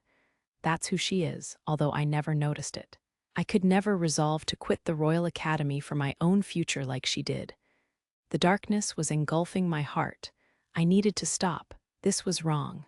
And yet, Even Ellie and Lynn clearly have more talent for swordplay, martial arts, and magic than I do. I doubt that I could defeat them now. They might even graduate ahead of me. I don't have the energy to attend class, for one thing. It was no use. Once the words had started to spew from my mouth, I couldn't stop them. My contempt for myself tore at my heart. And my little sister Tina has mastered Blizzard Wolf, a supreme spell. She was scorned as the Howard's cursed child. She couldn't cast a single spell, but she still managed it, while I couldn't even begin to figure it out. Our father must now consider her his successor, even though there's nothing else I can do with my life. All of my hard work was for nothing. My voice began to dwindle with exhaustion toward the end. I hung my head, slumped forward, and covered my face with my hands. When I see what Lady Lydia is capable of, it's hard to believe that we both come from ducal houses, I croaked. She's like one of the heroes in the fairy tales who wielded their great spells to save the world. And I'll have to face her as an equal someday. I can't do it. It's just impossible. The Lady of the Sword and the brain of the Lady of the Sword, I had idolized them both. My heart had leapt at every fresh report of their exploits. When I had witnessed their power for myself, however it had been far beyond anything I'd imagined. Too far beyond. And at that moment, I couldn't help but realize something. My body trembled. My tears refused to stop. Everyone around me was bursting with talent. They all had bright futures ahead of them. But me, there was nothing in my future but deep darkness. I don't know what I should do anymore. Oh, I said it. I hadn't complained to anyone since my mother passed away. I was Stella Howard, the future Duchess Howard and the dependable president of the Royal Academy's Student Council. Whining like this was entirely inappropriate. Silence filled the room. Mr. Allen must have been disgusted with me, and who could blame him? I was pathetic. But to my surprise, what I heard next was the sound of clapping. Lady Stella. I looked up to find Mr. Allen wearing his usual smile. I was disconcerted. Why did he look happy? What would you say to skipping class today and joining me on a date in the city? He said. My mind froze and then thought a few moments later. Hang on, why? My head was spinning. I glanced around, but there was no one else in the room. With me? I'll let Karen and Felicia know as well, Mr. Allen added. He conjured 2 little jade-green birds in midair, and they alighted on his hand. He then approached a window and flung it open, admitting an early summer breeze. The birds rubbed their heads against Mr. Allen's hand, then spread their wings and flew outside. Now shall we be on our way? He asked me. Mr. Allen? I stammered in disbelief as he scooped me up in his arms and my blanket fell away. Oh, men really do have large hands, even when they're so slender. Wait a second, I'm still in my nightgown and my hair is a mess. I can't go out looking like this. Please hold on tight, Mr. Allen warned me as he approached the window, ignoring my agitation. What? An instant later, Mr. Allen was soaring through the air with me in his arms. I held onto him tightly. He was warm and shut my eyes. We're not falling. I waited and waited, but the sensation of descent never came. I opened my eyes and a cry of surprise escaped me. Mr. Allen was walking on air, or on sturdy vines that ran through it, to be precise. Botanical magic. But only a select few beast folk can use that. I looked down, saw people passing below us, and flinched. You're so light, Lady Stella, Mr. Allen remarked with a cheerful air. His smile made him look younger than he was. Are you getting enough to eat? Let's gorge ourselves at a delicious restaurant later. I've cast a perception-blocking spell, so they can't see us. I groaned. He was so mean, just like Tina had told me in all of her letters. We need to get you something to wear, he continued. Although, if you'd rather remain in your nightgown, I won't object. We spent a moment in silence, and then I said, Please allow me to change. But you look lovely already. I beat my fists on Mr. Allen's arm in exasperation. Before I knew it, my heavy heart had grown a little bit lighter. I did a twirl before the room's full-length mirror, taken aback by my own unfamiliar appearance. My hair was down for a change. I had left my keepsake ribbon behind, but it was my clothing that seemed most out of place. Since coming to the royal capital, I had spent the majority of my time in my school uniform, and the casual clothes that I very occasionally bought consisted entirely of shirts and pants that were easy to move in. I was ill at ease in feminine clothes, so the white dress and pale azure cardigan I was dressed in felt wasted on me. "You look lovely, Lady Stella." "Shelley," I said slowly, turning to see the familiar face of my house's elderly head maid. She was a calm, level-headed woman, but her eyes were red with weeping. I had exchanged letters with her, but now that I saw her in the flesh again, I thought that she might have more gray in her hair. I'd known that Shelley had accompanied Tina and Ellie to the royal capital, but I had lacked the courage to visit the Howard mansion until 2 days prior, when I had ungratefully shown up in the middle of the night. Shelley had welcomed me with tears in her eyes, and even allowed me to use the villa without telling Tina and Ellie. Shelley, her husband Graham, and the rest of the Howard servants had made certain that Tina and I were loved, truly loved, after my mother's passing. They had done so much to save us. In spite of that, I had argued with my father and then fled the mansion without so much as a word to them. I had been able to cover my tuition to the Royal Academy using my mother's money. She had bequeathed her fortune to Tina and me, giving us half each, but I had known too little of the world. In the end, Shelley and Graham had come to my aid, just as they had when I was little. I'm the worst kind of ingrate. I dismissed the thought with an exaggerated shake of my head and then returned my attention to Shelley. "You don't have to sugarcoat it," I said. "I'm doing nothing of the kind," she replied. "You're positively radiant. I almost mistook you for the mistress for Duchess Rosa." "Thank you, although I'm not pretty like my mother was." A reserved knock caused me to stiffen and check the mirror. My hair was untangled, and I had gotten Shelley to erase the signs of my crying with a combination of magic and makeup. I looked fine. At least, I hoped that I did. Maybe I should have put more effort into my appearance. "Lady Stella, Mrs. Walker, may I come in?" a voice asked from outside. "Wait," before I could protest, Shelley interrupted me with a brisk, "You may." "Excuse M." Mr. Allen stepped into the room and then froze the moment he laid eyes on me. Perhaps the clothes really didn't suit me after all. "Mr. Allen, please give us your opinion," Shelley said with evident delight. "Huh," Mr. Allen replied. "Oh, excuse me. I couldn't take my eyes off you, Lady Stella. You look stunning." Thank you," I replied awkwardly and turned my back to him. I didn't recognize myself in the mirror, and the sound of approaching footsteps made my heart beat faster. I must be crazy to skip school for something like this. A white cloth hat was placed on my head.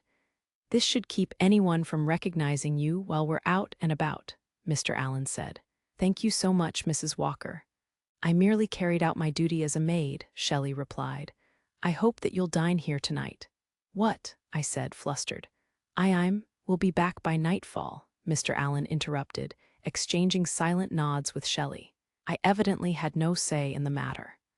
Between this exchange and the events at the villa, it appeared that Shelley had a great deal of faith in Mr. Allen. He must have done more in the north than Tina had written to me about in her letters. "Now shall we be on our way?" Mr. Allen said to me. "Mrs. Walker, would you send messages to the girls, my sister Karen, Lady Stella's friend Felicia, and Lydia, inviting them to dine here? I doubt I'll live to see tomorrow unless I return to explain matters to them." The royal capital was one of the largest cities on the continent, and it attracted people and goods not only from throughout the kingdom, but from neighboring countries as well. That was especially obvious of late, now that meritocracy was permeating the lowest levels of society. The working district on the city's northern side was thronged with immigrants from far and wide, those who hailed from the nations of the Southern Isles being particularly conspicuous, all out to make a name for themselves. The area was also home to many restaurants that served delicious food at low prices, not that I could take Lady Stella to them. It was hardly the safest part of the capital. "Here you are," I said, passing a frozen treat to the girl sitting on a bench. Mine was made with frozen milk, while hers contained seasonal fruits. "I'm certain you'll love it." Thank you very much," Her Highness replied. It was early afternoon, and we were in the plaza surrounding the great fountain in the city center. The space was lined with street stalls and branches of cafes, among which crowds of people came and went. I saw humans, beast folk, elves, dwarves.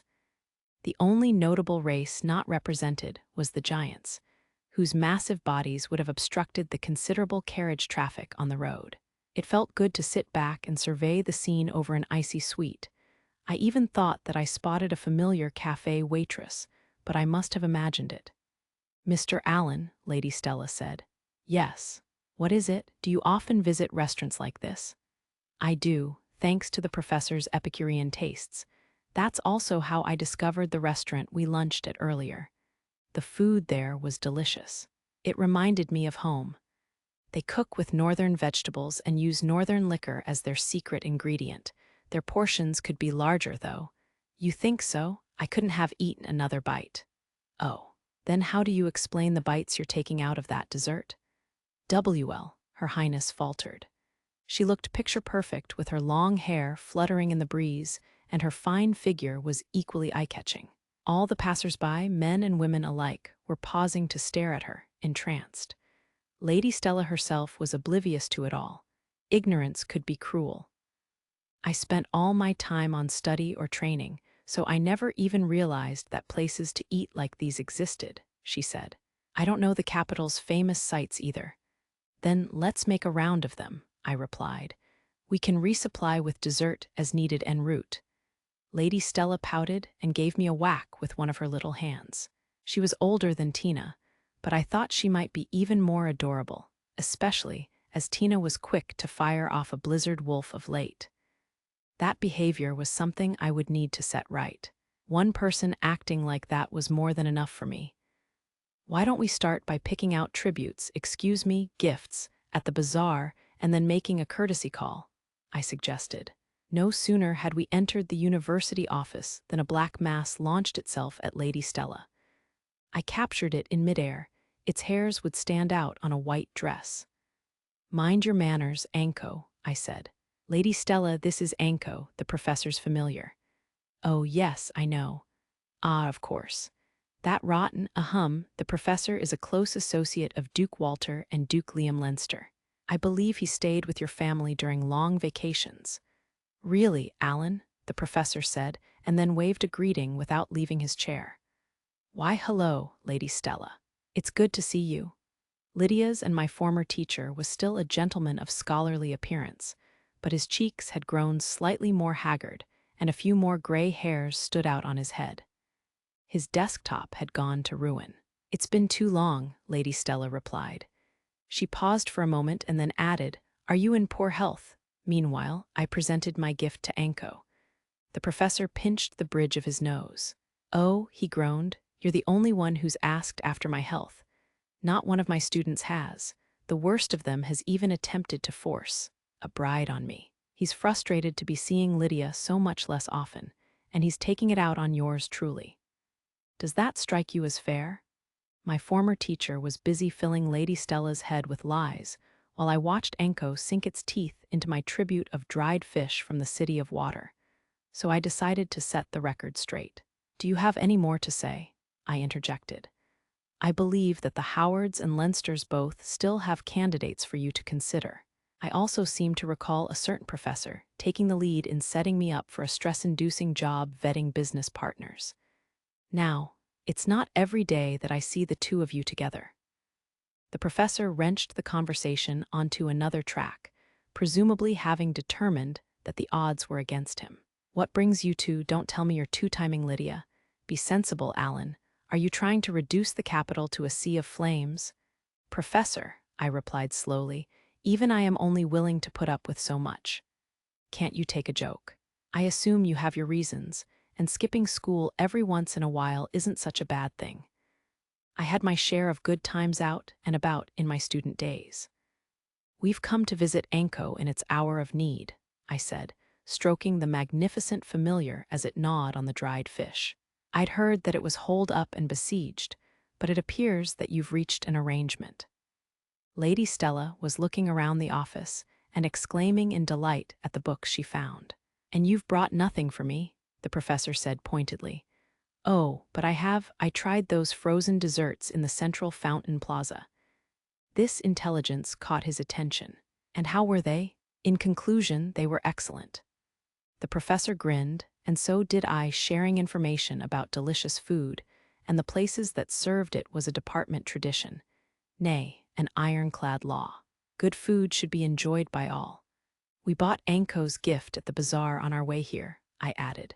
It was an entertaining experience. Sellers hawking their wares wasted no time latching on to Lady Stella, and we had no end of trouble when, Mr. Allen, I told you to keep that between us, Lady Stella cried, clamping her hands over my mouth with astonishing speed. A swaying lock of her bangs reminded me of Tina, while her panic was more like Ellie. I preferred this side of her to her usual imperturbable self. I gave her hand a light tap, at which point she released me, lowered the brim of her hat, and started twiddling her fingers. The professor let out a laugh. Stella is eye-catching, he remarked, and I've yet to fully explore the bazaar. Another reason for you to finish that decryption, I replied. Believe me, I'm well aware of that. Even as I weep day and night at the way my students treat me, and restrain my urge to murder that supremely twisted old elf, I deny myself the pleasure of my little Epicurean expeditions, so that I may slave away. We're planning to visit the cathedral later. Are there any nearby eateries you recommend? After a moment of affronted silence, the professor replied, Don't you think you're asking too much of me, Alan? And there's a cafe that serves delectable crepes on your way to the cathedral. You can even eat them while you walk. We'll stop by. Oh, by the way, I saw Gil. So I heard. I narrowly avoided being put on trial by my own students. I only managed to save my skin by tipping off the others about your meeting. Now, about Gil. The professor's expression grew troubled, unusual for a man who was generally causing trouble for others. He's caught up in something worrying. That said, it's neither your business nor mine at present. You mean it involves his house? Should I step outside? Lady Stella asked. You're the future Duchess Howard, the professor replied. You needn't worry. Of course, Professor. Show some sensitivity, or was that deliberate? Of course it was, that's just like you. I shouldn't have to tell you that the present Duke Algren, whose house defends the east of our kingdom, is an old man. Over the past few years, people have begun to discuss succession, and the Duke's 4 sons are all in the running. Including Gil? I asked. I doubt anyone would give him their support. He's the youngest son and a student besides. I'm told that he's favored by the Duke himself, but the ducal houses have adhered to primogeniture since the War of the Dark Lord. There's trouble on the horizon. Lady Stella stiffened. I almost put a hand on her shoulder, but stopped myself. It was a trap.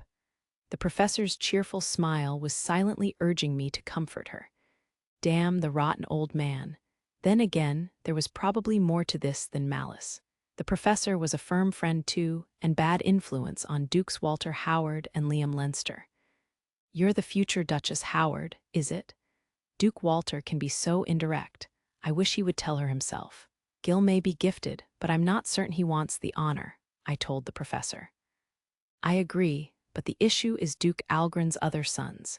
They're reasonably capable, but they're all staunch champions of aristocratic privilege and don't care who knows it. Rumor even linked them to Gerard. Duke Algren offered to oversee the prince's confinement in order to quash that gossip. The old duke's devotion to his majesty is beyond doubt, so he must have misgivings about the succession. Aristocratic society is so much trouble. Thank goodness I'm an ordinary citizen. I gave Anko a pet and then checked my pocket watch. My former underclassmen were due to arrive soon. Well then, Professor, we'll be on our way, I said. Lady Stella, all right, look what you've done, she's depressed. What? You want me to put an arm around her shoulders? I won't fall for that. Anko floated into the air and licked Lady Stella's hand, eliciting a little squeak from the young woman. Anko says for you to cheer up, I told her. Now, let's get going. Sweet crepes await us. The towering Cathedral of the Holy Spirit, which stood on a hill on the outskirts of the capital's western district, had a long history, in contrast to the majority of the kingdom's architecture, which had been constructed in the 200 years since the War of the Dark Lord. The cathedral was estimated to be more than 5 centuries old. Despite its age and the ivy that covered it, the building's exterior had been maintained in pristine condition, and it was still used for light-day religious services. Both, I supposed, testaments to piety. Religious fervor was not strong in the kingdom, but the cathedral was still the largest building in the city, excluding the royal palace. Those in the pontiff's domain, the church's homeland, and the famously devout empire might be even more impressive. Although it was growing late, many people from abroad were silently praying to the steeple. Lady Stella was surveying our surroundings with interest as she nibbled on her crepe. "Mr. Allen?" she asked. "Is something the matter?" "Nothing at all," I replied. "Lady Stella, please don't move." "What? Mr. Allen, you well." I wiped her mouth with my handkerchief. "There, that does it. You had a bit of cream on your face." Thank you," she replied, evidently flustered, and then began wolfing down the remainder of her crepe. She was apparently fond of sweet things, but hadn't indulged this fondness much because they were fattening. Although I'd found her light as a feather, and she had never spent her pocket money on sweets before. She looked a lot like Tina at times like this. Thank you for waiting for me to finish," she said. Let's take a look inside. It's quite crowded here." I offered her my hand, but she stared at it and froze. Was that overfamiliar of me? I see a lecture from Karen in my future. "Forgive me," I said, withdrawing my hand. "I suppose that was impertinent." "Oh, not at all." Lady Stella's gaze wandered back and forth between her hand and mine for a moment. Then she timidly extended her own hand and gasped when I gently took it. This side of her reminded me of Ellie. "We still have time, so let's enjoy ourselves," I said. Tea time until what?" she asked. "That's a surprise. I hope you'll like it." Lady Stella pouted to show her displeasure, but still gave my hand a squeeze.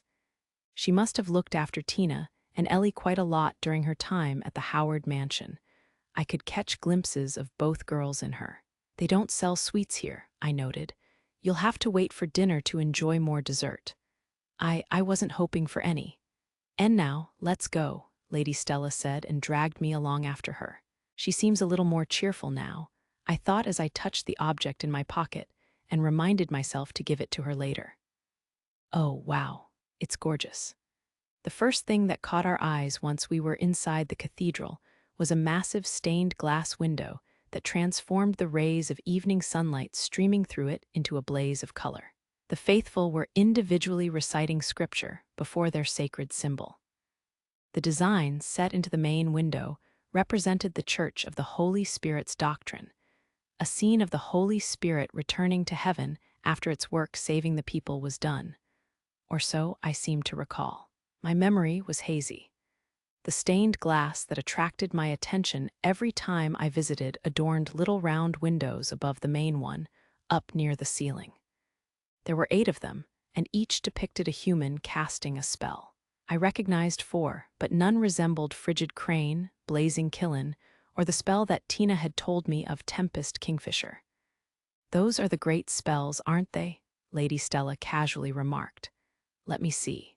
Starting from the far right, I think they're Thunderbolt, Falling Star, Resurrection, Radiant Shield, Blaze of Ruin, Watery Grave, Quake Array, and Dividing Wind." I stared at the young noblewoman in astonishment. What had those last 4 names been? Lady Stella looked puzzled, then blushed and lowered the brim of her hat. Please don't stare at me like that, Mr. Allen. Did I get it wrong?" "Lady Stella," I said, "who told you those last 4 names?" "My mother taught them to me. She used to tell me the heroes of old commanded incredible magic. Their spells are forgotten now, but they were quite real." "I see, your mother taught you." Once again, I had come up against Duchess Rosa Howard. There were no surviving documents worth speaking of, and to my knowledge, even picture books only showed 4 of the great spells.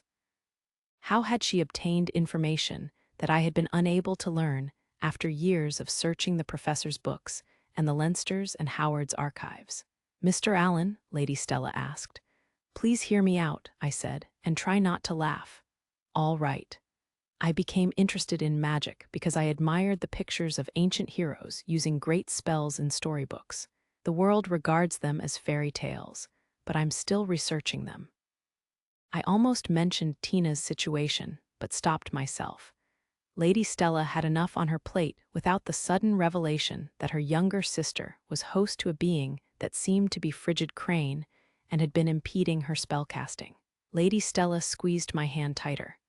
I believe in them too, she said. My mother told me about them, and I used to dream of casting a great spell myself. I also thought that supreme magic sounded more powerful than great magic. The young noblewoman giggled. Like sister, they were the same at heart. I patted her head, or rather her hat, as the sun set and mana lamps lit up inside the cathedral. Mr. Allen?" Lady Stella asked, startled. "I'm in your debt," I said. "I've just learned the names of more great spells. Allow me to show you a secret spot of mine by way of thanks." "Explain yourself. I demand an explanation." "Not so loud, Lady Stella." I put a finger to my lips to shush her, and she responded by giving me a sullen look and turning her head to one side. I took out my pocket watch. We were going to be late unless we got moving. "Now, allow me to escort you," I said. "Please don't tell anyone else about this, all right?" The sun had set by the time we exited the cathedral, but the area around it was still crowded. Talk about piety. We entered an alley beside the building, where I cast perception blocking and sound dampening spells on us. "Mr. Allen," Lady Stella said, confused. "Would you hold your hat in your hands and close your eyes?" I asked. Please. What? Well, I'm. Oh, now there's a funny face. Tina's been too wary to show me any lately. She must have gotten wise to my tricks." "Get ready," I said. "Oh, all right." Lady Stella hurriedly removed her hat and shut her eyes tightly, seeming far more tense than the situation merited. I gently wrapped an arm around her waist, much to her apparent surprise. "Don't worry," I said. "Please relax. It'll be over before you know it." "Okay." I glanced around just to be safe and saw that we were alone. Good. I controlled the ivy with a botanical spell and lifted us to the rooftop in a single bound. The light breeze felt wonderful as I seized hold of a flagpole and conjured several small, floating lights in the air. "Mr. Allen," Lady Stella cried, evidently alarmed. "You can open your eyes now, but please don't panic." "All right." Lady Stella opened her eyes and then gasped. She let go of my hand, possibly in surprise, so I wrapped an arm around her. "Whoa there. Here, grab hold of this," I said, taking out a handkerchief and wrapping it around the flagpole as a handhold for her. Thank you very much," she replied weakly. Below us was an enchanting view of the royal capital at night. The city lights were on, the moon was rising, and the stars overhead had begun to twinkle. It's beautiful," the girl said, gasping in admiration. "I've never seen anything like it. On nights when you can't sleep, be very quiet and watch the moon and stars. Then the elementals will show you the way. There's nothing to fear." "What?" "That was written in a picture book that my mother read to me a long time ago," I continued, making sure to keep my gaze facing forward. "I think it was about the saint and the magician. I never forgot it. I still come here alone to watch the moon and stars when I feel down, although I've never met an elemental." "Alone?" Lady Stella repeated. "Never with Lydia or Karen or with Tina and her friends. No one else knows about it. You're the first person I've told."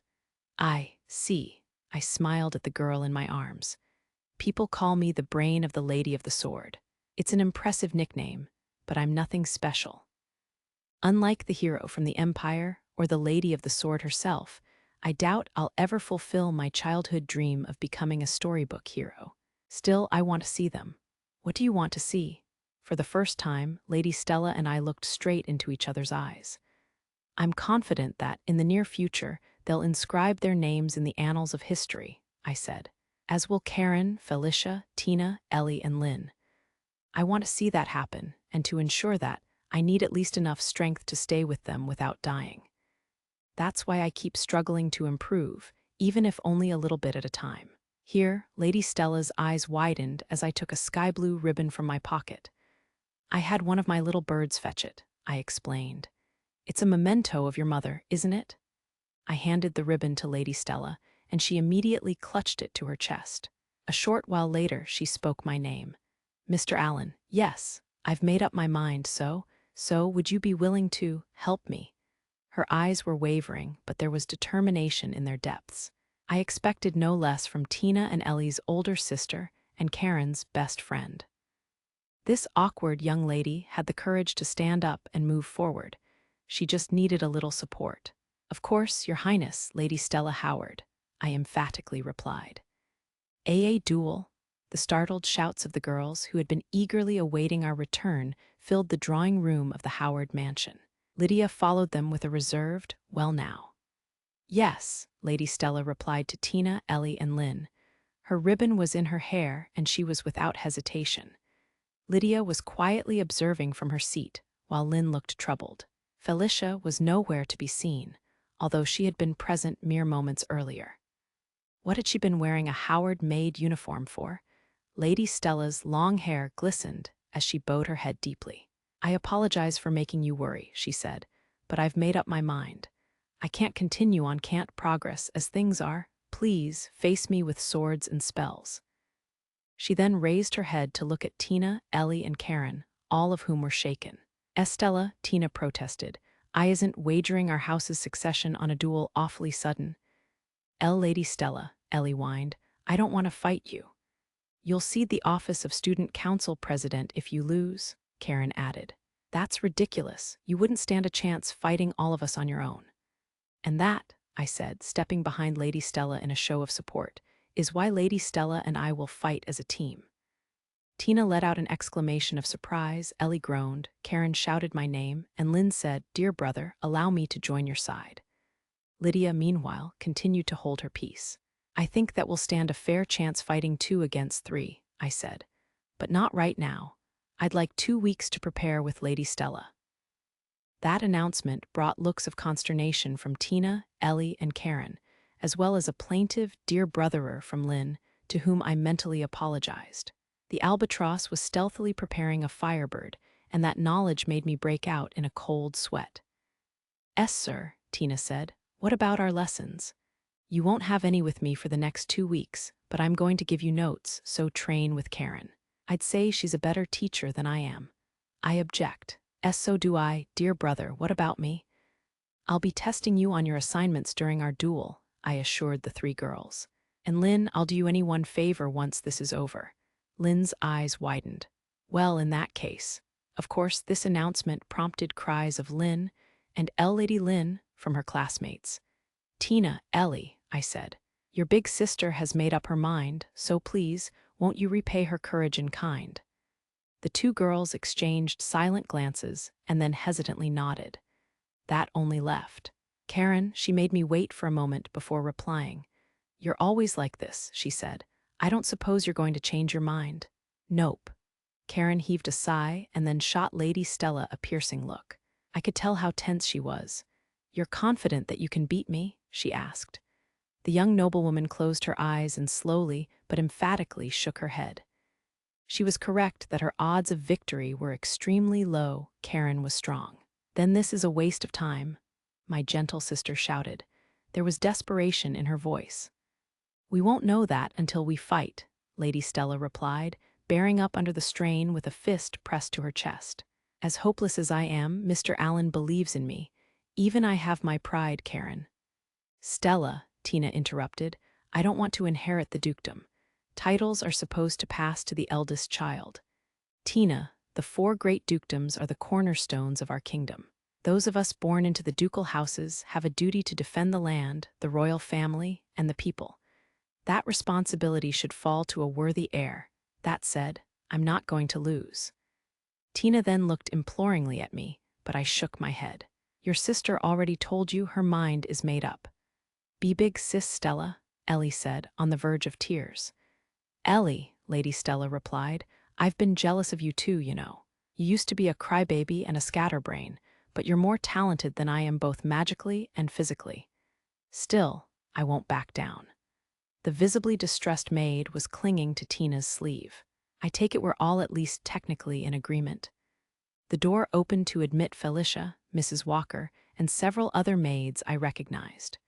Felicia was carrying a sheet of rolled-up paper, while the maids held fabrics.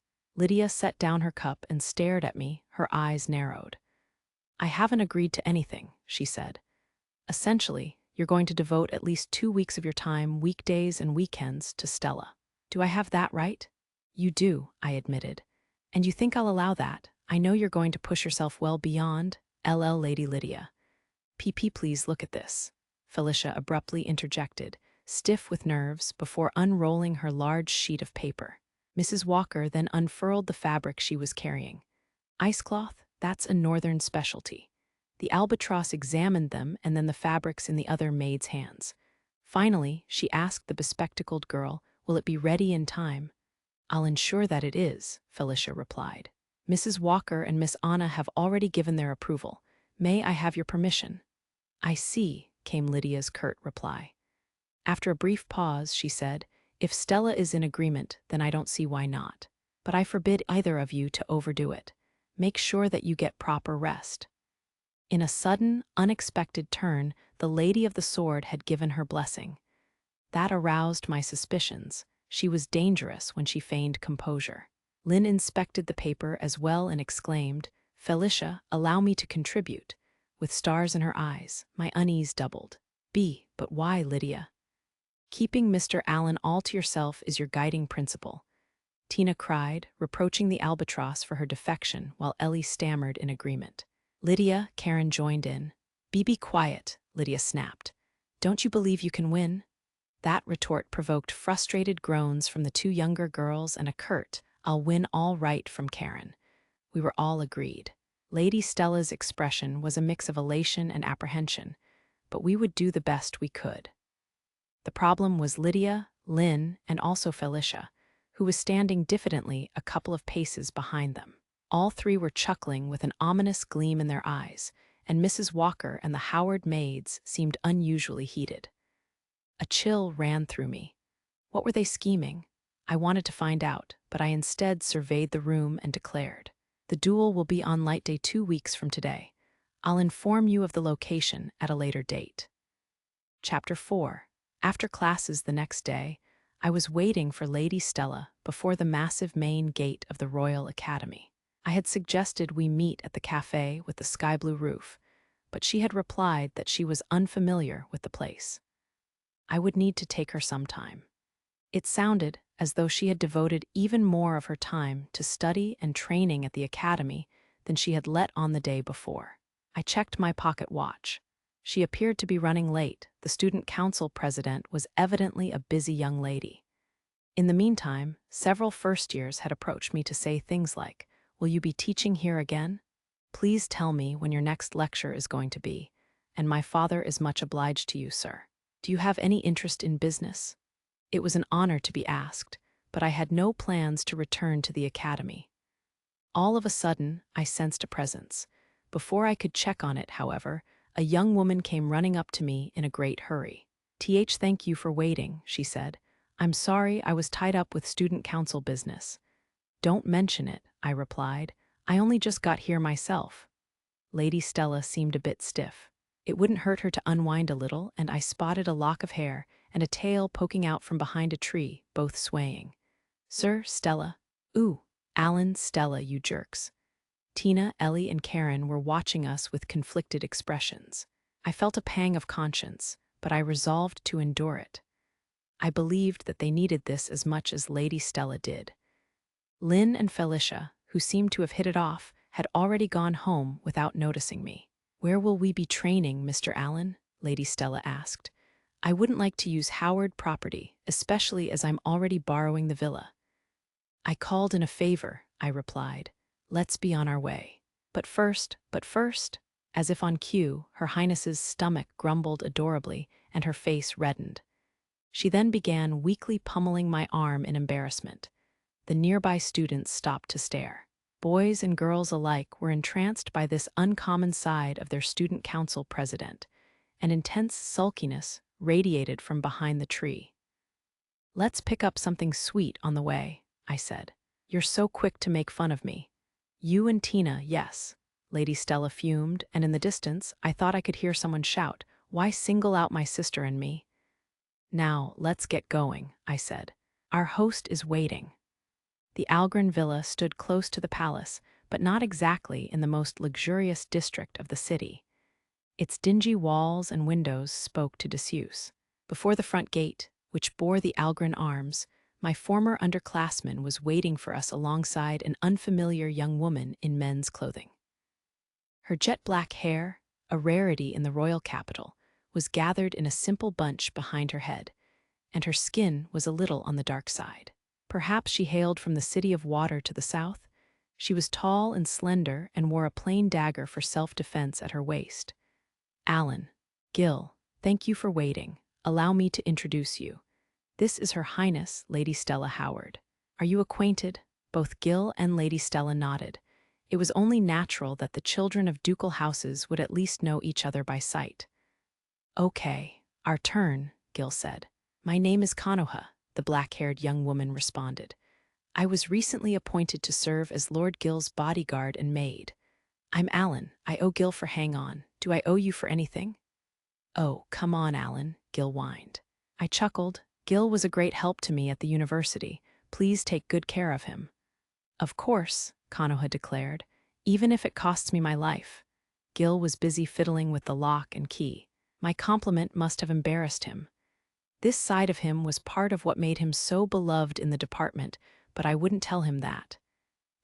There, the gate's open, he said. Come on in. I'll prepare tea, Konoha announced, vanishing into the house. So, you've got a maid bodyguard now? I asked my former underclassman, who was scratching his head in embarrassment. I tried to turn her down, okay. Come in, we followed Gil into the sprawling grounds. In fact, they were too sprawling for my liking. But while I quailed inwardly, Her Highness was unfazed. Financial sensibilities were one area in which I would never be able to keep up with the nobility. I'd expected the grounds to have been abandoned to nature, but they appeared well cared for. The plants had even been pruned. Gil, I said. I haven't done anything, he replied. I didn't seriously amp up the barriers, and I definitely didn't order the baths and things to be fixed up in a hurry after you asked me yesterday. He was impossible. Not that I wasn't glad. But what was the point of spending so much money on a villa that we were only going to use for 2 weeks? I see that your former underclassmen at the university are quite fond of you as well, Lady Stella remarked, casually summing up the situation.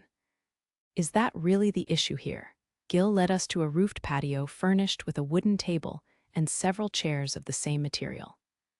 Ahead of us was a large, dirt-floored space, slightly lower than the patio, that would pass for an impromptu training ground. Gil was obviously avoiding my gaze. I was grateful, but there was such a thing as too much. Lady Stella descended into the spacious makeshift arena and began limbering up. She was raring to go. Thank you for letting us use this place, I said. Are you sure it won't be an issue? Don't sweat it, Gil replied. No one was using it anyway. As for the cost of renovations, forget about it. Gil, I wish you'd come hang out at the university when we're around. Everyone misses you. That was my schoolmate Gil Algren all over. There wasn't a malicious bone in his body. He wore his heart on his sleeve, and once he opened up to someone, he had the unwavering loyalty of a large dog. Very well, I said. I'll spend some time with you. Would you like me to bring Lydia along? I can do without the boss, Gil exclaimed. Then, under his breath, he added, anyone could predict the fiery hell that lead to. Did you say something? No, not a thing. Your student is waiting for you. All right, Gil, may I borrow a branch from you? I don't mind, he replied with a puzzled look. With a silent apology, I knocked a branch off a nearby tree and then used wind magic to fashion it into a wooden sword and wand. Once that was done, I descended into the training ground and squared off with the young noblewoman who was finishing her warm-up exercises. I very much liked the look on her face. Lady Stella, I called to her while drawing a small circle on the ground with my wooden sword. Why, yes. Please show me what you're capable of. What do you mean? I won't move from this circle. If you can force me out of it, victory is yours. I won't hold back, you know, Lady Stella hesitantly replied. I know you won't, and I'll counterattack as needed. Like this, for example. I waved my wand and activated a water spell from diagonally above and behind Lady Stella. It struck her on the back of the neck before she could even react, leaving her dumbfounded as she felt the impact's sight. That was merely an elementary spell, I said. I'm going to use every element that Tina, Ellie, and Karen can. I waved my wand again, completing my deployment of spell formulae throughout the arena, all ready for immediate activation. And the young noblewoman who had just drawn her rapier and wand couldn't see them. I was aware that she might struggle on our first day. No one found it easy to change their ingrained ideas. Now, shall we begin? I asked. Show me the best you can do. I've just returned, I reported with a bow to Lord Gill. Welcome back, Miss Konoha, he replied.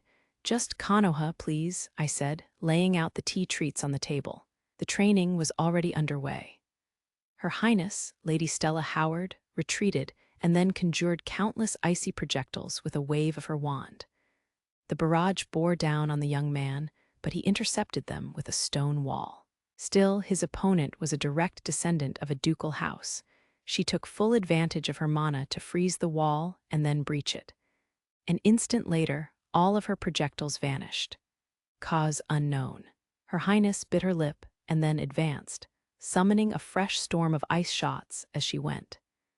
She appeared intent on challenging the young man at close quarters, using her spells to distract him from her charge.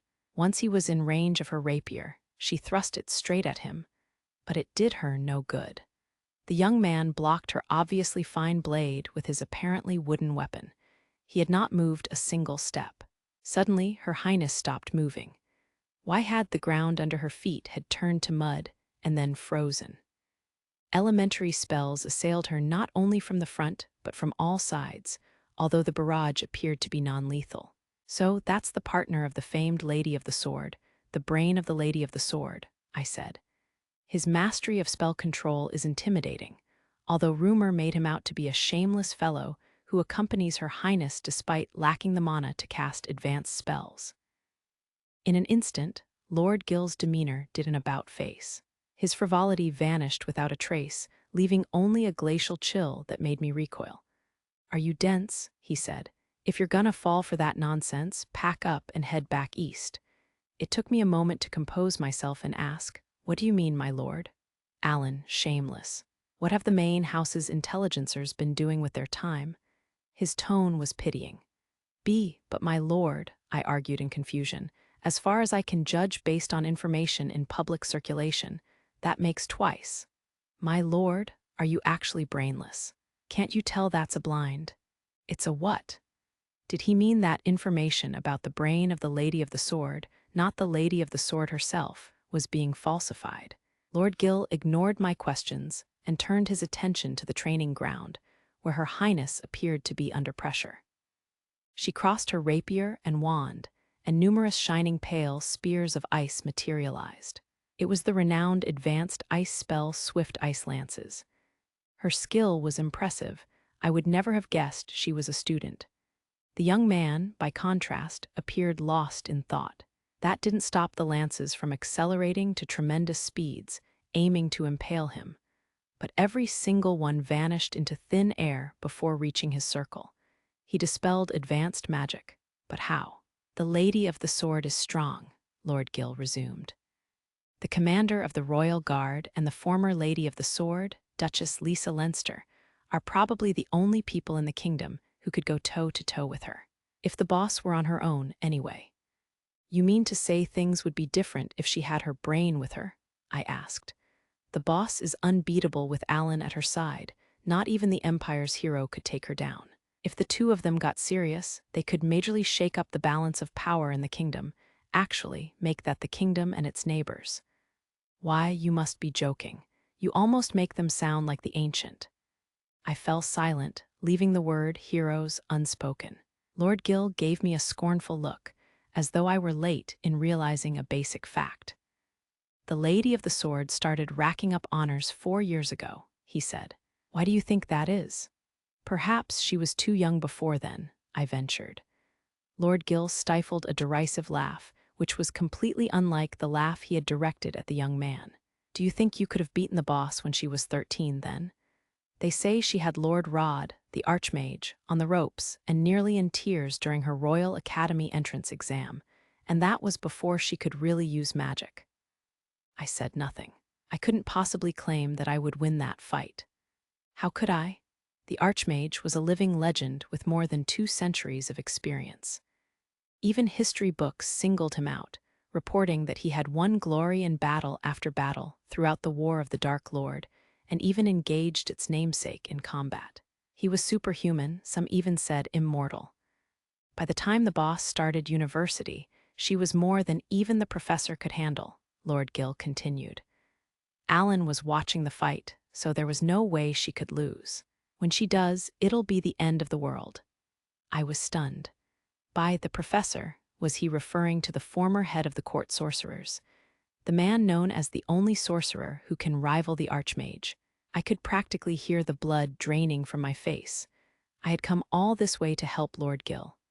Everyone's got it wrong. The Leinsters were the first ones to notice Alan, and do you realize how much he's done for them? Lord Gill asked. The boss inherited her nickname, and their house prospered.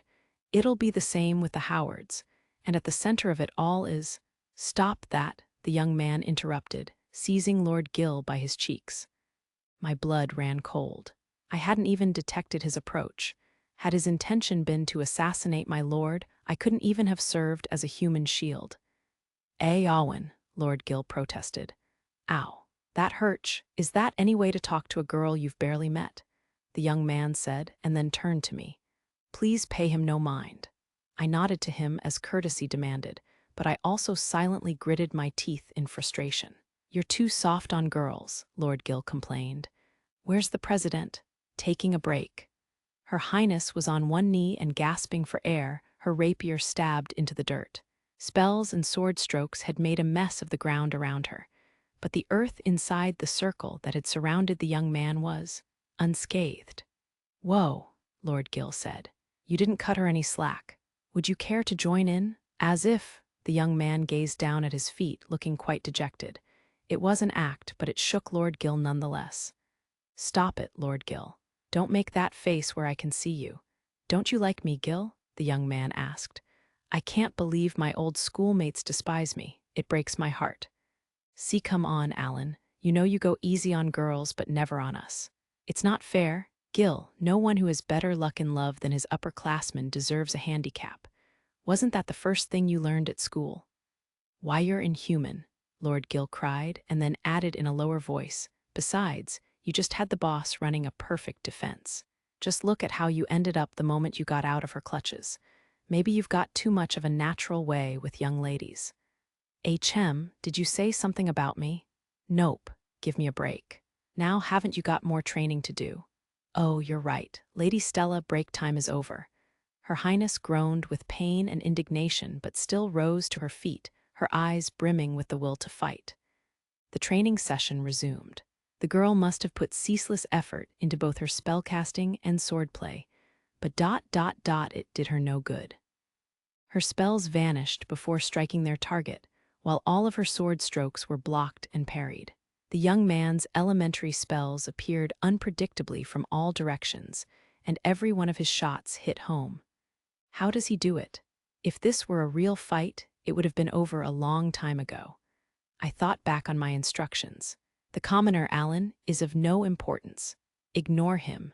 The movements of the Leinsters and Howards are your highest priority. We must learn how they will respond to our great cause. But these assumptions were incorrect. If we made an enemy of this young man, the plan was sure to fail. He demanded the utmost caution. I don't know what the main house is scheming, but I'm not gonna become a duke, my lord grumbled beside me. Dad just worries too much. There's no way my brothers are gonna try anything, and I want to stay on equal terms with Alan. No, you're wrong, my lord. They're going to use you.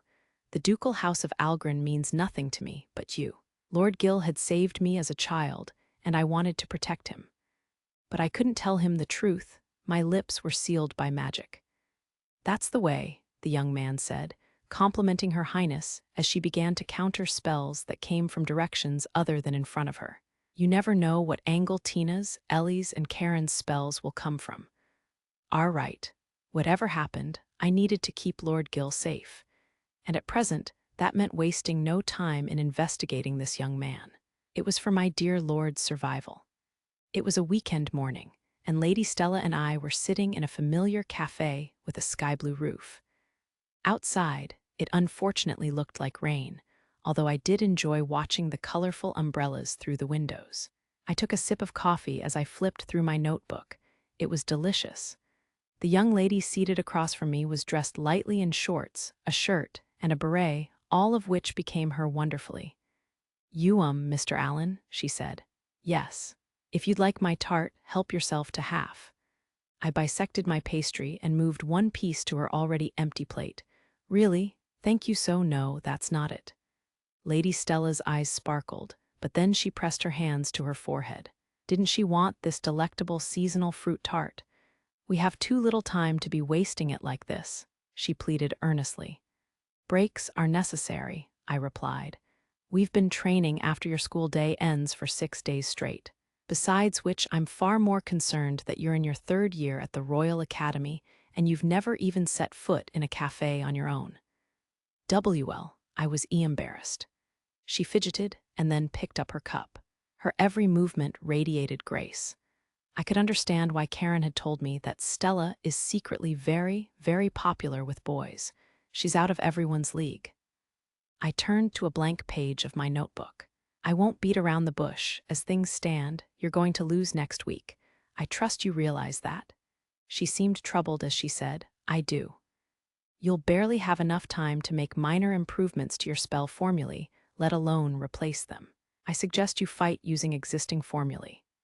But don't Tina, Ellie, and Karen use your spell formulae?" "Yes, they do." Then how can I compete with them unless I do the same?" Tina, Ellie, and Karen all used the new spell formulae with increased blank space that I had devised in lieu of established equivalents. That went for Lydia and Lynn as well. There were a lot of advantages to this, but someone who had practiced existing formulae for as long as Lady Stella would find it difficult to make the switch so quickly. The other girls had only managed to do so because they had learned my formulae before completing their basic magical education. "You've mastered advanced magic," I said with a shake of my head. "Trying to change formulae by force would pose a greater risk. We can at least revise the portions that limit you to forward deployment and activation, but I suggest we find other ways to bridge the gap." "Such as?" "Here." My pen raced across the page as I jotted down the chief characteristics of our 3 opponents. Tina, a typical rear-line fighter, somewhat lacking at close quarters. Ellie, a mid-range fighter who also excels in close combat, an extremely silent caster. Karen, essentially a frontline fighter but capable of battle at all ranges. Lady Stella was intently observing me write, but seemed to have difficulty reading my notes from where she was seated. I shifted to one side and patted the couch beside me a few times. Lady Stella shot me a questioning glance. "Sit next to me," I said. Oh, of course." The lovely young lady blushed and took the seat beside me, leaving a handspan or 2 of space between us. I caught a faint, noticeably floral aroma. Could it be her perfume? I resumed my explanation. "As you can see, there are no gaps in their formation. Tina and Ellie are in sync, while Karen primarily takes the vanguard but can fight at long range as well." Lady Stella paused before replying, "I know. You, Lady Stella, are an all-rounder. You can perform any role flawlessly. You also excel at activating multiple spells simultaneously." "I may do it flawlessly, but I can't do anything special," she demurred as she cut into her tart with a fork. Lady Stella compared favorably to others in her age group. Her swordplay hewed closely to the fundamentals, and her spellcasting was as steady as her personality. She had even learned 3 advanced spells.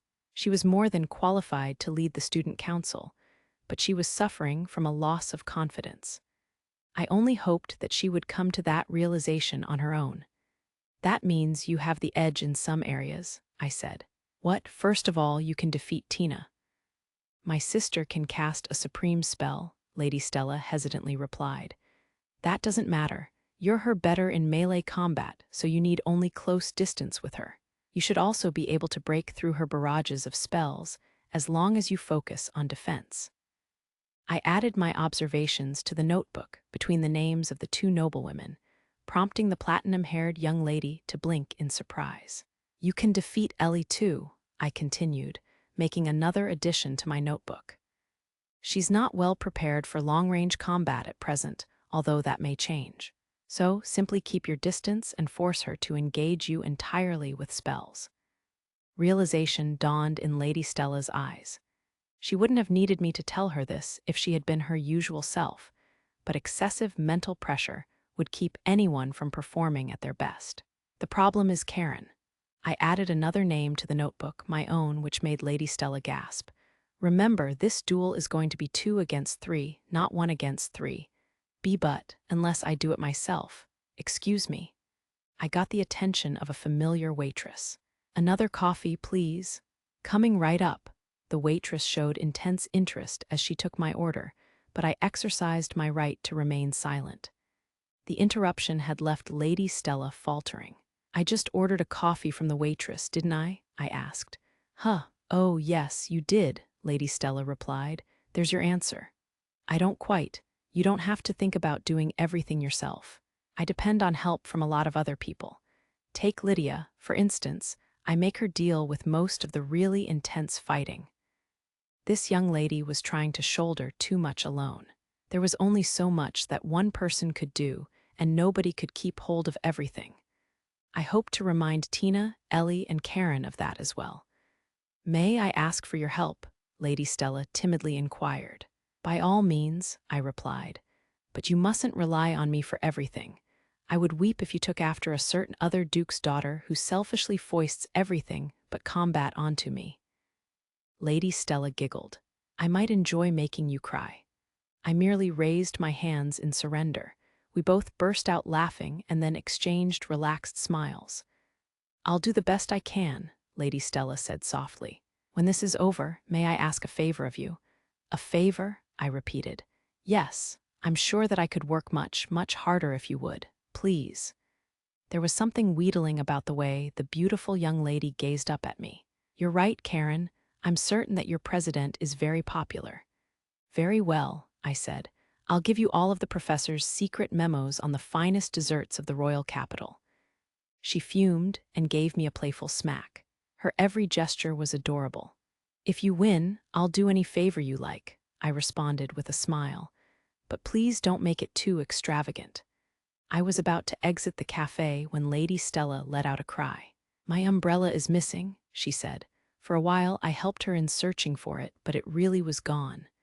Someone must have taken it by mistake. Behind the counter, the proprietor was saying something to the waitress, but all I could make out was "our." Got it? I wondered what they were talking about. It was still raining outside, so I offered my own umbrella to Lady Stella. Please feel free, I said. What? She asked, looking shocked. I couldn't possibly. The villa isn't far. I insist. What if you caught a cold? I'll run home. No, I don't know what I'd do if you fell ill. You're quite a stubborn student council president, and you're quite a stubborn private tutor. We were at an impasse. Neither one of us was willing to back down. The waitress approached us with a smile. Why don't you share an umbrella? She cheerfully suggested. We don't have any to spare. Lady Stella looked slightly confused, then darted a glance at my umbrella. Finally, her eyes widened. The waitress was all smiles. Well, I can't let her get soaked, I thought as I opened my umbrella and beckoned the young lady to join me. Excuse me, Lady Stella said, tripping over her words like Ellie. Despite her embarrassment, she joined me under the umbrella. Our shoulders collided, and she hurriedly withdrew, but then timidly approached again until our shoulders touched. She was blushing so hard that even her ears were red, and her face was resolutely pointed downward. Lady Stella, I said, beginning to walk. Yes, she slowly replied. Let's win. What do you say? Why, yes, let's. The information that we had shared an umbrella spread through the Royal Academy like wildfire, thanks to a student who had apparently been present in the cafe. The albatross had then caught wind of it and forced her way into my lodgings. But that's another story. Actually, her timing had been perfect, since there was a matter I'd been meaning to discuss with her in person. Still, I wondered what she had been measuring me for. I think that's enough for now, I told the winded young lady. We were in the grounds of the Algren Villa. The dirt floor of our training area was frozen in places, and the moon and stars shone in the sky. It was time to call it a day. Gil had pressed the key of the villa on me, saying, "I'll leave cooking, cleaning, and repairs to you. Help yourself to the baths too. And Alan, just try not to level the city." The nerve of him. Not that I didn't appreciate it. "Not yet, I can still." "Keep going," Lady Stella gasped, sounding as though she wasn't satisfied yet. "No, we'll call it here," I replied. "The duel is tomorrow, so go home early and get a good night's sleep." "But, don't worry, you made it in time." I pointed to the circle with my wooden sword. There were shards of ice inside it. She stared at it dubiously, then turned to look at me in silent surprise. "Lady Stella?" I asked. "Don't call me lady." She paused and then added, "It's taken 2 weeks." I shot her a quizzical look. "I finally landed a hit in your circle, Mr. Allen, even though you're mean and strict, and you're trying to get me addicted to sweets." "That strikes me as a mix of fact and fiction," I remarked. "And in that case, please don't call me Mr. It is not, and I couldn't. But you set me on the right path when I had lost my way. You truly are the kindest magician I could ask for." Her voice trailed off into inaudibility as she spoke. Where had all her excitement gone? "Stella, let's finish up here. If you'd care to join me in the baths." "I won't take one. I'm going to put this arena back as it was. Now my lady who's easily embarrassed and a poor liar. Mr. Allen, I hope we'll both do all we can tomorrow. The matter we discussed depends on the situation." "Oh, of course. Please go rinse off. Then let's go to a wonderful eatery in the Western District for dinner." I returned to my lodgings after escorting Stella to her villa and found the door unlocked. So, she's here. I entered to discover a Wolf Clan girl on my sofa, hugging a cushion and wearing one of my shirts in lieu of a nightgown. "I'm home, Karen. Welcome back," she replied after a brief silence. "You're early. Have you figured out a plan to beat us?" Good question. Have you eaten?" "I have." No sooner had I begun to remove my coat than she quickly approached me and took it from my hands. Despite her glum demeanor, she draped it over a hanger and stowed it in the closet with practiced movements. "I've whipped Tina and Ellie into shape," she said sullenly. "You're paired with Stella and outnumbered. I doubt even you stand a chance. Those girls are as brilliant as you said they were. I only have to introduce a concept to them for them to figure out the rest on their own. They're much faster learners than Stella is." "Karen, is that any way to speak?" She paused for a moment before curtly replying. "I don't care. I'm going to bed, and we're going to win tomorrow." Then she headed for the guest room. She must have been angrier than I'd realized, and that probably went for Tina and Ellie as well. I would need to make it up to them once this was over. I need to find some way to better our odds, I thought as I turned off the lights and made for my own bedroom. I'd received a reply to the letter I'd sent north by Griffin a few days prior, so I checked its contents and then tucked it away in a small box. Duke Walter was every bit as exasperatingly awkward as Stella. I set about writing down a spell formula in the notebook that lay open on my desk. I probably lacked the mana to so much as deploy it, but the door quietly opened. I continued to write while I sensed someone move to the bed and heard her slip under the blankets. "Karen, haven't I told you that you're not allowed to sleep in here?" I reminded her as my pen sped over the page. "I don't care," was her belated reply. "I'm exercising my natural right as your little sister." That was unambiguous, meaning that trying to change her mind would be a wasted effort. The albatross said much the same thing. Spending all my time with Stella on weekends, and after she finished class on weekdays, had made me realize something. Existing ice magic forcibly converted the elements of water and wind in order to manifest ice, but Stella's spells contained light as well, and not in a fixed proportion. It didn't stem from her spell formulae, so I could only guess at the reason. It was a trick of the elementals if ever I'd seen one. The only certainty was that the more light her spells contained, the greater their power and the less mana they consumed. Existing spell formulae were consistent in their performance, barring extreme differences in mana. That was why magic had become so widespread and also why it was in decline. But there was something different about Stella's ice spells. I sensed that Karen had moved to the edge of the bed, within arm's reach of me. She was apparently eager for attention. I closed my notebook, set down my pen, and turned to face my sister, who was looking uneasily up at me. "Alan," she said hesitantly, do you think Stella hates me now? She loves you. Felicia, Tina, and Ellie too. Then, why offer to give me her presidency if she loses? Tina and Ellie are acting nervous too. They're worried about what will happen if we win. I'll do my best, and the girls have been over your notes so many times they're practically in tatters, but I can't root for Stella like Felicia does." Karen's ears lay flat, and there were tears in her eyes. I reached out a hand to her, and she grabbed hold of it. "Listen, Karen," I said. "Stella was nervous." "Nervous about what?" "As a scion of a ducal house, she bears a heavy burden of responsibility. Seeing the girls and your growth, Felicia's decision, and Lydia and me made her lose faith in herself." Karen seemed to take a moment to mull that over. "I am who I am," she said. "Mom and Dad believe in me, and so do you, so I believe in myself." "I'm sure you do, but Lady Stella doesn't have anyone like that. She used to, but not anymore." My sister must have known about Duchess Rosa. I was certain that Stella had been precocious and level-headed. That had earned her the trust of the people in her life, but it had also left her unable to ask anyone to walk with her in the dark. She hadn't been able to bring herself to say the words. "Once this is all over, I want you to listen to all her worries," I continued. "Do that, and I'm certain things will be just fine." "All right," Karen slowly replied. Her ears had returned to normal. Now, back to work. "Alan, take good care of my best friend." "I will, and I want to sleep in your room tonight. You're so spoiled, but I've been so lonely." Her confession threatened to trail off into silence. She hadn't had a long conversation with me in 2 weeks.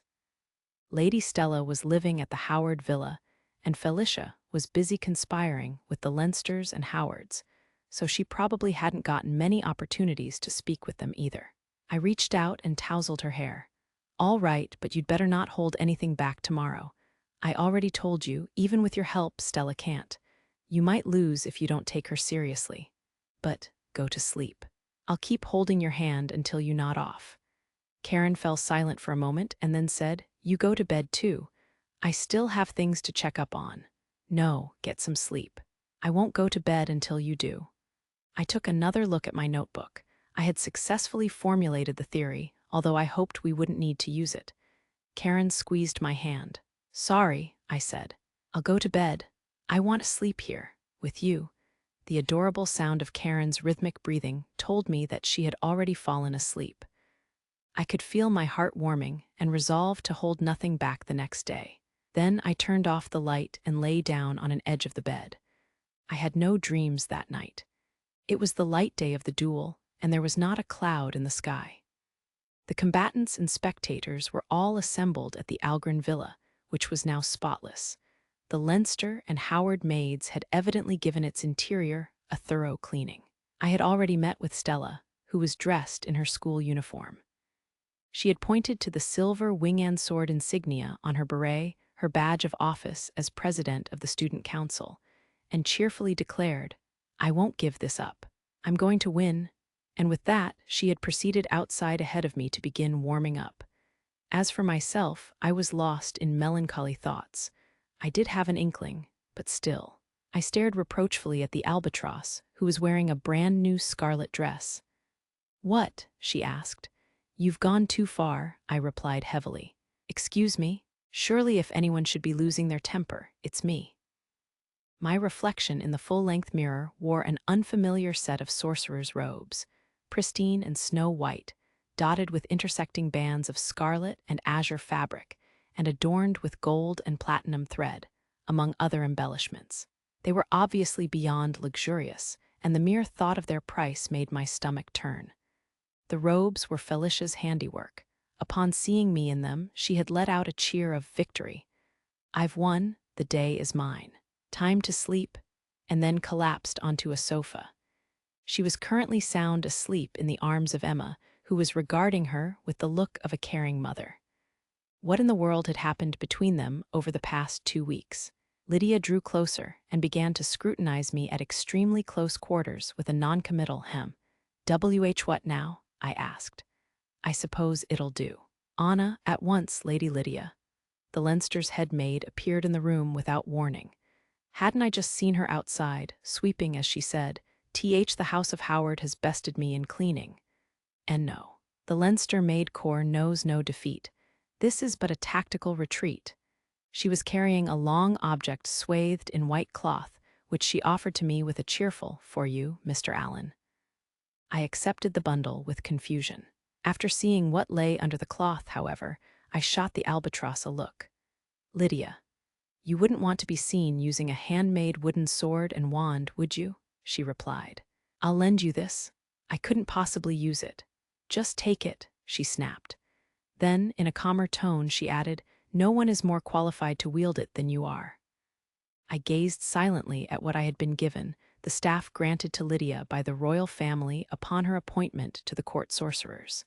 It was engraved with a number of enchanted sigils, although it appeared to be simple wood at first glance. "Thank you," I said at length, lowering my eyelids ever so slightly. "I'll borrow it just for today." "Keep it forever for all I care," the albatross replied. "It's mine anyway. Oh, that reminds me, Anna." "Of course, my lady," Anna chimed in. This time the head maid courteously held out a small box. Lydia took it and withdrew a scarlet ribbon, which she tied around the staff. She then picked up the wooden sword and wand that I had set down. "That's better," the albatross remarked. "If anything happens to it, I'll incinerate you, and I'll hold on to these as collateral." "Lydia," I said, "you do remember that I'll be going up against Karen, don't you? Do you expect me to believe you've gotten so rusty that you'd let my ribbon get damaged? Don't make this any more difficult than it already is." Anna was in the process of recording us, laughing all the while. Operation Dress Lady Lydia and Mr. Allen to the nines was conceived for the royal sorcerer appointment ceremony, she remarked. "I never dreamed that its true form would see the light of day. I can't thank Miss Foss enough." I looked at Lydia in silence. This is the first I've heard of it," she responded and turned her face away. "How's Stella? We've only had 2 weeks," I reported, smiling at her reaction. That wasn't even enough time for her to make the switch to new formulae. "And listen, if you cheat on me, what do you mean by that?" And Lydia, "Yes, thank you," that seemed to catch her off guard. "Excuse me," she finally said.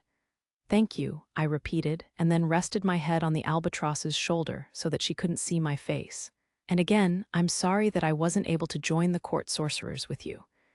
I was so certain I'd put that behind me, I thought, disgusted by my own weakness. "Dummy," she replied and gently embraced me. "I'm together with you and you're together with me. Where's the problem?" I sighed. "Nowhere, I suppose you're right." The door slowly opened, and there came a deliberate ahum. Fleeting snowflakes were vanishing in the face of plumes of flame. I heard frustrated stamping, but it was weaker than usual. "What do you think you're doing? Let go of him." Tina was glaring at us. She was dressed in her school uniform and seemed nervous. Ellie stood behind her, wearing her maid uniform and looking dejected. "I don't take orders from you," Lydia replied. "Now hurry along to the training ground. Shoo." At that point, Lynn staggered into the room. No sooner had she caught sight of me than her eyes widened, and she raised a fist in the air with a cry of success. We were justified. Her retinue of maids appeared to share her elation. We had only been apart for 2 weeks, but it felt good to see them all again. I signaled to Lydia with a glance, and she reluctantly moved away from me. "Tina, Ellie, Lynn," I said. "How have you been?" "What do you want, sir?" Tina replied. "You're our enemy. Well, no, I know you'll always be on our side, but you're our opponent." "That's right. You're our opponent, and I refuse to fraternize with you. Kindly bow down before the tactics we've devised to vanquish you." "Lady Tina, Mr. Allen," Ellie said. "Dear brother," Lynn interjected. "Felicia, the Leinster and Howard maids, and I have accomplished our task, and I'm not one of your opponents." Therefore, she flung herself at me with a cheerful shout. The disheveled state of her red hair told me how hard she had been working. "Easy now, Lydia. Lynn is your sister, remember." Thank you for the clothes, I said, catching the young noblewoman. They're magnificent, although I don't know whether they suit me. They suit you to a T. You look marvelous. Now, dear brother, place your hand right here. Lynn seized my hand and began moving it toward her head. Now I've had it, Tina said, letting her outstretched hand fall to her side and then clenching it. Oh, Mr. Allen, Ellie added, following suit. Quiet, you're making a racket, Karen snapped as she entered the room. She wore her school uniform with the silver wing and staff on her beret that marked her as the student council vice president. Her eyes widened when she saw me and then took in Lynn. Lynn, this is hardly the occasion, she chided. It's time. All right, I replied. Lynn. Of course, dear brother, the red-haired young noblewoman chirped and obediently stepped away from me. Move to the arena, Karen instructed Tina and Ellie. We have important matters to attend to. All right, both girls replied reluctantly, sounding unhappy but determined. I realized that they must have been finding this difficult, but I was confident that Stella would be able to get through to them now. I nodded to Karen. Don't worry, it's going to be all right. If you let your guards down, we'll lose, Karen warned the girls, aiming to rouse their spirits. I take it you're prepared. Why, yes, ma'am, Tina and Ellie replied in unison. We're going to win? Yes, ma'am. Let's move. Yes, ma'am, Karen, Tina, and Ellie left the room ahead of us. I was just thinking that I ought to follow them when hands seized both my arms. You're coming with us, the albatross informed me. Dear brother, why did you arrive in Karen's company this morning? I decided that our discussion could wait until after the duel. Gil greeted us at the rest area in front of the training ground. His maid attendant with a predilection for menswear was nowhere to be seen. Stella, Tina, Ellie, and Karen were already in the arena. Good more, Allen. Not another word, I replied. Don't tell anyone and don't record me. I'm well aware that I look ridiculous. You look great, man, Gil exclaimed. Whoever made that outfit is a god, I staggered. Did he realize what he was saying? I was the one who would have to pay the price. Felicia was still clinging to Emma, but that didn't stop her from ducking out of Gil's sight and mouthing, "Any requests?" to me. No, thank you. Contrary to my heartfelt wishes, Anna and Mrs. Walker, those two great leaders, were engaged in a worrying conversation. I overheard Anna say, "May our house take the lead in the next outfit?" Only to be met with a disapproving, "I cannot agree to that. I suggest you dedicate yourself to the fundamentals of cleaning." That left her reeling. I prayed that their plans would come to nothing. Where is your maid attendant? I asked Gil. I'm expecting some serious spells, so I figured it was best not to bring her, he replied. The ducal house of Algren was a military family, but I doubted they would steal any secrets. You needn't worry. Well, I do. Oh, I don't think I've met the girl with the glasses before. I'm Gil Algren. Felicia looked startled and stammered. I'm Gil, Lydia interjected. Where is my greeting? B-boss. How do you? Poorly, thanks to a certain former underclassman who's forgotten his manners. I don't believe that for a minute. You've got Alan looking all dressed up and you're in a dress yourself. I bet you're planning to watch the recordings after. A dagger of flame shot through the air, reducing several hairs of Gil's bangs to ash before striking and stabbing straight through a nearby pillar. Lydia took a seat, crossed her legs, and rested one elbow on the table, looking every inch the villain. Lynn imitated her pose in the seat beside her. You were saying? Lydia asked. Not a thing. Gil was standing at attention and shaking like a leaf, which had been a familiar sight during our days at the university. I withdrew a scrap of notepaper from my pocket and handed it to him. Alan, he asked, eyeing it quizzically.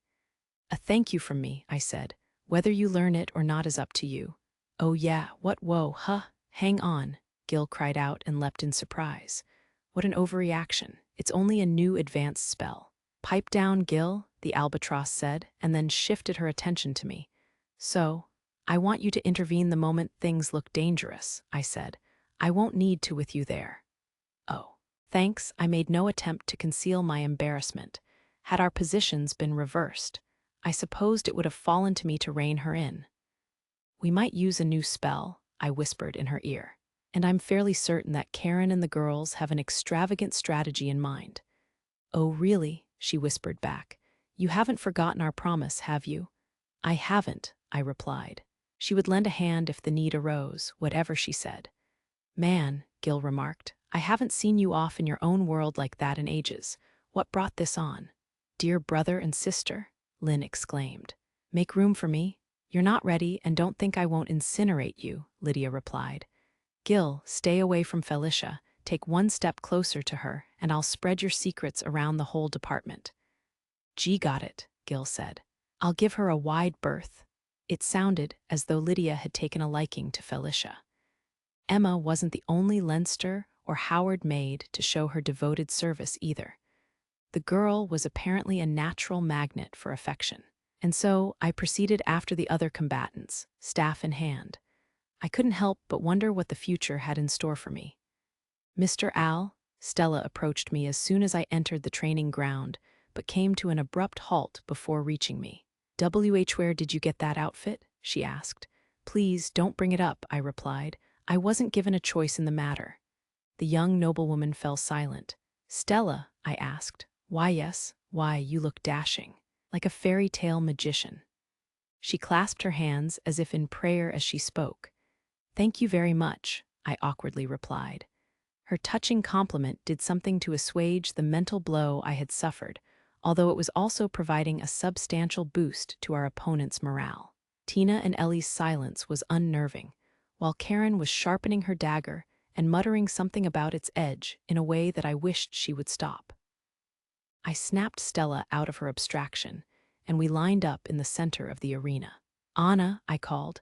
The Leinster's head maid appeared with a cheerful everyone's favorite Anna at your service. Would you please give the signal to begin? Certainly, sir. Before our battle could commence, I launched a number of magical orbs at Tina, Ellie, and Karen. Karen dispelled them all with ease and an interrogative, Alan.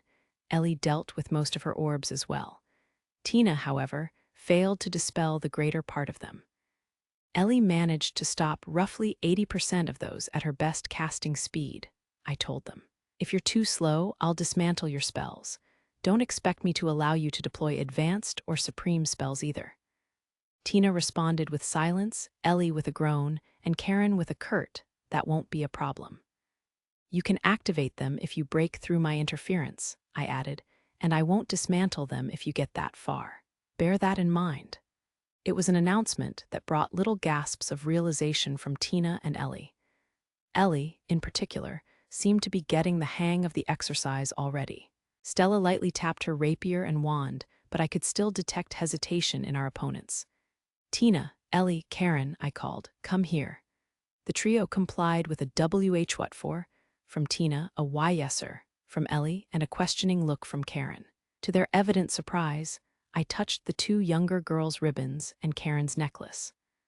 All three of you command such powerful magical defenses that I doubt you'll be in any danger, I said. But I'll protect you if I judge that you're at risk. So please show me the full extent of your abilities. We will, came the chorus of answers. Please step back, Anna interjected. We obediently retreated and faced each other at a distance. Now, the wait is almost over. I wonder how the girls have grown under Karen's instruction. The head maid lowered her hand. Begin. Stella unsheathed her weapons. I, meanwhile, struck the ground with the ferrule of my staff and silently cast a spell. It was time to check my student's progress. Begin, the Leinster's head maid shouted before immediately vanishing. I drew my rapier and wand, then promptly began weaving several spells as I sank into a combat stance. Stella, Mr. Allen shouted to me. Watch your right. I responded by twisting my body to evade two dark shapes that shot past me. They were a pair of black lions about as large as medium-sized dogs, and they had sprung from Ellie's shadow. Were they magical creatures adapted to combat? Hang in there, Ellie shouted. Her lions roared in answer and turned to face me. Karen drew her dagger and then swung it horizontally, while Ellie spread her arms. Sparks of violet lightning and faint gusts of wind blanketed the entire arena. Large-scale magical camouflage. But why? I had no time to ponder the question. The trio were concentrating their attacks on Mr. Allen. Alan, have at you. Karen and Ellie speedily closed in on him, the former swinging her dagger and the latter her fists. Prepare yourself, sir, Tina shouted as she deployed a fierce barrage of spells. The majority of her numerous spell formulae collapsed, but some activated and unleashed a hail of icy projectiles. She must have planned to overwhelm Mr. Allen with sheer quantity. Just as we'd predicted, Karen and Ellie were engaging us at close and medium distance, while Tina provided long-range support. The magical creatures represented their only attack on me. Whoa there, Mr. Allen responded with evasive action, but Karen gave chase with Ellie and the storm of ice shots, hot on her heels. He never bothered to dodge during our forget that. I need to concentrate. I waved my wand and fired a rapid burst of the elementary ice spell Divine Ice Shot, keeping one lion pinned down while I sprinted toward the other. My target charged at me. It leapt and swiped at me with its forepaws, but I ducked to avoid the blow, thrust my rapier into its belly, and fired an icy blast from my wand. A direct hit that caused the lion to disintegrate. That's when taken, the second lion wove its way through my barrage of ice shots and bore down on me from behind. I half-turned, bringing my rapier scything into its belly. I did it. All of a sudden, some advice that Mr. Allen had given me in the cafe flitted through my mind. You're never more vulnerable than the moment you think you've succeeded. I cast a spell behind me without even looking, bringing down the third lion with a piercing arrow of ice. I scrutinized my surroundings, but that seemed to be the last of them. Karen, Mr. Allen remarked, your attacks need more variety. I'd suggest mixing in a kick or two. And I'm amazed that neither you nor Ellie have cast a spell since that camouflage. What are you scheming? My ordinarily cool-headed best friend growled as she was put at a disadvantage and forced to retreat in the blink of an eye. A moment later, Ellie let out a shout as she attempted to take Mr. Allen by surprise with an attack from behind. You have a good eye for openings, Ellie. The maid yelped in confusion as Mr. Allen caught her arm and sent her flying with a perfectly executed throw. But your strike was sloppy, and as I've warned you before, shouting ruins the element of surprise. Aren't you going to use any offensive spells? How about enchanting your fists or conjuring more magical creatures? Ellie maintained excellent posture in midair and landed in front of Tina, impressed but not surprised. I could practically see a big tail wagging behind her. Tina's ice shots pelted Mr. Allen from all sides, but mirrors of flame materialized to intercept them, much to her apparent consternation. You pretend to be surprised, Mr. Allen said, leaping to a spot beside me just before icicles sprouted from the ground where he had once stood. And then strike with an intermediate spell under the cover of enough elementary spells to ignore my interference. Not a bad plan. Tina fumed. I was astounded. Mr. Allen was incredible. He far surpassed my wildest imaginings. Stella, he instructed me, stick to the plan. I will, I replied. Tina, Ellie, Karen. I can't blame you for taking me lightly, but don't forget, I've had the benefit of Mr. Allen's uninterrupted instruction. I'm more capable than you think. There was genuine fighting spirit in the trio's eyes. This was where the real battle began, and I would do what I could to the best of my ability. I waved my wand and cast the elementary ice spell Divine Ice Arrow. Then, while it flew at Ellie, I sped toward Tina as fast as my legs would take me. You'll have to do better than that. I'll stop her. Tina and Ellie attempted to intercept me with spells, but every one of their formulae vanished. Too slow, Mr. Allen remarked. That won't do. That many at once, Tina exclaimed. Ellie let out a cry as my spells bombarded the ground around her. I'd succeeded in pinning her down, which only left. Ellie, Tina shouted, whipping toward me. How dare you?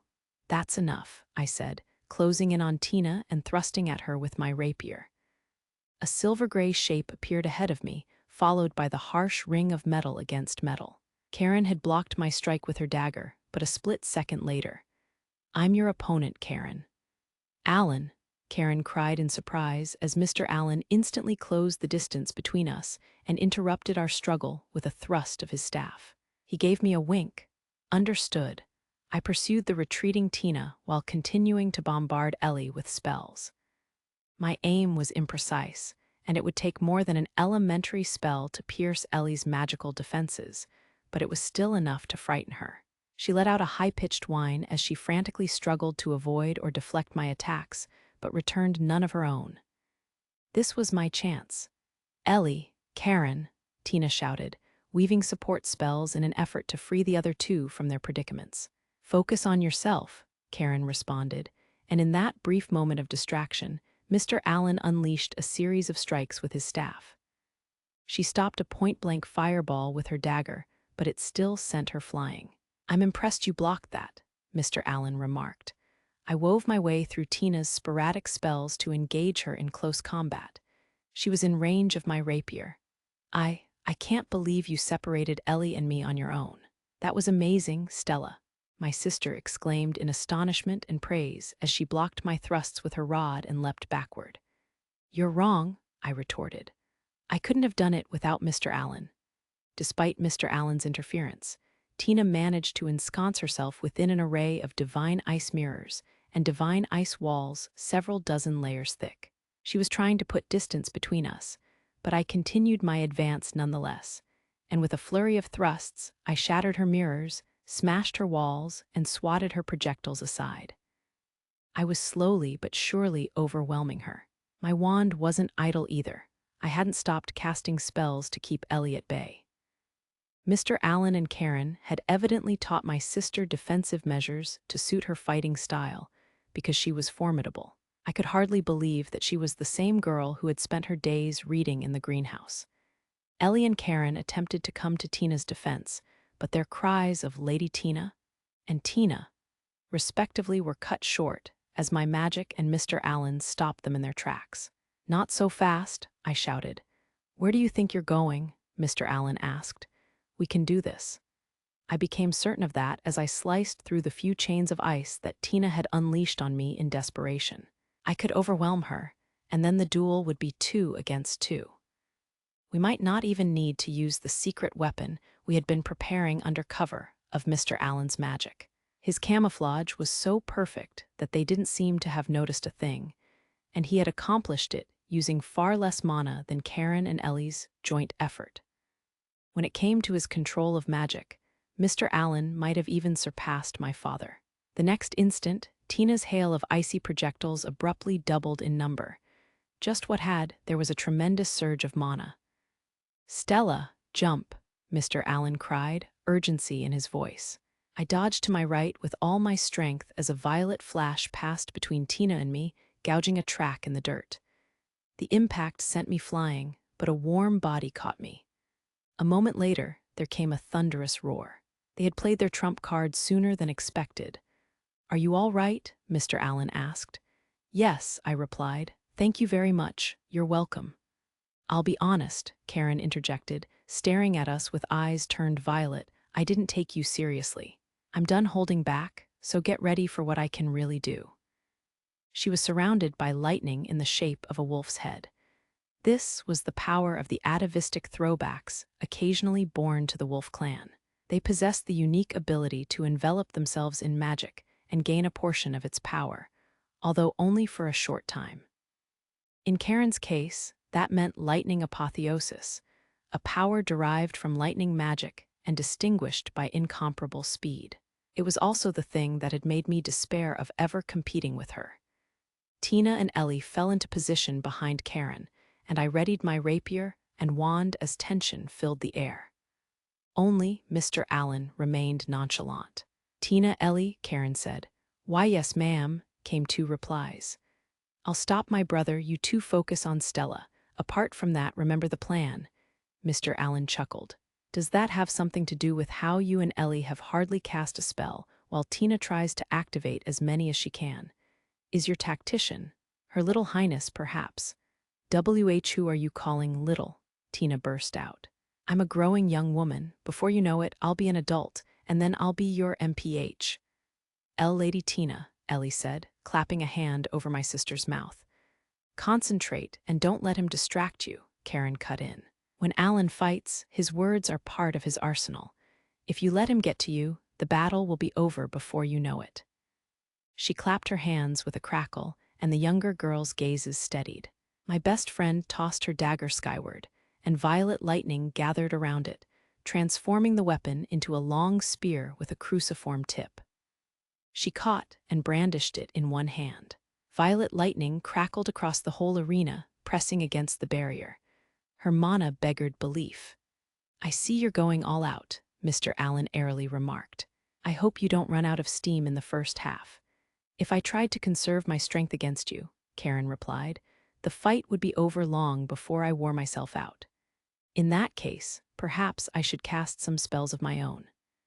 Mr. Allen conjured a myriad of the elementary light spell Divine Light Shot with a sweep of his staff. They bore down on Karen, but then, all of a sudden, she was gone. The next thing I knew, Mr. Allen was in front of me, stopping her lightning-quick thrust with his staff. I'm her target. Her spell landed behind me, where it raised a cloud of dust. How could she be faster than light magic? Violet lightning formed between the pair of them and scattered across the arena. "I won't leave you any openings, and I won't hold back," Karen said. "I'm going to win, and I won't even give you a chance to cast that spell you've been preparing on the sly." "Spell? What spell?" Mr. Allen replied.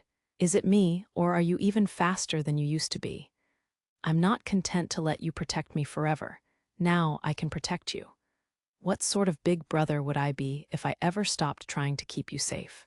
There, Mr. Allen knocked Karen's spear aside and began to deploy a spell. "You won't use any magic on my watch," Karen shouted, shredding his formulae with a series of strikes too fast for my eyes to follow.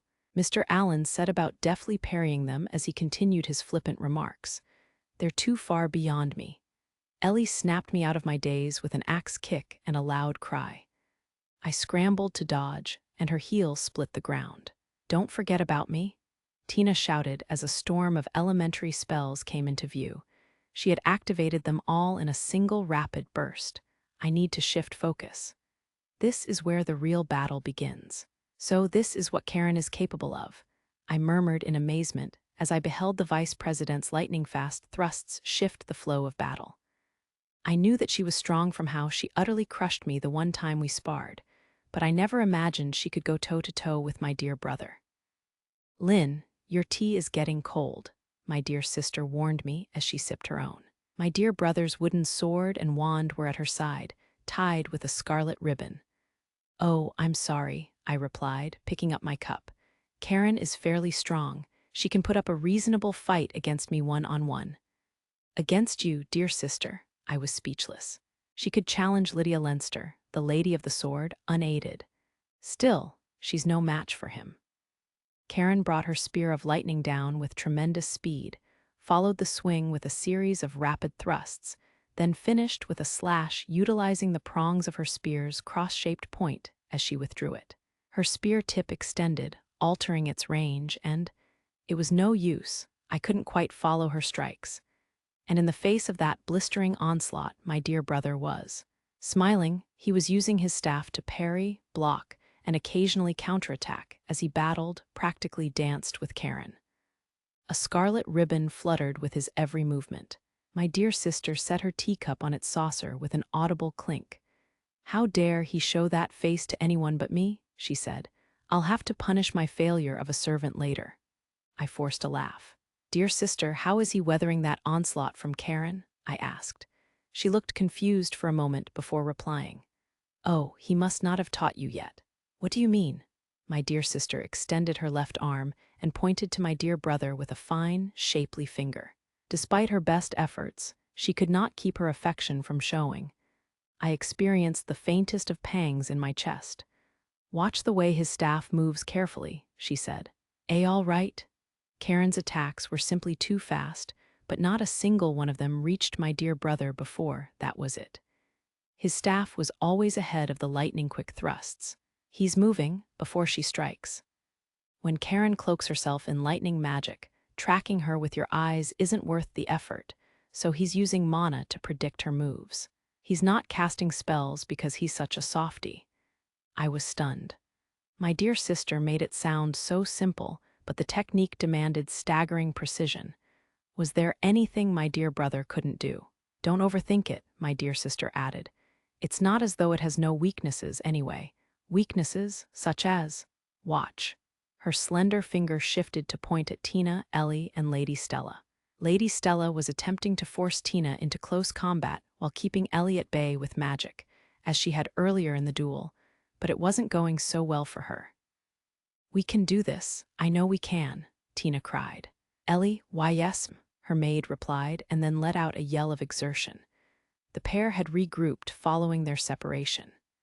Now, Lady Stella was confronting Ellie, who was acting as Tina's front line and shield.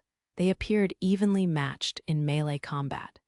But Miss First Place had significantly stepped up her magical support in comparison to her earlier efforts, and the ferocious bombardment was taking its toll. This situation brought the difference in their firepower to the fore.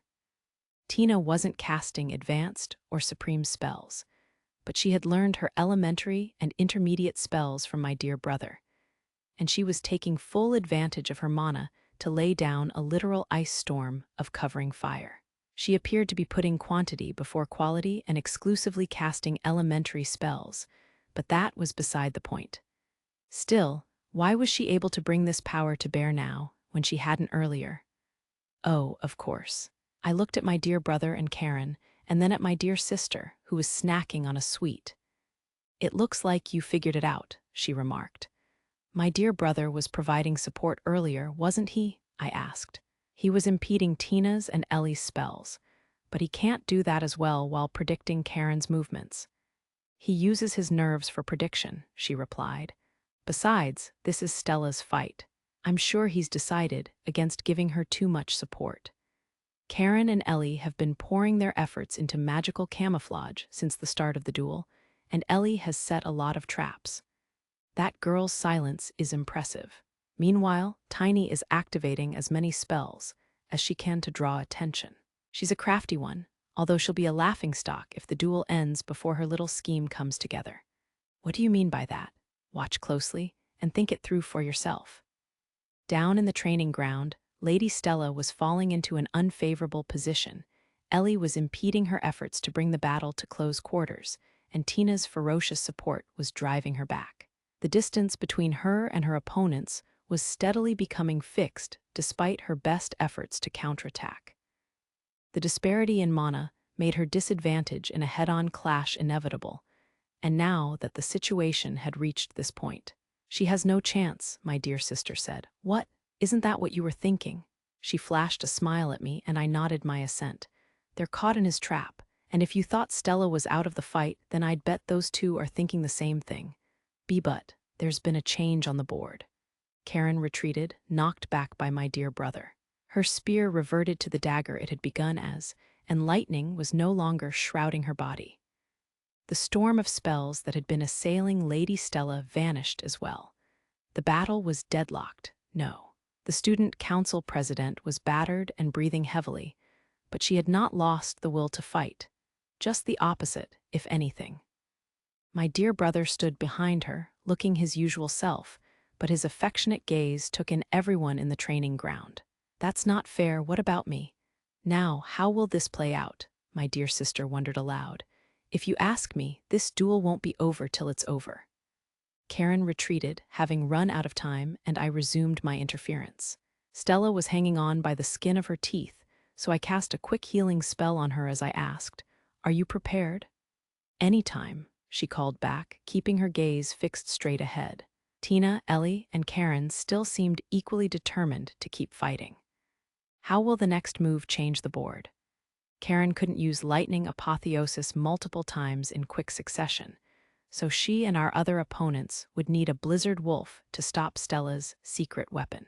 Against any ordinary opponents, our victory would be assured. Unfortunately, my trusty students and sister were anything but ordinary. The student council president touched her school beret. Chunks of ice came hurtling toward her, but I blocked them with fire. Mr. Allen?" she asked. "Take deep breaths," I said. "Relax." "All right." As we spoke, a hail of icy projectiles got past my interference and struck around us. Tina was finally adding icicles to the mix, it seemed. Not so loud, I chided, putting a finger to my lips. Your sister needs time for her breathing exercises. Sir, Tina shot back, I know that Stella is pretty, but two-timing is a serious offense. You'll ruin my reputation, but thank you for waiting. Stella, I'm ready now, Stella shouted, stepping forward with her rapier and wand crossed. Now, let's give them a surprise. I halted the multi-layered magical camouflage I had been maintaining since the start of the duel, unleashing an eruption of azure mana flecked with white as three massive spell formulae rose into the air before Stella. They represented a pair of gargantuan icicles, countless gleaming, frosty spears, and a ferocious blizzard. The young woman whispered the names of the spells: twin icicle pillars, swift ice lances, imperial ice blizzard. Advanced spells, Tina and Ellie exclaimed, taken aback by the sudden turn of events. I knew it, Karen muttered. I don't think you have time to waste on shock, I told them. How will you defend against 3 advanced spells cast simultaneously? Tina, Ellie, Karen, Stella shouted. This is all the power I can muster. Stop it if you can. Bitter cold raged through the training ground. I was just thinking that I had better prepare to intervene when Karen defied my expectations by entering lightning apotheosis for a second time. She conjured a spear of lightning and planted herself in the way of the blast with astonishing speed. Stella unleashed her spells while Karen became a flash of light. You won't beat me, they roared in unison. It was a clash of pride, and they crashed into each other in the center of the arena, creating a shock wave as ice and lightning intermingled. I backed away, deeply impressed by my sister's continuous progress. Still, she must have been nearing her limit, because the violet lightning she had been laying down throughout the duel had vanished. I know this mana. With a spirited cry, Ellie came hurtling down on me out of the air, her legs wrapped in wind. A levitation spell. I used my staff to block, but chains of wind closed in on me from all directions, holding me motionless for a fraction of a second. As the breeze faded, 4 black lions sprang out of the ground to set upon me from 4 sides. I quickly dismantled the chains, pelted the lions with divine fire shots, and pushed Ellie back. But I could hardly believe she had kept so much concealed for so long. Of course, Ellie had spent the beginning of the duel fighting almost exclusively with martial arts. No doubt, so that she could focus on making her spells even more silent than usual, while also working with Karen to camouflage them. Tina had similarly been casting only elementary spells, so that the 3 of them together could create this fraction of a second.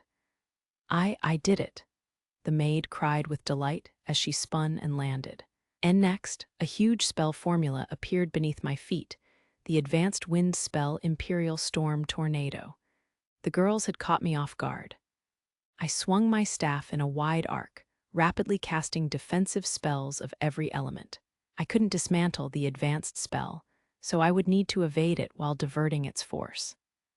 I leapt farther back, but Ellie took advantage of my crucial vulnerability by fiercely closing in on me and assuming a combat stance suited to extreme close quarters. Take this, she shouted, launching a flurry of strikes and kicks. She changed elements with each blow, forcing me to waste time adjusting to her. It was an undisguised attempt to buy time, which meant, behind the maid, Tina was holding her rod aloft as innumerable ice crystals filled the air around her. She had planned all of this. I won't let you get in Lady Tina's way, Ellie shouted, activating all the spells that she had laid down across the arena in a single burst. Magical arrows of wind rained down on me from all sides, easily surpassing the speed of my interference. What now? What should I even say in this situation? These girls are truly, simply unbelievable. A supreme spell had the potential to end the duel. Only Tina could cast one, but she would struggle to do so at the speed I demanded. That was why they had coordinated all their actions. What was impossible for one became achievable with 2 or 3. Tina had probably predicted what kind of handicap I would set and worked even that into her plan.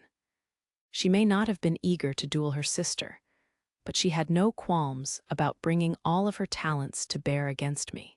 I recalled the promise I had made with her that she need not practice restraint or keep anything bottled up where I was concerned. And our exchange in the Leinster's inner courtyard, when she had declared, "I'm going to stand by you." Of course, I should have remembered what kind of girl I've been tutoring. She always keeps her promises. While I was busy blocking and dodging Ellie's strikes and dismantling or neutralizing her spells, Tina shouted a sharp command. Ellie, Karen, both girls swiftly retreated. It appeared that Karen had successfully weathered all 3 advanced spells. The trio must have even anticipated that Stella would cast them simultaneously. A snowy gust struck me as the supreme ice spell Blizzard Wolf materialized with a howl that shook the air. "Sir, Stella," Tina shouted, pointing her rod at us. "Victory is ours." She was absolutely confident, and given the stipulation that I would not dismantle any advanced or supreme spell that she managed to cast, she was right to be. Lady Tina Howard was a genius. "We missed our chance to win," Stella said, "but even so," she held her rapier and wand at the ready, resolved to fight even against insurmountable odds. "I'll need to demonstrate my conviction as well," I thought as I donned a deliberately strained smile and approached her. "You don't need me to tell you that our situation is hopeless," I said. "Will you keep going nonetheless?" "I will. I can still fight," she's more determined than ever. "Duke Walter, your daughter has inherited the Howards' martial valor." "Stella," I said, "do you want to win?" For a moment, she looked nonplussed. Then she replied, "Absolutely." "Well said. Give me your hand." Stella looked startled. "What? Mr. Allen, please forgive my impertinence for the duration of this duel." "Oh, of course." I took her left hand and slowly linked our mana.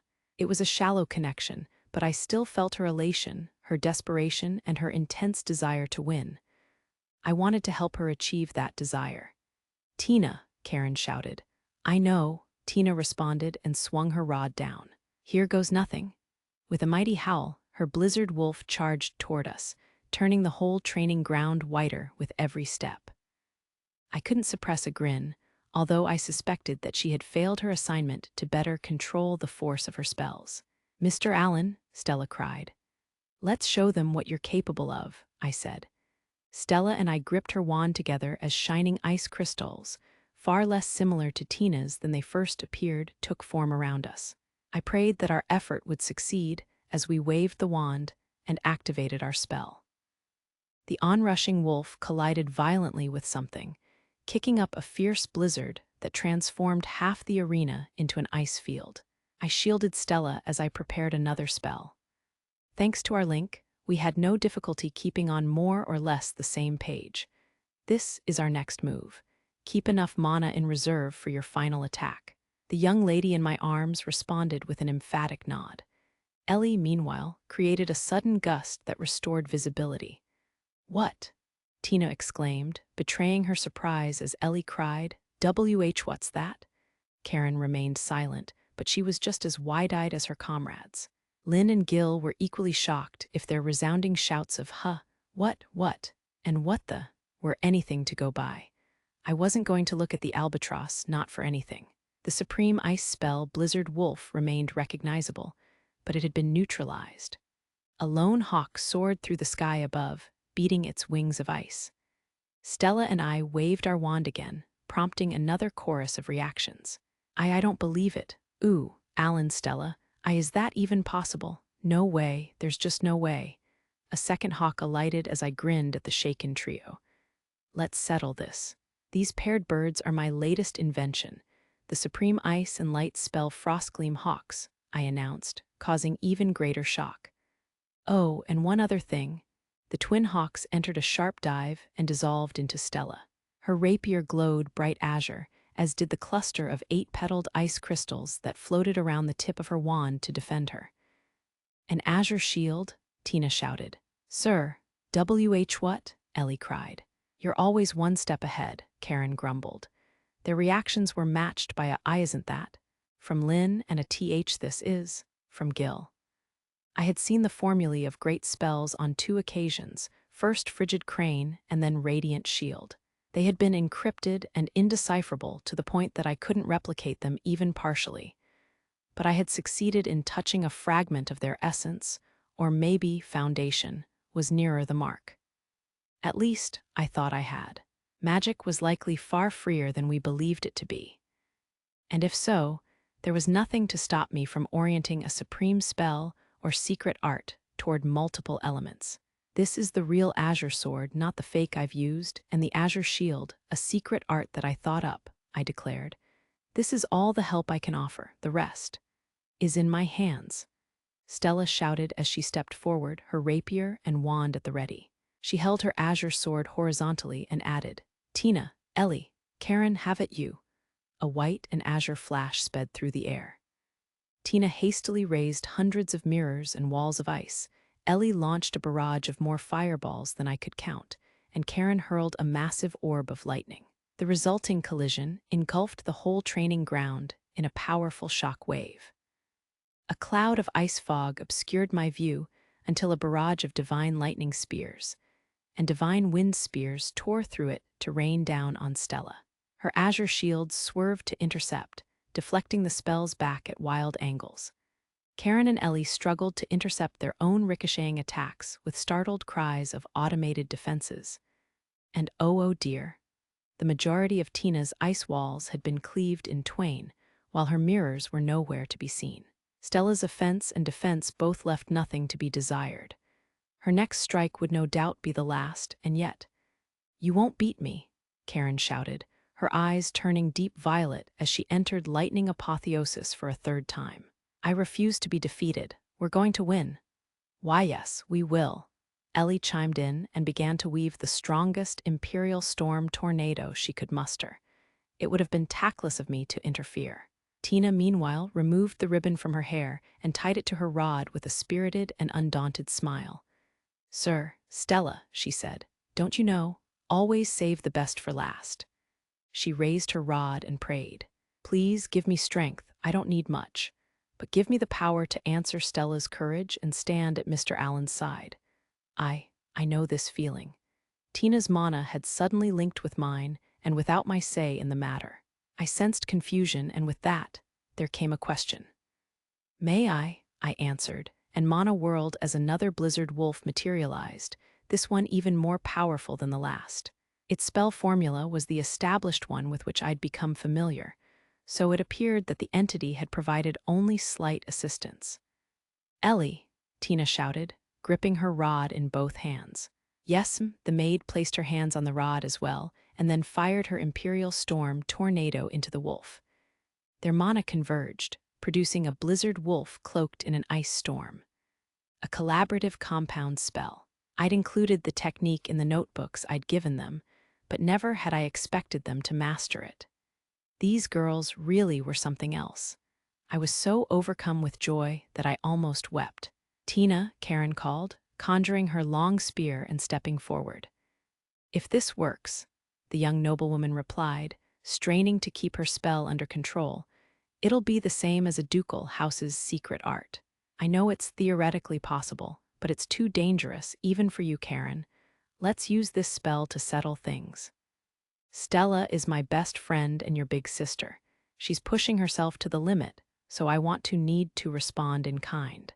Please, be but." Tina stared at me, and Stella glanced back at me as well. Both sisters' eyes were pleading. I wouldn't be much of a teacher if I made my students do all the work. I touched the scarlet ribbon on my staff and focused, strengthening my shallow link with Tina and sending her a message. She immediately consented, closed her eyes, and made a small, contemplative sound that seemed out of place in the arena. "Very well," she announced. "Let's do it, Karen." "Ellie." "Thank you," Karen replied. "Why, yes," Ellie chimed in. Tina swung down her rod, and the blizzard wolf barreled straight into Karen. I established a deep link with my sister and set about bringing the raging wolf under control. Alan," she exclaimed telepathically. "I'll explain later," I replied in kind. "This is a challenge, even with added control via Tina beforehand. Was I too rash?" Then I realized, or was made to realize, something as I recalled the headmaster's words. It's the polar opposite of evil. I stopped wrestling with the spell and simply made a heartfelt request for it to comply. It was then that I heard a cry, not the lamentation that I'd heard at the Howard mansion, but a song of gratitude for my realization. The ice storm concentrated into a spear of violet, green, and azure, a compound of three elements. The whole arena was shaking with a force that threatened to destroy it, along with the surrounding barriers. I couldn't maintain three simultaneous links much longer, so I severed my connections to Tina and Karen. That should suffice to set the stage. As for the rest, Stella thrust her wand forward, and her azure shields reshaped themselves into an 8-sided drill. "Karen," she shouted. "Stella," my sister roared back, advancing one step and leaning forward with her spear clutched in both hands. The pair were about to begin their final clash. Both had exhausted their mana, meaning that this truly was the endgame. For the second time that day, the two girls collided in the center of the training ground. A snow-laden gust roared past me, and thunder rumbled with piercing intensity. The powerful barrier passed its limit, and some of the trees in the garden, along with parts of the buildings, suffered freezing or lightning strikes. Stella screamed at the top of her lungs and thrust out her azure sword, which she had held in reserve, to supplement her crumbling azure shield. Mana shrieked under the strain as the ground in the center of the arena began to cave in. "Forward," the young lady poured out her feelings. "Forward, I don't want any regrets, so I'll just keep advancing." The greatest shock wave of the day filled my view with white, and I sensed one person being knocked down. I blew the blizzard away with a wave of my staff, and as I did so, fires sprang up to thaw everything that had frozen. Lydia was lifting her teacup slightly. In the center of the arena stood the young woman with long platinum hair. Karen had retreated, Stella had successfully driven her back. Then the young woman staggered. "Stella!" Tina cried, flinging aside her rod. Karen echoed her and likewise abandoned her dagger, which had reverted to its original form. Ellie joined in with a shriek of Lady Stella. As all three rushed toward the daring but utterly exhausted noblewoman, who let her rapier and wand fall to the earth. "Well done," I said, catching Stella from behind as she tottered. "Mr. Allen," she murmured, looking up at me, "did I do enough?" "Yes, you proved what you're capable of," she giggled weakly. "Thank you. Are you all right, Stella?" Tina cried as she and Ellie ran up and threw themselves at the young woman. "Lady Stella," the maid wailed, "how could you be so reckless?" "Stella," Karen said slowly. She alone had resisted the urge to leap on Stella, and she was holding a clenched fist pressed to her chest. "I'm sorry and thank you," the exhausted young woman said, giving the two younger girls a pat on the head. She then looked at me. I nodded and relinquished my hold on her, whereupon she stood firm unaided, approached Karen, and embraced her. "Stella," my sister stuttered. "I'm sorry," Stella said. "I'm so sorry, Karen. Sorry for making selfish demands and for making trouble for you when I pushed myself. I always knew you were incredible. I don't stand a chance against you right now, but I'm going to surpass you. I refuse to leave you alone." After a pause, she asked, "Will you forgive me?" Karen was silent for a moment, and then, "You dummy, you great big dummy. If you were going to do something like this, you should have spoken to me ahead of time," and her words devolved into sobs, which then became a cry of Stella. As my kind little sister buried her face in her best friend's chest and wept. Tina and Ellie, who had been nervously watching the scene, became teary-eyed as well. Not even a moment later, they began to sob and wail as they threw their arms around the pair. I heard the sounds of ungainly running. "Stella." "See Karen," Felicia shouted as she dove into the group, tears streaming down her face. Thank goodness. I was so worried about Yao." Her entrance drew a startled squeal from Stella and a surprised Felicia from Karen. The sobs of all 5 girls then filled the training ground. "Karen, Felicia," Stella said a short while later. Her 2 best friends responded with questioning looks. "I want to ask a favor of you both. Will you hear me out?" "Of course," they replied in unison. "You see, I'd like to visit all sorts of places that I've never been to before. Clothing stores, cafes, cake shops, diners, and I want both of you to come with me. Even after you quit school, Felicia, would you please? Do you even have to ask?" was Karen's reply. "Let's go," Felicia added, "all 3 of us." "Thank you, Karen, Felicia," Stella said. "I love you both." Stella," Karen stammered. We love you too, Felicia wailed, and they all started crying again. Even the younger girls chimed in. There came a wheedling, "Won't you go with me, Stella?" From Tina and an equally affection-seeking, "Be big sis, Stella, I doubly want to go too," from Ellie. I'd say that's settled, I thought, and severed my mana link with Stella. I had never linked with 3 people at once before, and although I had managed to avoid collapsing, I still felt drained and wanted a rest. All of a sudden, 2 firebirds, one massive and the other on the small side, soared toward me. "Where do you think you're going?" Lydia asked. "The fun part hasn't even started yet." "Dear brother," Lynn added, "it ought to be my turn next." "How dare you?" The Leinster sisters descended into the arena, both prepared for combat. Lydia was armed with my wooden sword and wand. I looked to Anna and Mrs. Walker for aid, but I had evidently misjudged them, as both responded with a simple thumbs up. My only option was, "Gil, I'm in a bind and need your, what do you mean, another lover spat man." And with her cute little sister in the mix this time. Ugh, I'd have to be nuts to stick my nose into that. "Stop grumbling and wipe that smirk off your face." Lydia was holding the wooden sword and wand at the ready. "I've got something to ask you while you can still answer," she said. "What's that supposed to mean?" I exclaimed. And what would you like to know?" Flames enveloped her blade. The scarlet sword? It wasn't the full technique, but it was still alarming, as was the extraordinary number of spells she had already deployed. I think I'll run." "Dear brother," Lynn said the moment I turned my back, "you're not thinking of running away, are you? Would you really leave me out like that?" I groaned, and the red-haired young noblewoman, who had circled around to cut off my retreat, flashed a faint smile. It must have been her Leinster blood at work, because the albatross was smiling prettily as well. Oh dear.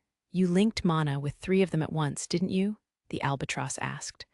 "Why are you always so reckless? What if you passed out?" "I'm sorry," I replied sheepishly, scratching my cheek. "But you see," my words trailed off. It appeared that I had caused her genuine concern. Back when I decided to help Stella, I had known that Lydia would make a fuss, and also that I might need to link mana. That was why I had made the albatross a promise. "What?" she asked. "I ended up linking mana," I said. "So as promised, you can stay over at my place every weeknight this." Lydia clamped a hand over my mouth. How stupid can you be?" she railed in a state of apparent panic. "Think before you speak. That was supposed to be our secret." "Dear brother and sister," Lynn said slowly as the light faded from her eyes, "we have matters to discuss." Ellie, Tina, to my great relief, was still fawning on Stella. "What's the matter, Ellie? You look like a little squirrel with your cheeks all puffed up like that." "Alan, sir," the maid said sullenly, "you linked with everyone but me." "Dear brother," Lynn chimed in, "you ought to redress this inequality." The nerve of you," Lydia roared. I subsequently engaged in a lone battle against the fearsome trio that was Lynn and Ellie, who had fallen to darkness, and Lydia, who was swinging her sword and firing her spells at me to mask her embarrassment. And then the Howard sisters joined the fray. Who would praise my valiant efforts? What? I brought it on myself. "Karen, Felicia, don't you see how hard I've tried?" Late that night, I sat on a couch in the Howard mansion and waited. Until recently, Tina, Ellie, and Lynn, all in their nightgowns, had been taking full advantage of the opportunity to demand my attention, as had Karen, Stella, and Felicia, who were also staying the night. Now, however, they were all sound asleep, the older girls sharing one bed and the younger girls another. Shockingly, they had all demanded that I carry them to their sleeping quarters. I resolved to forget the gleams in the Howard maids' eyes and the video orbs in their hands. The albatross murmured in her sleep beside me. "Don't make me worry." City of Water. I had aroused my former underclassman's concerns as well. "That was one hell of a show you just put on, man," he had said on our departure. "But the nobility's gonna be jealous of that new supreme spell and secret art for sure. Keep 'em under wraps for a while." He really was a good friend. I stroked the little head resting in my lap. "Mr. Allen, he's on the line," Mrs. Walker informed me from her station against the wall. "Thank you," I replied with a nod, and then swapped out my knees with a cushion. The albatross grumbled, but the transfer was a success. "This is Alan," I said, taking the telephone receiver. "I'm sorry to bother you so late at night. Circumstances prevented me from calling earlier, then yes, this concerns the matter I reported in my letter. I'll keep this brief." I recalled the look of complete satisfaction on the young woman's sleeping face. The idea that she lacked talent was positively risible. "Lady Stella will make a fine heir to the Dukedom of Howard," I said. "You have nothing to fear, Your Highness, Duke Walter Howard. Just one question. I don't suppose you'd object to a different supreme spell and secret art." Epilogue: The Howards' indoor training ground was the site of a fierce battle early that morning. A staggering quantity of mana dominated the area, and its barrier, which was sturdier than the average military stronghold, was groaning under the strain. Two combatants collided in the center of the arena, as did plumes of flame and violet lightning as wooden sword met dagger. "You're not half bad now," Lydia remarked. "I'm impressed, Karen, and I'm not just saying that as your sister-in-law." "Your Highness really has an awful memory," Karen shot back. "You must be thinking of someone else because I don't have a sister-in-law and I never will." After a brief pause, she added, "Lydia, if you have excuses for this morning, I'm willing to listen. He insisted that he wanted to sleep with me, and I couldn't get rid of him." "Alan?" Karen asked and turned to me. I merely shrugged my shoulders and responded in the negative. I put her to bed in a different room. Also, that never might be a problem for me. "Liar!" Karen shouted at the albatross, her violet sparks raging. "It's the truth," Lydia countered. "I magnanimously granted his unspoken desire." "Nonsense," Karen retorted and fell back, tossing her dagger into the air and materializing her lightning spear. Lydia rested the wooden sword in her right hand on her shoulder and twirled the wand in her left with evident unconcern. Had she forgotten that those were mine? "Fine. Give me your best shot," she said. "I'll indulge my unruly sister-in-law-to-be." "I'll shut that shameless mouth of yours." They clashed again, and I reinforced the barrier out of concern that they would damage the mansion. Despite their argument, both of them were grinning. This was only a game, and the close rein they kept on their mana proved it. Still, I wished that they wouldn't overdo it. Just then, the Howard's head maid entered and addressed me. "Mr. Allen." "Good morning, Mrs. Walker. I'm sorry that we're using your facilities." "That won't be an issue. Lady Stella wishes to see you. I'll keep an eye on things here, and the young ladies are still asleep, so make haste." What is she trying to imply? I wondered as she passed me a note containing directions to a room. I glanced at Lydia and Karen, but they were still enjoying themselves. "I'll be on my way then," I said. "I suspect they'll stop once they get bored." "I quite understand. You may rely upon me to delay them." The legendary maid to whom Anna apparently aspired sent me off with a respectful bow. Now, what will Her Highness ask of me? "Please come in," Stella's cheerful voice replied to my knock. "Pardon me," I said. Good morning, Mr. Allen." The young woman seated in a chair was undeniably a beauty. She looked almost saintly with her gorgeous, blue-tinged platinum tresses glistening in the light, and her nightgown only added to the impact. Her charms were irresistible, unavoidable, and an even match for Lydia in just a shirt. I fell silent, and she approached me with a quizzical look on her face. Then she stood on tiptoe and touched my head. "Lady Stella?" I asked. She giggled. "You have such adorable bed hair. And just Stella is enough." She paused for a beat and then said, "Mr. Allen." I responded with a questioning look, but she faltered and seemed to hesitate. "I didn't manage to win," she continued with hints of unease and of coaxing in her voice, "but I did try my best, so would you do me that favor?" "I certainly intend to," I replied. "Did you get a chance to speak with everyone?" "I did. We had a long talk in bed yesterday. Karen and Felicia scolded me, while Tina and Ellie wouldn't let go of me." She giggled again. "Those two are such children." Stella's smile was both gentle and dazzling. I supposed that she would be fine now. "Mr. Allen," she said, resuming her seat and looking up at me. "Yes, didn't you used to do Karen's hair for her when you were little? I'm surprised you know about that. I was a little jealous of it. Would you do mine? But I'm out of practice." "Liar. Tina and Ellie told me yesterday that you've done theirs for them." I can't do anything fancy, I warned her. I don't mind, I want you to do it. A moment later, she added, Please, your wish is my command, Your Highness, Lady Stella Howard. I took up a position behind her, picked a brush off the table, and began gently untangling her hair, which was similar to Tina's and quite beautiful. The noblewoman twisted and turned as though I were tickling her, but nevertheless seemed content. Stella, I said. Yes, she chirped back. I spoke with Duke Walter last night. With my father, she exclaimed with a start. He asked me to deliver a message to you. Wait, please give me a moment. Stella took several deep breaths, but they must not have steadied her nerves, because she turned to look at me in appeal. These faces of hers were dangerous in the extreme. I patted her head, and she assumed an angelic smile worthy of Ellie. Go ahead, she said with a brief giggle. He left 2 messages. First, the Dukedom of Howard will pass to Stella Howard. My mind has never changed on that point, and her acquisition of a supreme spell and secret art makes me even more certain. But Mr. Allen, that was. You defended against the strongest attack the 3 of them could mount on your own. I'm certain that you'll master the spell. Stella fell silent for a moment, then she replied, Yes, I will, and if you're ever in doubt, I prompted her. I'll talk through it with you, and with Karen, Felicia, Tina, Ellie, and Lynn. After a moment, she added, Lady Lydia is a bit well. Please do. We'll do all we can for you. Now, the second message. I had finished brushing her hair, so I began braiding it. I hoped that it would turn out well. I hadn't really done anyone's hair except Lydia's in a long time, and I had only neatened up Tina's and Ellie's. Come summer vacation, return home at any cost, I repeated. I promise, she slowly replied.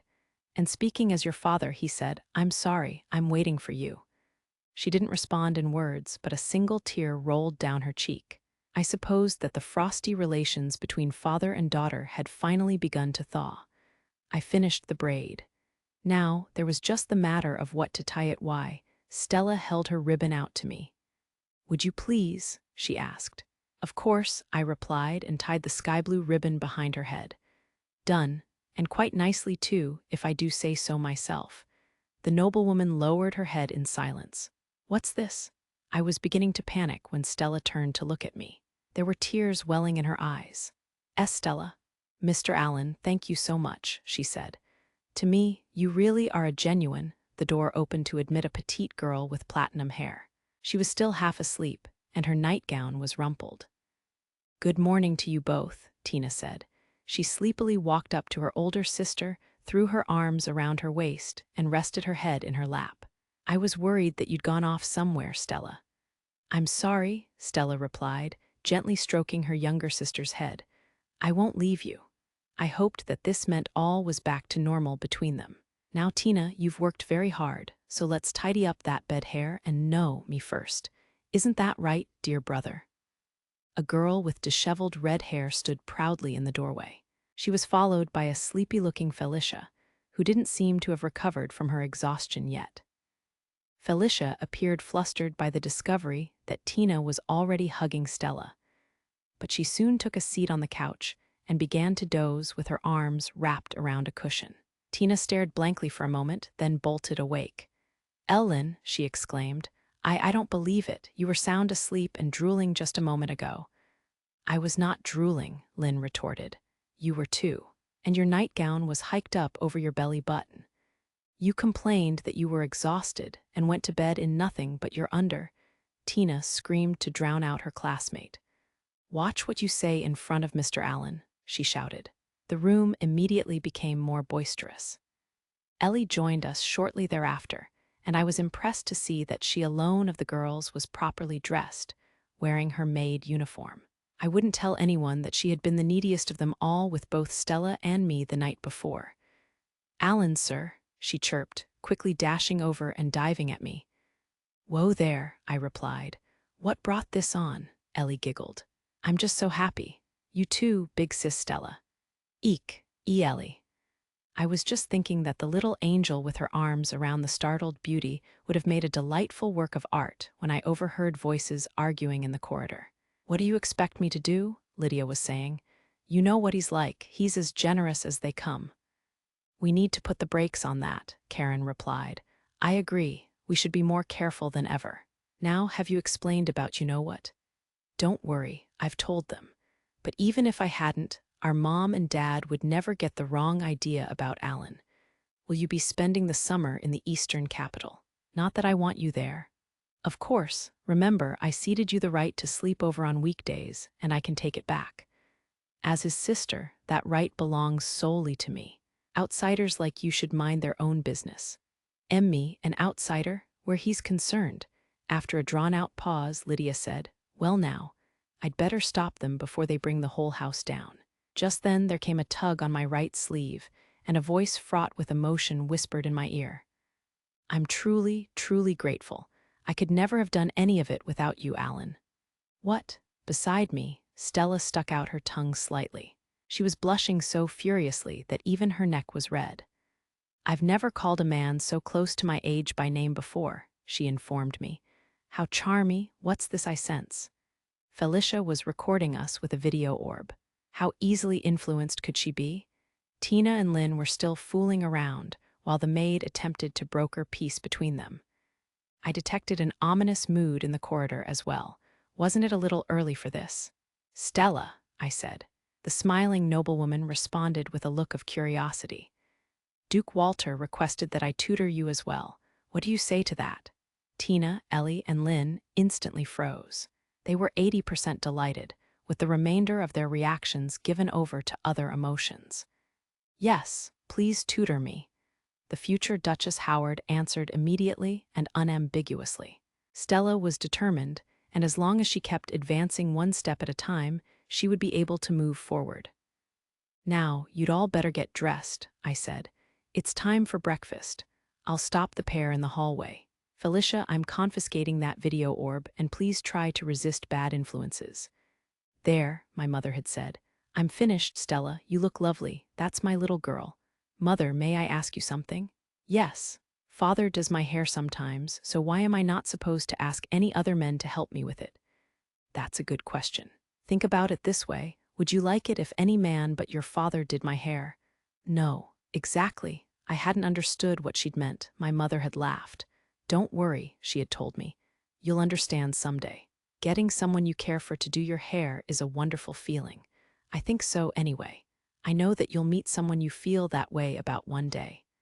I want you or Shelley to do my hair forever and ever. For a moment, my mother had fallen silent. Then she had asked, Is that so? Mother, my mother, Rosa, had been crying. She must have realized that she hadn't much longer to live. But mother, I really did meet him. I met a magician with moonlight and starlight to illuminate my way in the dark of night. So please, don't worry and watch over me. I'm not Karen, Felicia, Tina, Ellie, Lynn, or Lady Lydia. I'm your daughter, Stella Howard.